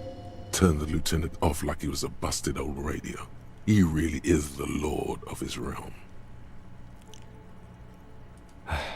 Let's go talk to the Frit clerk. By the way, I'm going to sing karaoke Absolutely here. out of the question. Absolutely in the question. First we find a sad banger. Then we sing this place to shit.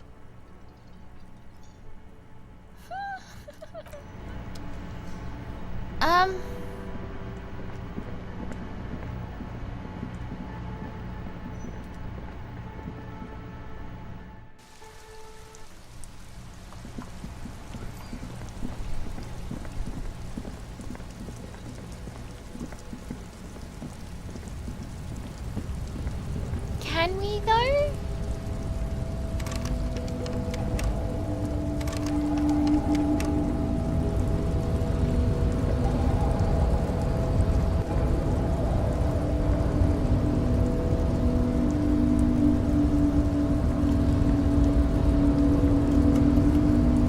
I really want to jump.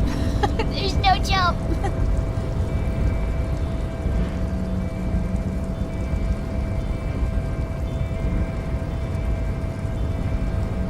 I need a fridge, but she's the only one I can talk to and she's closed. How do I... How do I... Is she somewhere else?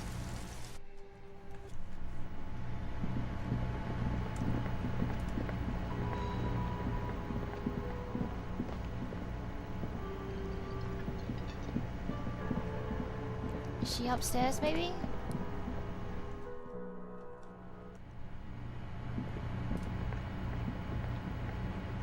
The door is closed. There is no answer. You hear the shower being turned on. Somewhere inside. A tremendous loneliness comes over you. Everybody in the world is doing something without you. The door is closed.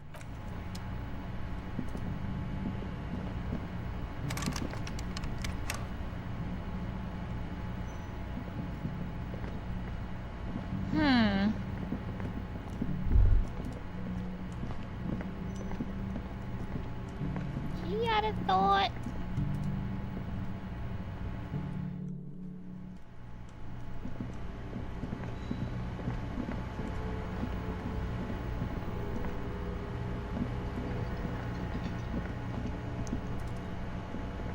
Can I help you? Another thing. Great. I love those. Yes?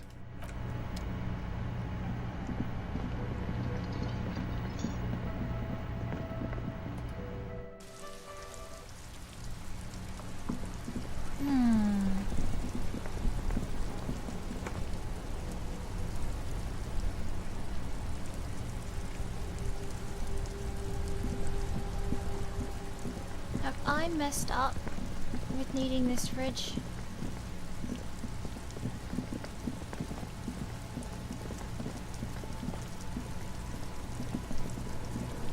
You missed a good show before.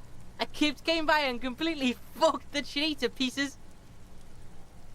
He fucked the tree up! Fucked it good! It was porno! Wish I could have been here to see it. Now I have some questions. Shoot that shit at Kuno, Pigonaut. Kuno, I need a fridge to stash the body. For the fuck imp. Good thing you asked the Kunmeister. Kuno knows a fridge. Perfect for freezing. Really? I don't Kuno believe knows it. all kinds of shit. Kuno gets around. Where can I find this perfect fridge then? Bacon Man's in a rush. But what's in it for the Kuno? What's the return on Kuno's investment?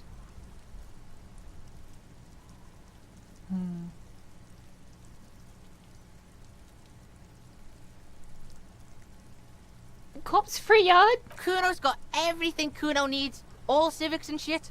You can't buy Kuno, pig. Kuno's already got everything. Aww, I just even lowered my chances. By killing in his territory, someone has openly challenged Kuno. It's in his best interest to put them in their place. I succeeded! I didn't think I'd succeed! Some arrogant shit thinks he can kill in Kuno's kingdom without asking Kuno first? That sounds like lawlessness to me. The dark flame smolders in Kuno's eyes as he ponders your argument. Wordless, like kings do. Sorry.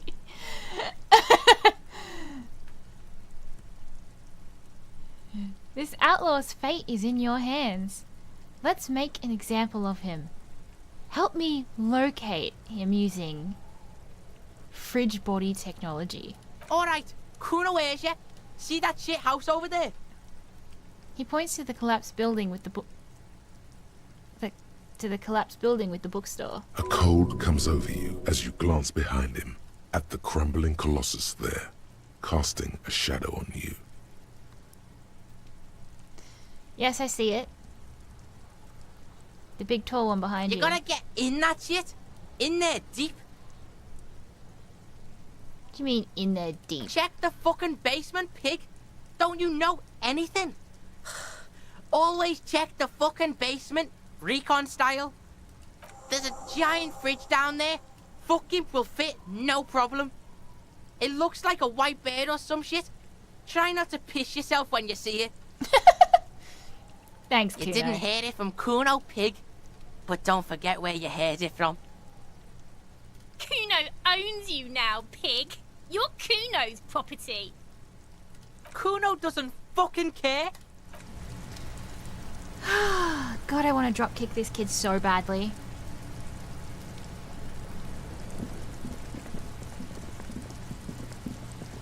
What did that say?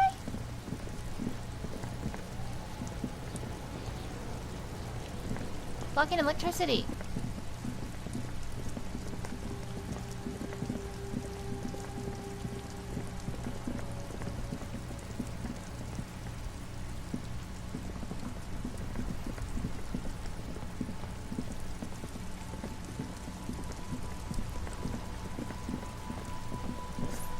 This bit?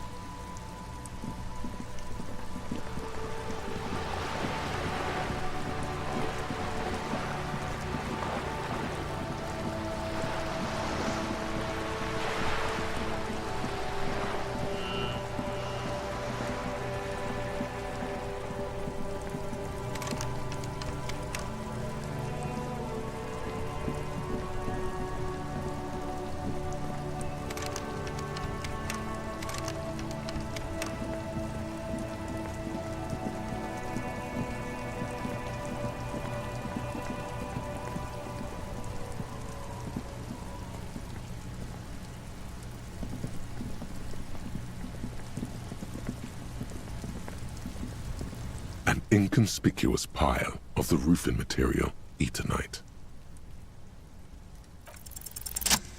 Because there's a secret door hidden behind the panels of Eternite. That's why they're too orderly. There it is. You see a shabby little door.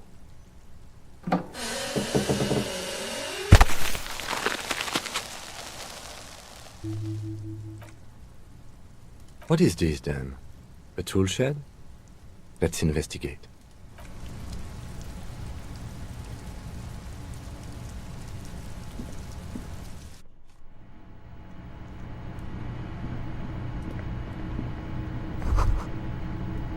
Silver plate with traces of bone yellow powder. Be still, my beating heart.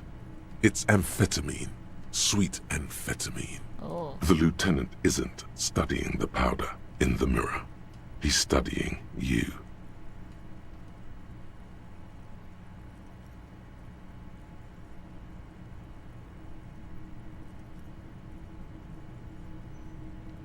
Someone has taken narcotics here. I wasn't thinking about taking it, I swear. I was thinking about justice. Of course, detective. Swift justice. Don't worry, we don't have to investigate every trace of narcotics. The lieutenant points to the ladder in the corner. Yeah, swift, lightning justice. Faster, harder, justicer. Oh. See that ladder there? It's probably another way into the industrial harbor, no? The secret path the local kids use.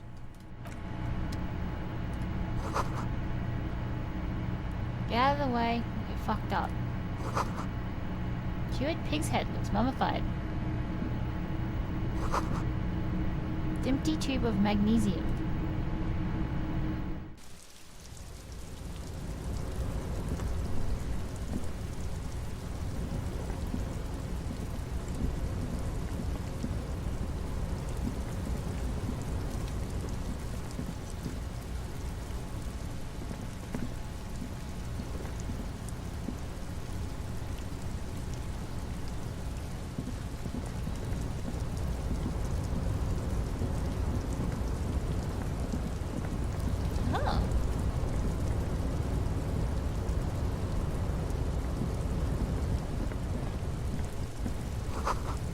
Doorway is going to collapse soon. Restoration pillars.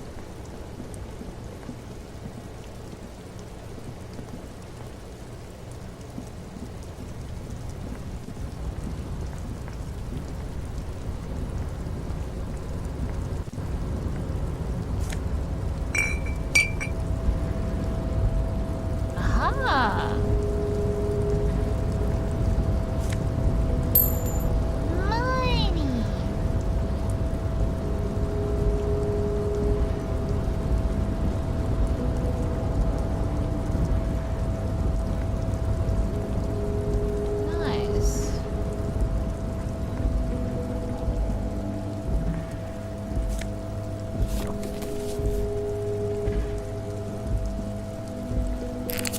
Whoops.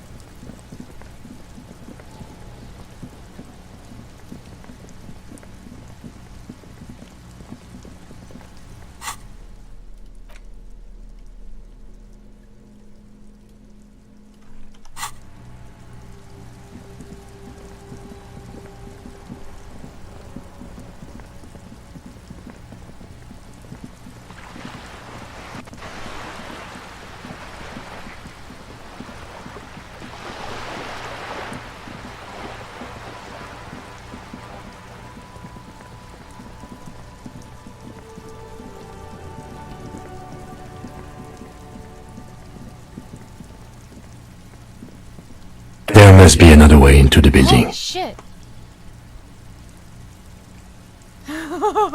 Why was it?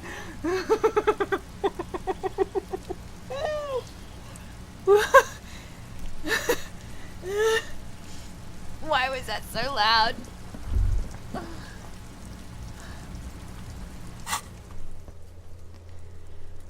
Oh my goodness. That made my heart beat so fast.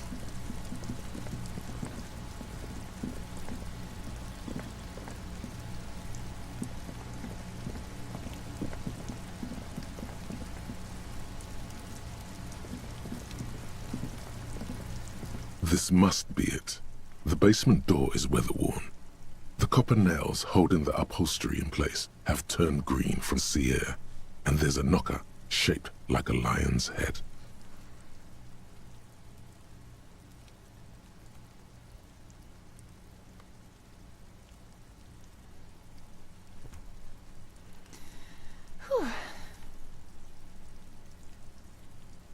have no idea why that line was so goddamn loud.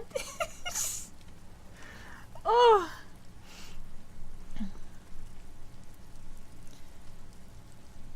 That's probably the door Everart mentioned. We still need to get the key from this manana first, though. Oh.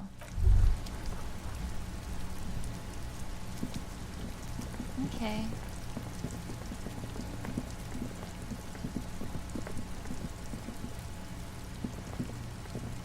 No, is he gonna speak again?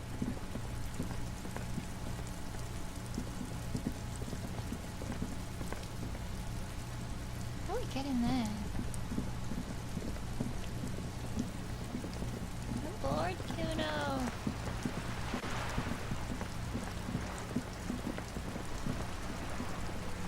A sturdy metal door guards the southwest entrance.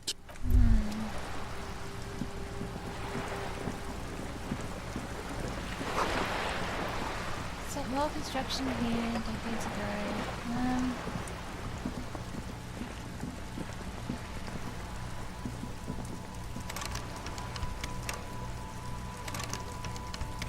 If we get that key from that dude though, is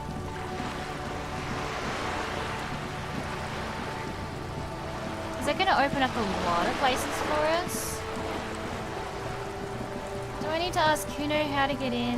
God damn it. I don't want to ask Kuno how to get in.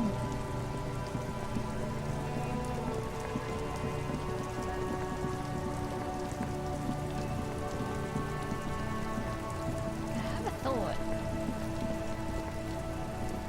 Fuck does Kuno care? You Found your found shack. Kuno's secret door to Kuno's secret shack. It was closed for 5,000 years. How the fuck did you get in? I phase shifted through the roofing material. Shit. Get the fuck out of here. You can't do that. He can't do that, Kuno. He's trying to fuck at you again. Pigs can't displace. Can't do that teleport shit. He says to himself and turns to you. How did you like it in there, pig old boy? Kuno's got a lot of cool shit there, right?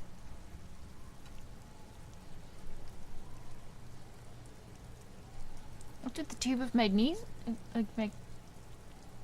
Magnesium. It's a vitamin, pig. Don't you know anything?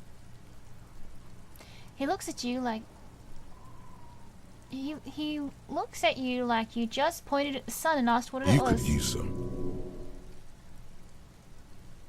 It's magnesium, Yeah, right? it's the mag. You fucking need that shit to stay on top of your game. Kuno goes through like a tube a day, rips mag like a motherfucker, and you could use a battle. Oh, don't teach him, Kuno. He's gonna use it against you, Kuno.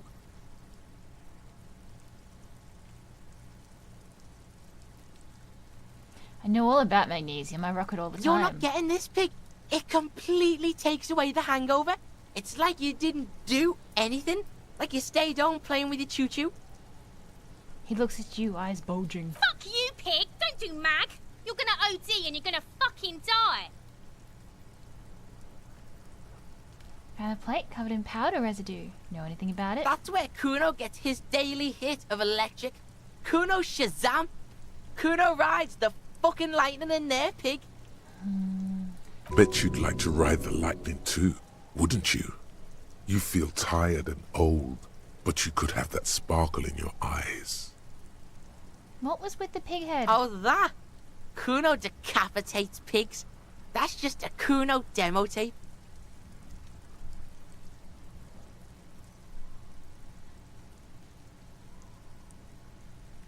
Were you trying to send me a message of some sort?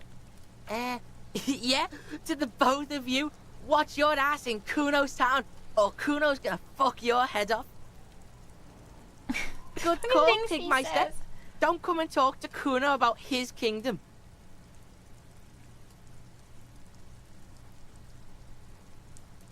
Will you figure it out? It's not Yes! Kuno. It's Kuno-S.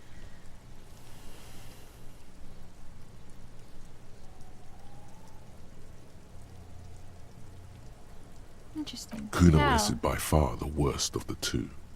Kuno has no problem being near you, but the other hides behind the fence, afraid for her life, like she's done something Something very bad. All in all, Kuno respects madness. You cannot hope to outdo her on that front. You must win yourself a few minutes with him alone. Kuno. Psst, fuck you whispering about? He whispers back. He's whispering too. He's going with it. But watch what happens. Fuck you whispering about! If Kuno wants to whisper, he's gonna fucking whisper, okay? Let's whisper, pig. This is it. You've got him. But be careful. You can still fuck this up. Don't make Kuno look bad in this.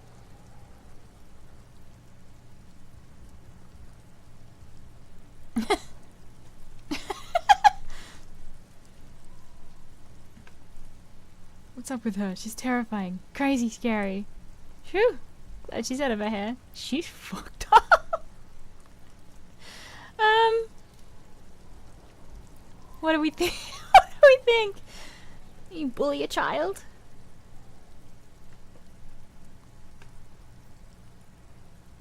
I'm thinking the last one.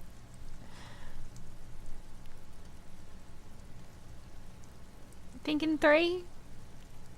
Ooh, that startled me. I thought that was like a bug on my screen. She's not fucked up. Everyone's fucked up. Stop judging shit.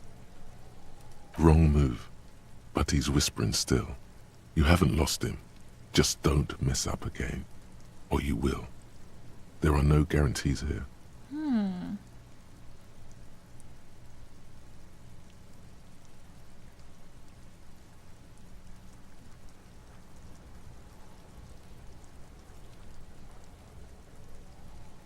I don't know. Ooh, I don't know.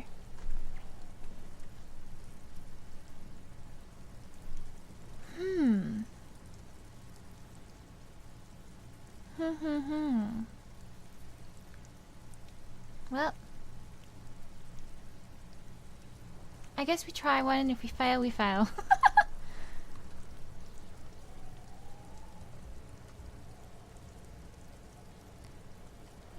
Oh, I really don't know. Well, I want to see what that... Okay. The pig's trying to pit us against each other. Not gonna let him do that. Yeah. Idiot. You bungled it up. I knew that was going to be wrong. God damn it. That's it. You let him off the line. That was a bad, manipulative thing to say. You should understand. I got you this far. I couldn't get you all the way. Try to fuck my Kuno! Try to fuck my Kuno away! Me and Kuno are tight. We ride for life. A chill comes over you. Damn it. The wind from the boulevard south, lashing you for trying to separate them. For Ooh. trying to take the street out of Kuno. You can try again. He's on Nah. your crime scene, Fail. bossing you around. And he's been here for some time too. This is where he hangs out. You have to get more out of him. He could be useful.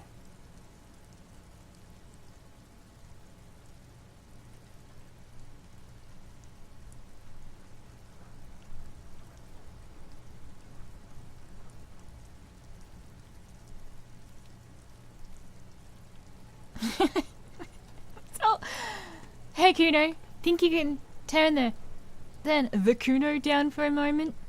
Let's talk like normal people. Kuno, listen, I know this boundary pushing thing is new to you, but it's old news for us grown-ups. Oh, that sounds like such a boomer thing to say. I don't think... Yeah, he's not going to respond well to either Get of your these. snout out of Kuno's ass. Kuno knows how hard Kuno pushes it. Kuno pushes it hard level. You should give up, Popo, or the Kun will keep fucking it out of you. You okay, Kuno? She looks worried. The Kun has her confused. That went wrong. He took it as a compliment. Then he had a minor seizure. Seizure. The fuck about it? You're testing Kuno. Get lost,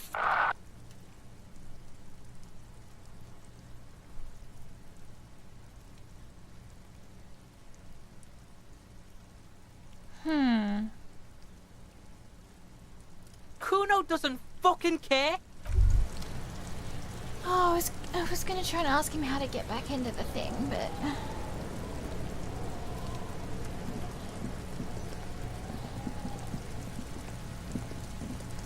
The man is decomposing visibly now. Every hour, he looks less like a creature. The lieutenant adjusts his glasses and takes a deep breath.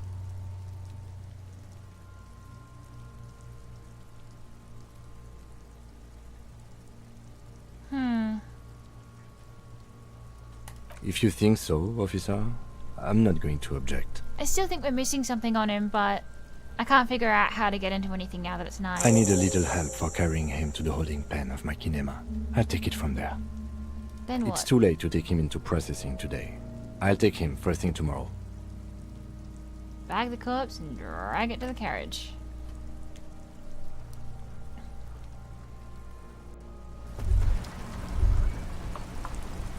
He's just got a dead guy in his car now. Why is this not going away? Inside, you see a set of steering levers, a radio microphone, a pull-out toolbox, and the soft glow of the fuel preheater gauge.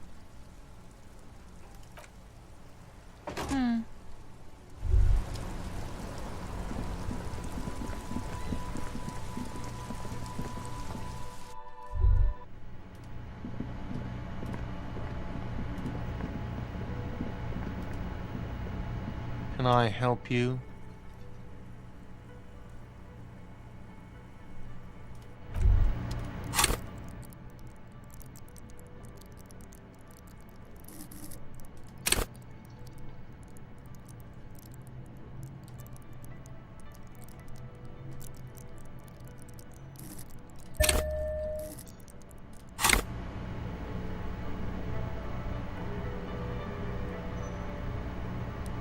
I don't know how to progress.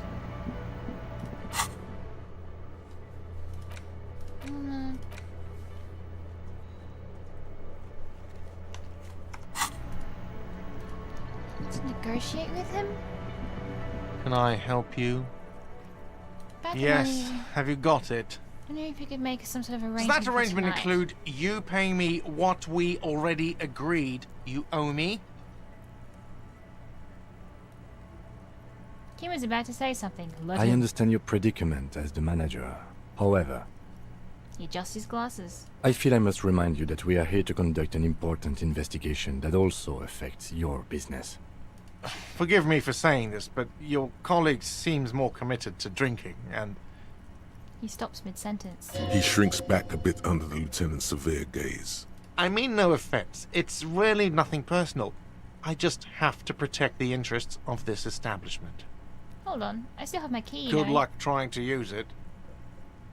He taps his foot against a metal box installed on the back of the counter. All the locks have an electronic component. They have to be unlocked down here with a master key before your guest key will open the lock. This conversation isn't going anywhere, is it? Not until you bring me the money. Okay, I might have something in my motor carriage we can use when you're done here. I really didn't want to resort to this. The man is thinking. Oh, Lieutenant, we're done here.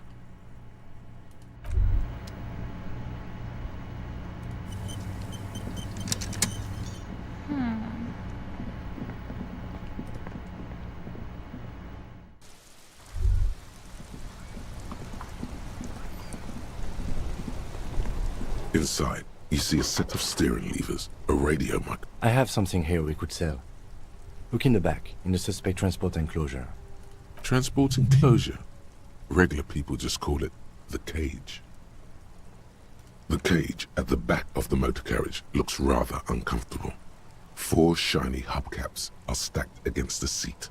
Their silver edges sparkle in the dark. I confiscated these 4 a little while back. We can take them to the pawn shop down by the Martinez Canal.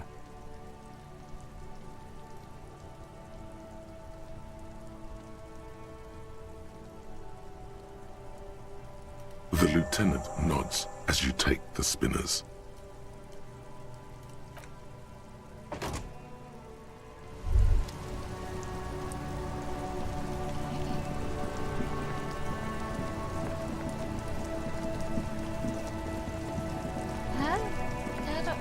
get to that shop again?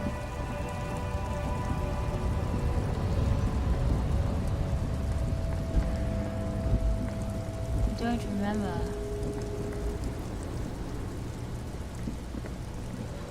What was it?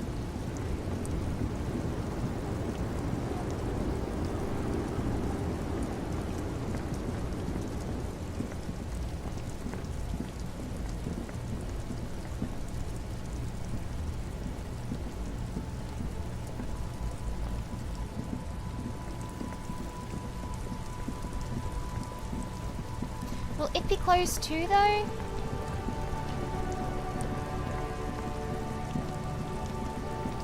It was down here, wasn't it?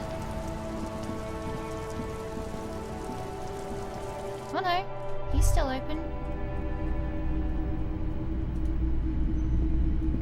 Greetings on this fine night. What brings you here? Come, you're still The open. pawn shop is always open.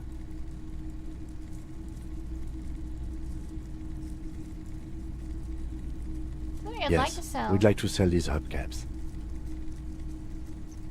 Roy takes the hubcaps from the lieutenant and inspects them. The spinners appear iridescent in the dancing light of his pawn shop. Yes, these are very, very good. Did you defraud some foreign prince for them? Jump a mesk banger? No matter. I'll give you 200 real. No one was defrauded or jumped, I assure you. The lieutenant explains as the pawnbroker opens the register and counts the cash. Of course. I meant no offense. 200 real for you, officer. Delightful doing business with you. Do come again. Thank you. He takes the cash and turns Here's to the you. 130 real you need for your bill. Do not waste it. The rest goes in his pocket. The windfall is a small consolation. Anything else you're thinking of selling?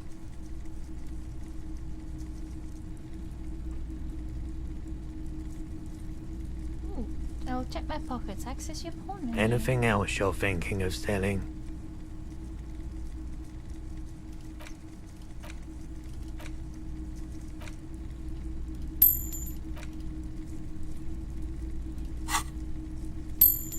Nice.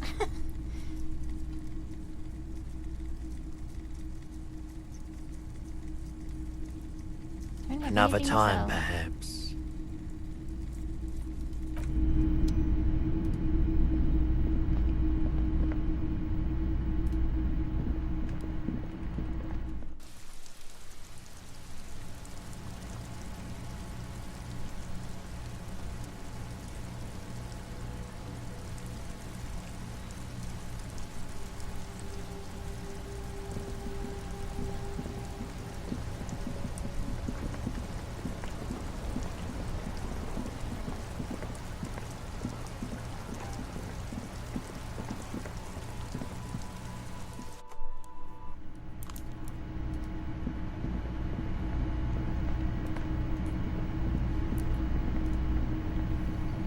Can I help you?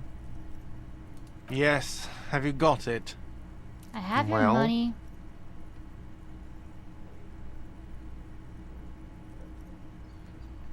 Here it Great. is. Thank you, officer. That's all I wanted. Payment for services rendered. If you continue to stay here, I just ask that you please pay your nightly bill in advance starting tomorrow. He's not sorry about his behavior for your sake. Now that you have money, he really wants to make sure you're not angry with him. The electronic lock to your room has been disabled till 9 p.m. tomorrow.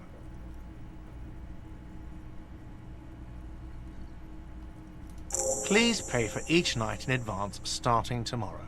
20 real per night. I'll take a room here too.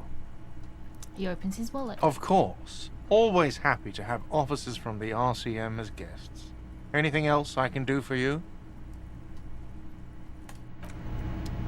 Nope.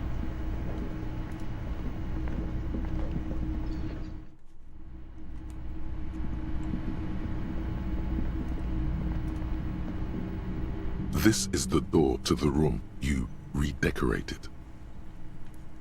Good night, Lieutenant. Just a moment. We should talk about our progress on the investigation. Let's go out to the balcony. Okay.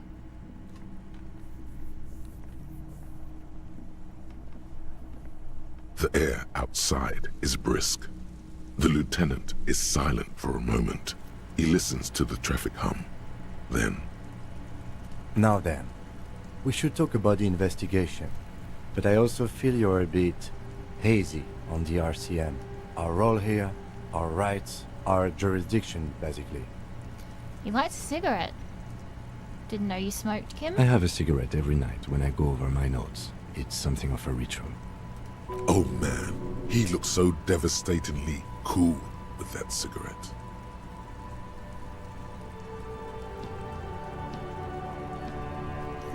How'd you get so cool? You mean this? This isn't cool. It's an unnecessary trial of will and unhealthy. Keeping the habit within the parameters he's given himself takes a lot of focus. It would be easier to simply quit. Right then, the debrief. Yes. It's been a long and eventful day. How do you think today went? Well, we inspected the victim's body, so that's good. It was not easily approachable in that state, but we did it. Our inspection could have been more thorough, as it always can, but we have some leads we can follow up on. In addition, we got that body down from the tree, and we performed the field autopsy on the victim. We found some things we can really work with. I still feel like we missed something, but maybe the boys in processing will surprise us. We still have work to do at the crime scene. Now, as for interviews, my list of people to talk to here in Martinez, I mean. He takes a deep breath and looks at the city. That's my forte. Unlike most cops, I understand how important communication is in our line of work. I love doing interviews, and people love me. They love bathing in my glory. The initial interviews? Yes. Well, we talked to some people. Wish we didn't have to do interviews. People are treacherous.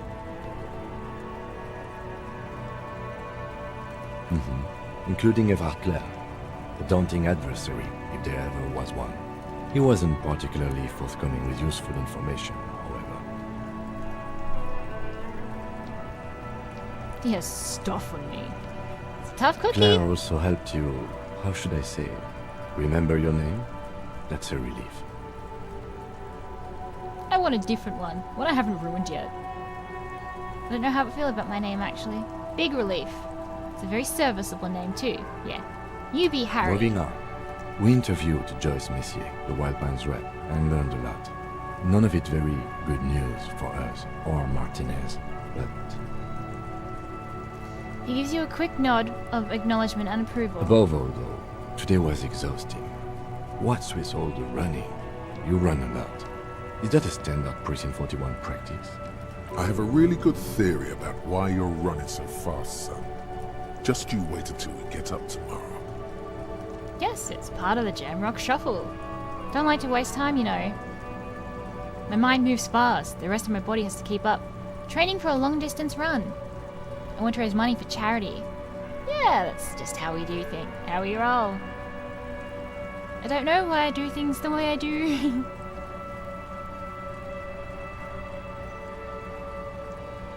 Part of the Jamrock Shuffle. I don't know why It's I impressive, do things. especially for a man your age. And in those hills. He nods thoughtfully, tapping his finger on his cigarette. Nice shoes, by the way. I like the green. Goes with the orange. He looks at your snakeskin shoes and smiles suddenly. So, what are our powers exactly at the RCM? They're quite limited, actually. The power officers of the Rebachol Citizens Militia exercise most frequently is imposing fines of up to 1,000 real for offenses, in accordance with an interdepartmental schedule. Wouldn't that be an easy power to abuse? Yes, although indirectly, as citizens can always request records from their local station. Officers of the RCM have been known to take bribes of less than the prescribed fine amount. It undermines trust in the RCM. Okay, what else? We can arrest people, of course, but rather than bringing someone in directly, it's preferable to serve a station cold sleep. It prevents confusion and overcrowding.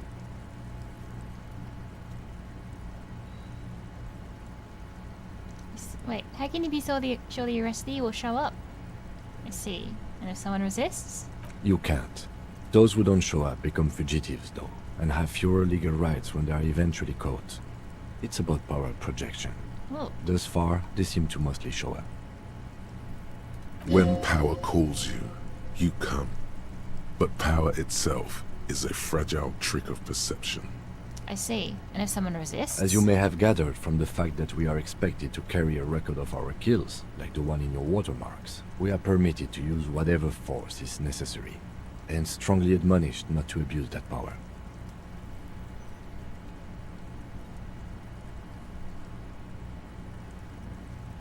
What happens to the people we convict? We don't convict. We arrest and send them to coalition government courts in Couron and La Delta. The prosecution works off our testimonies and records, which is why it's paramount to keep them. He taps his coat pocket where he keeps his note. Wait, so if I kill someone while on duty... You have to supply compelling evidence for why it was necessary to use lethal force. In these cases, your partner is usually your witness. Not a good position to be in, by the way. Internal Affairs handles these cases thoroughly, by cross-examining you for inconsistencies. It is hard to cover for anyone, which is for the best. And who makes all these rules? The coalition government, and the moral intern more broadly. The RCM was formed by the coalition government to restore order in the international zone after the revolution. So we did. Now we attempt to maintain that order. No more, no less. His gaze is absently fixed on a window below that just went dark. Or perhaps it is better to say we were allowed to form. It's a point of contention whether the citizens of Revachol or the coalition government founded the RCM. Say nothing. Silence. A great comment to such a conundrum.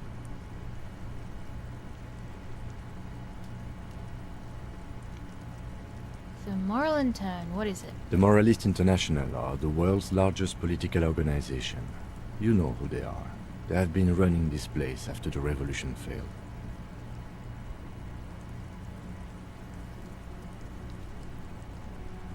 If I didn't know, how would you describe them? They're a union of center-left and center-right parties across the Real Belt.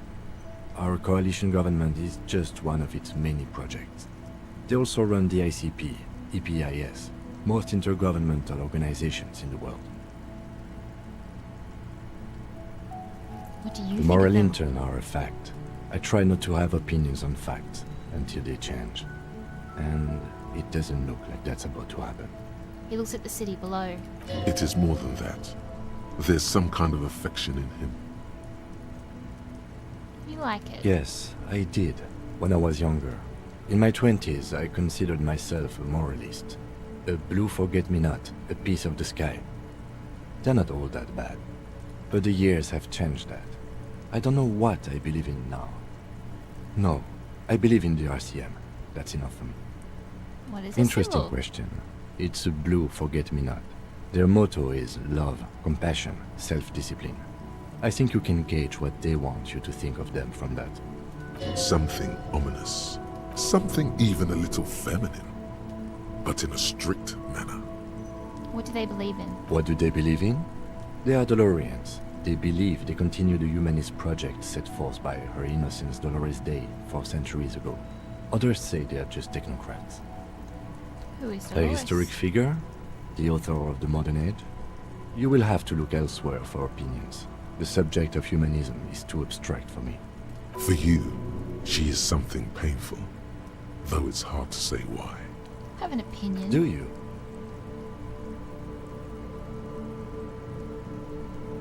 The lieutenant arches his brows, then pulls on his cigarette.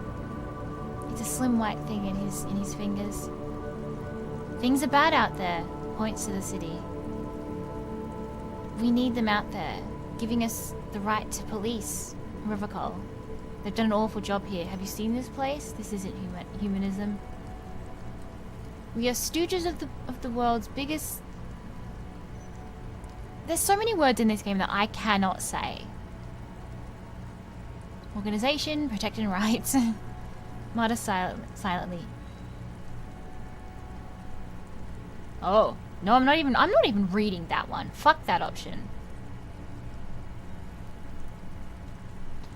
On second thoughts, I don't have an opinion. Forget about it.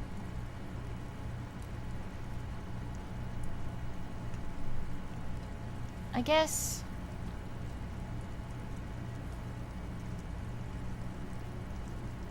Stooges did an awful job.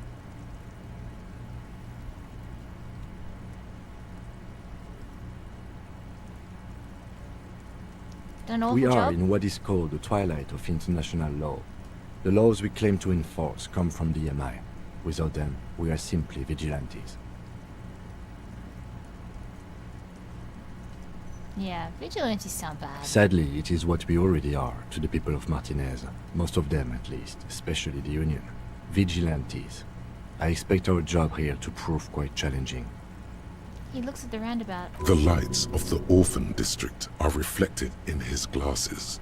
The red and golden orbs of the motorway sliding like pearls on a string from east to west as Revachol commutes back to the suburbs. Tomorrow is Tuesday. Monday is over. Say nothing, just look into the The night. dying lights of the city shimmer below. Slowly, like luminous clouds, they pass on his lenses. The lieutenant looks at his slim cigarette, contemplating the next drag. This soldier is the highlight of the day for me, he thinks. This little stick right here. They really don't like us here. And the mouth on that kid, Kuno. It's different in land, in Jamrock, in the GRIH. Why are they like this? It's our fault for leaving this place to the dogs, to the Union, to the company. Not daring to come here more often. This place has fallen between the cracks, the jurisdictions of our two precincts. And in Jamrock and GRIH? We run this city. West of the river is RCM land. He looks at the dark silhouette of the equestrian monument cutting into the night sky. It's incredibly hard. Human beings are... Shakes his head. But we are in control, and it's worth it. The organization works. Our systems work. If they didn't, the city would disintegrate. Night. Captain Bartholomew Price steps into the yard. A piebald horse waits by the motor carriage, chewing oats out of an oat bag. Seagulls fly overhead. The sky is black. Captain Price wears a black suit and a standard patrol coat as he mounts the horse to head home. Rows of houses on either side, hunching over the sidewalks, and Precinct 41 with its dome roof growing distant. Around him, the streets are silent.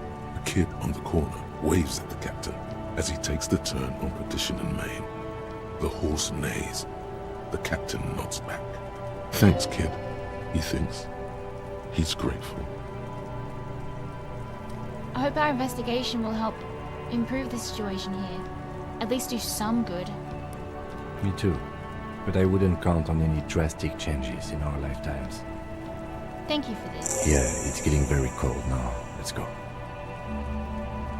Use the light. He puts the stub of his cigarette. He puts out the stub of his cigarette and looks to the door. Right? Oh, the sea smell makes you dizzy.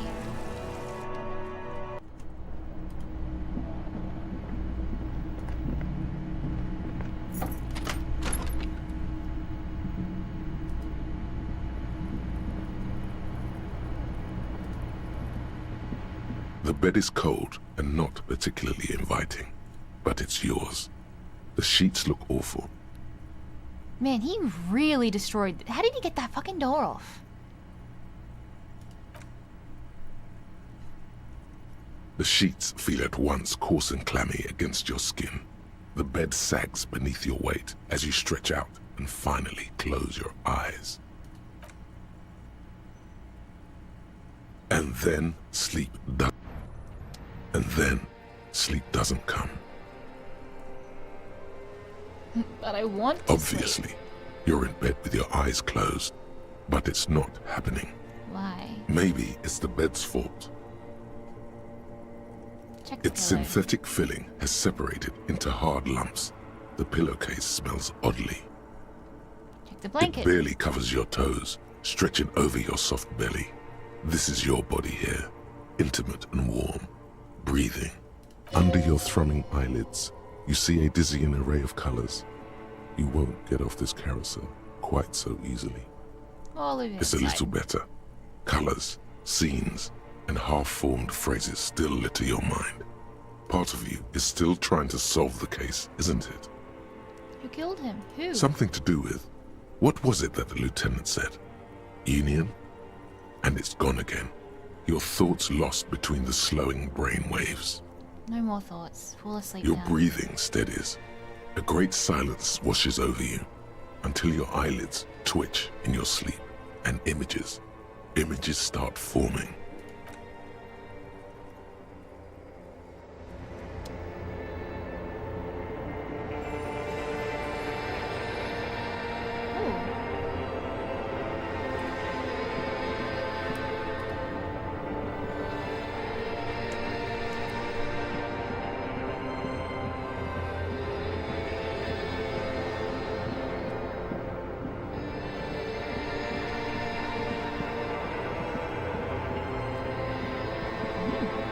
What's happening here?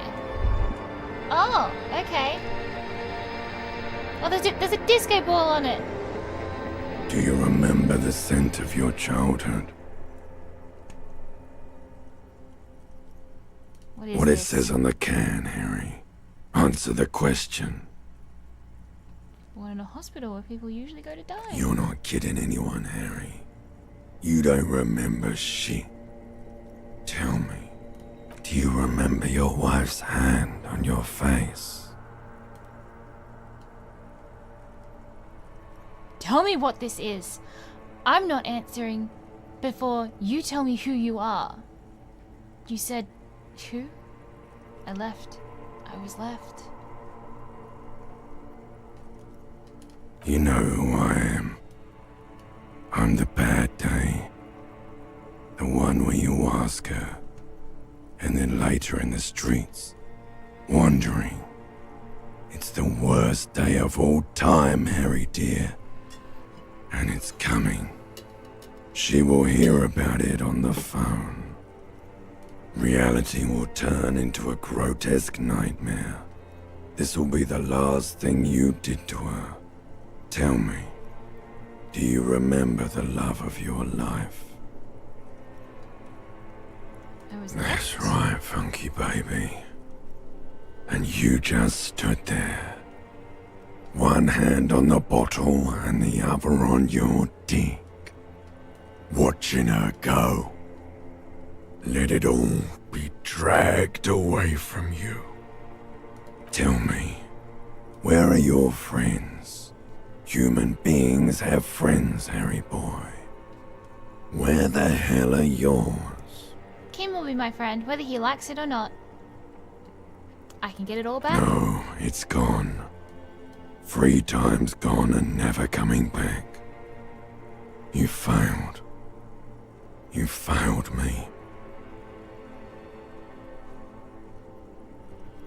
You failed Elysium.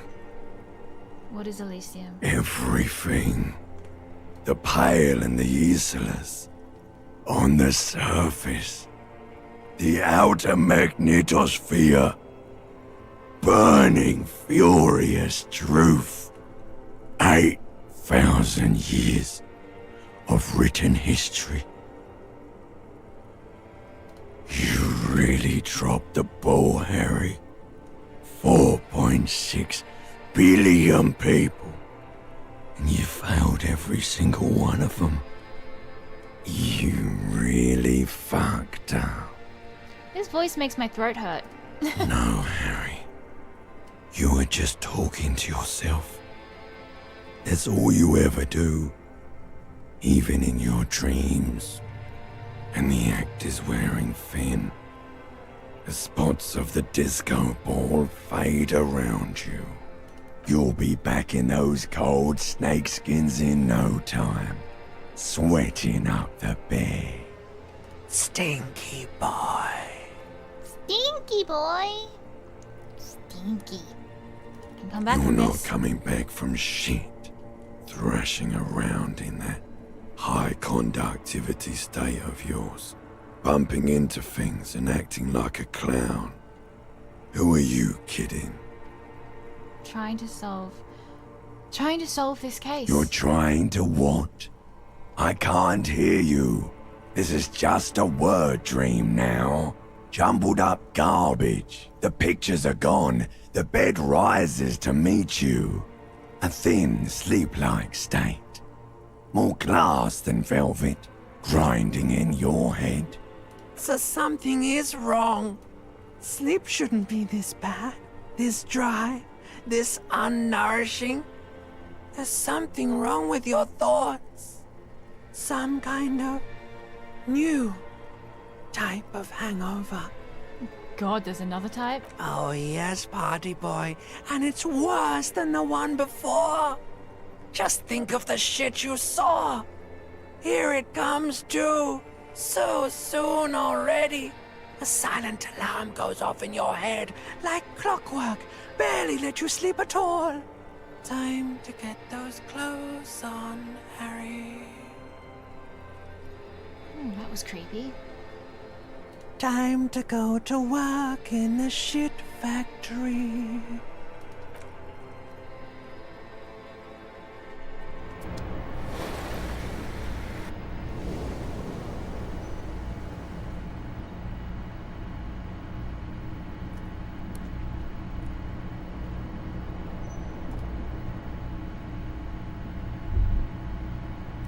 Good going, buddy.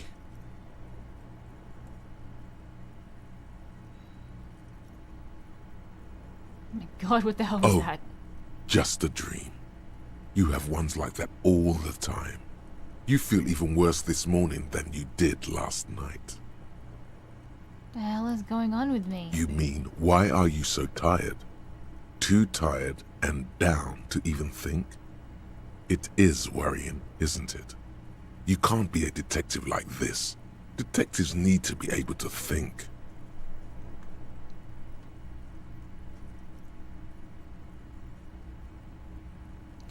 Why is this happening?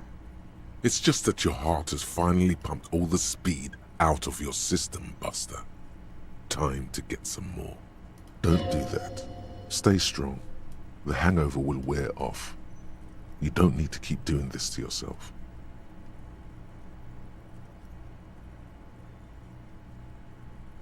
Need to get more of it. Detecting is my life. No, I can take this. I'm not going to go looking for speed. Are you sure? Ready to live as this pathetic shell of yourself for days? Basically, a week. Let's be honest, 2 weeks. Maybe 3. You won't make it. Half the town will be dead by then. You will be fired. That's a lie. I can do this without it. Half the town won't be dead. Suit yourself, slow, sad shell man. See how you do without your spark.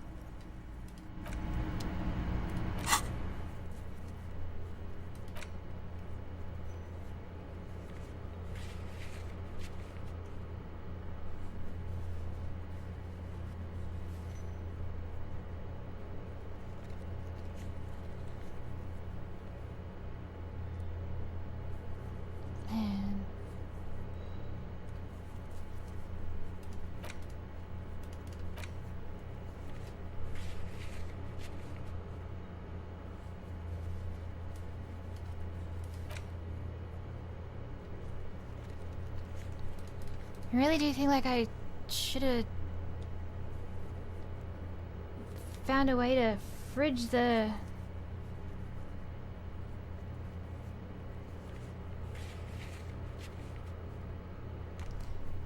body, but I couldn't work out how to get into anything. Everything was locked.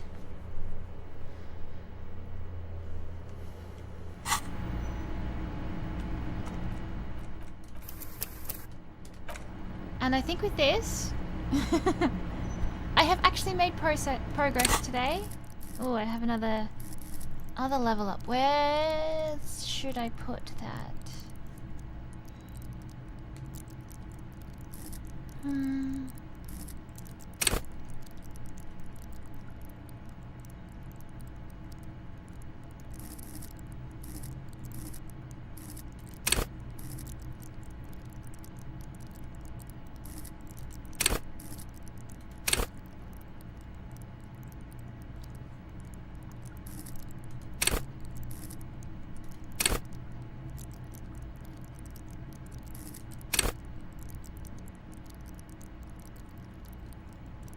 Let the body take no, we'll not do that.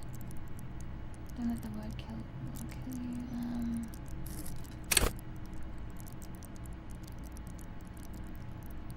Why is this one a color but nothing else is?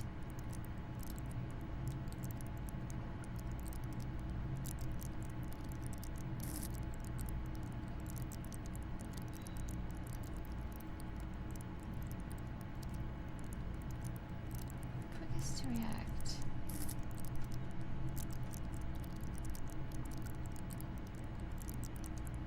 Okay.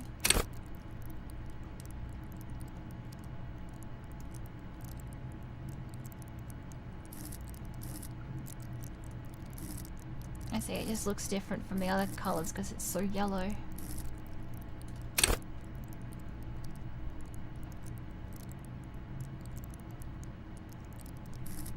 Maybe I'll put one in that one. Oh yeah, I see.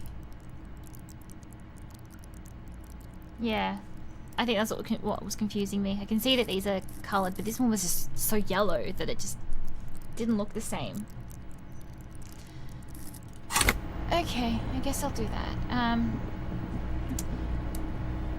With that, I think this is a reasonable place to leave the stream for today. It has been about 5 hours. It is now 3:15 in the afternoon, and I hunger. Yeah, so I'm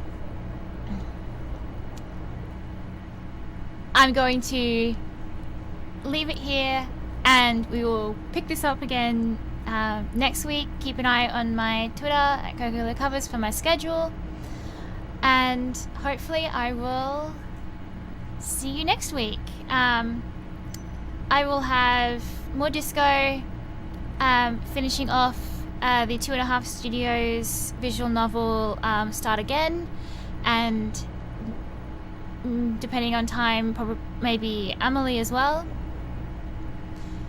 And unsure what else from there. I might only be doing 2 days a week with streaming now, just because I still have so much work to do. I have the audio engineering on A Date with Death, and I have more writing to do for the in-between, and that takes up pretty much all of my time. So thank you so much for joining me, and I hope to see you at the next one. Bye bye!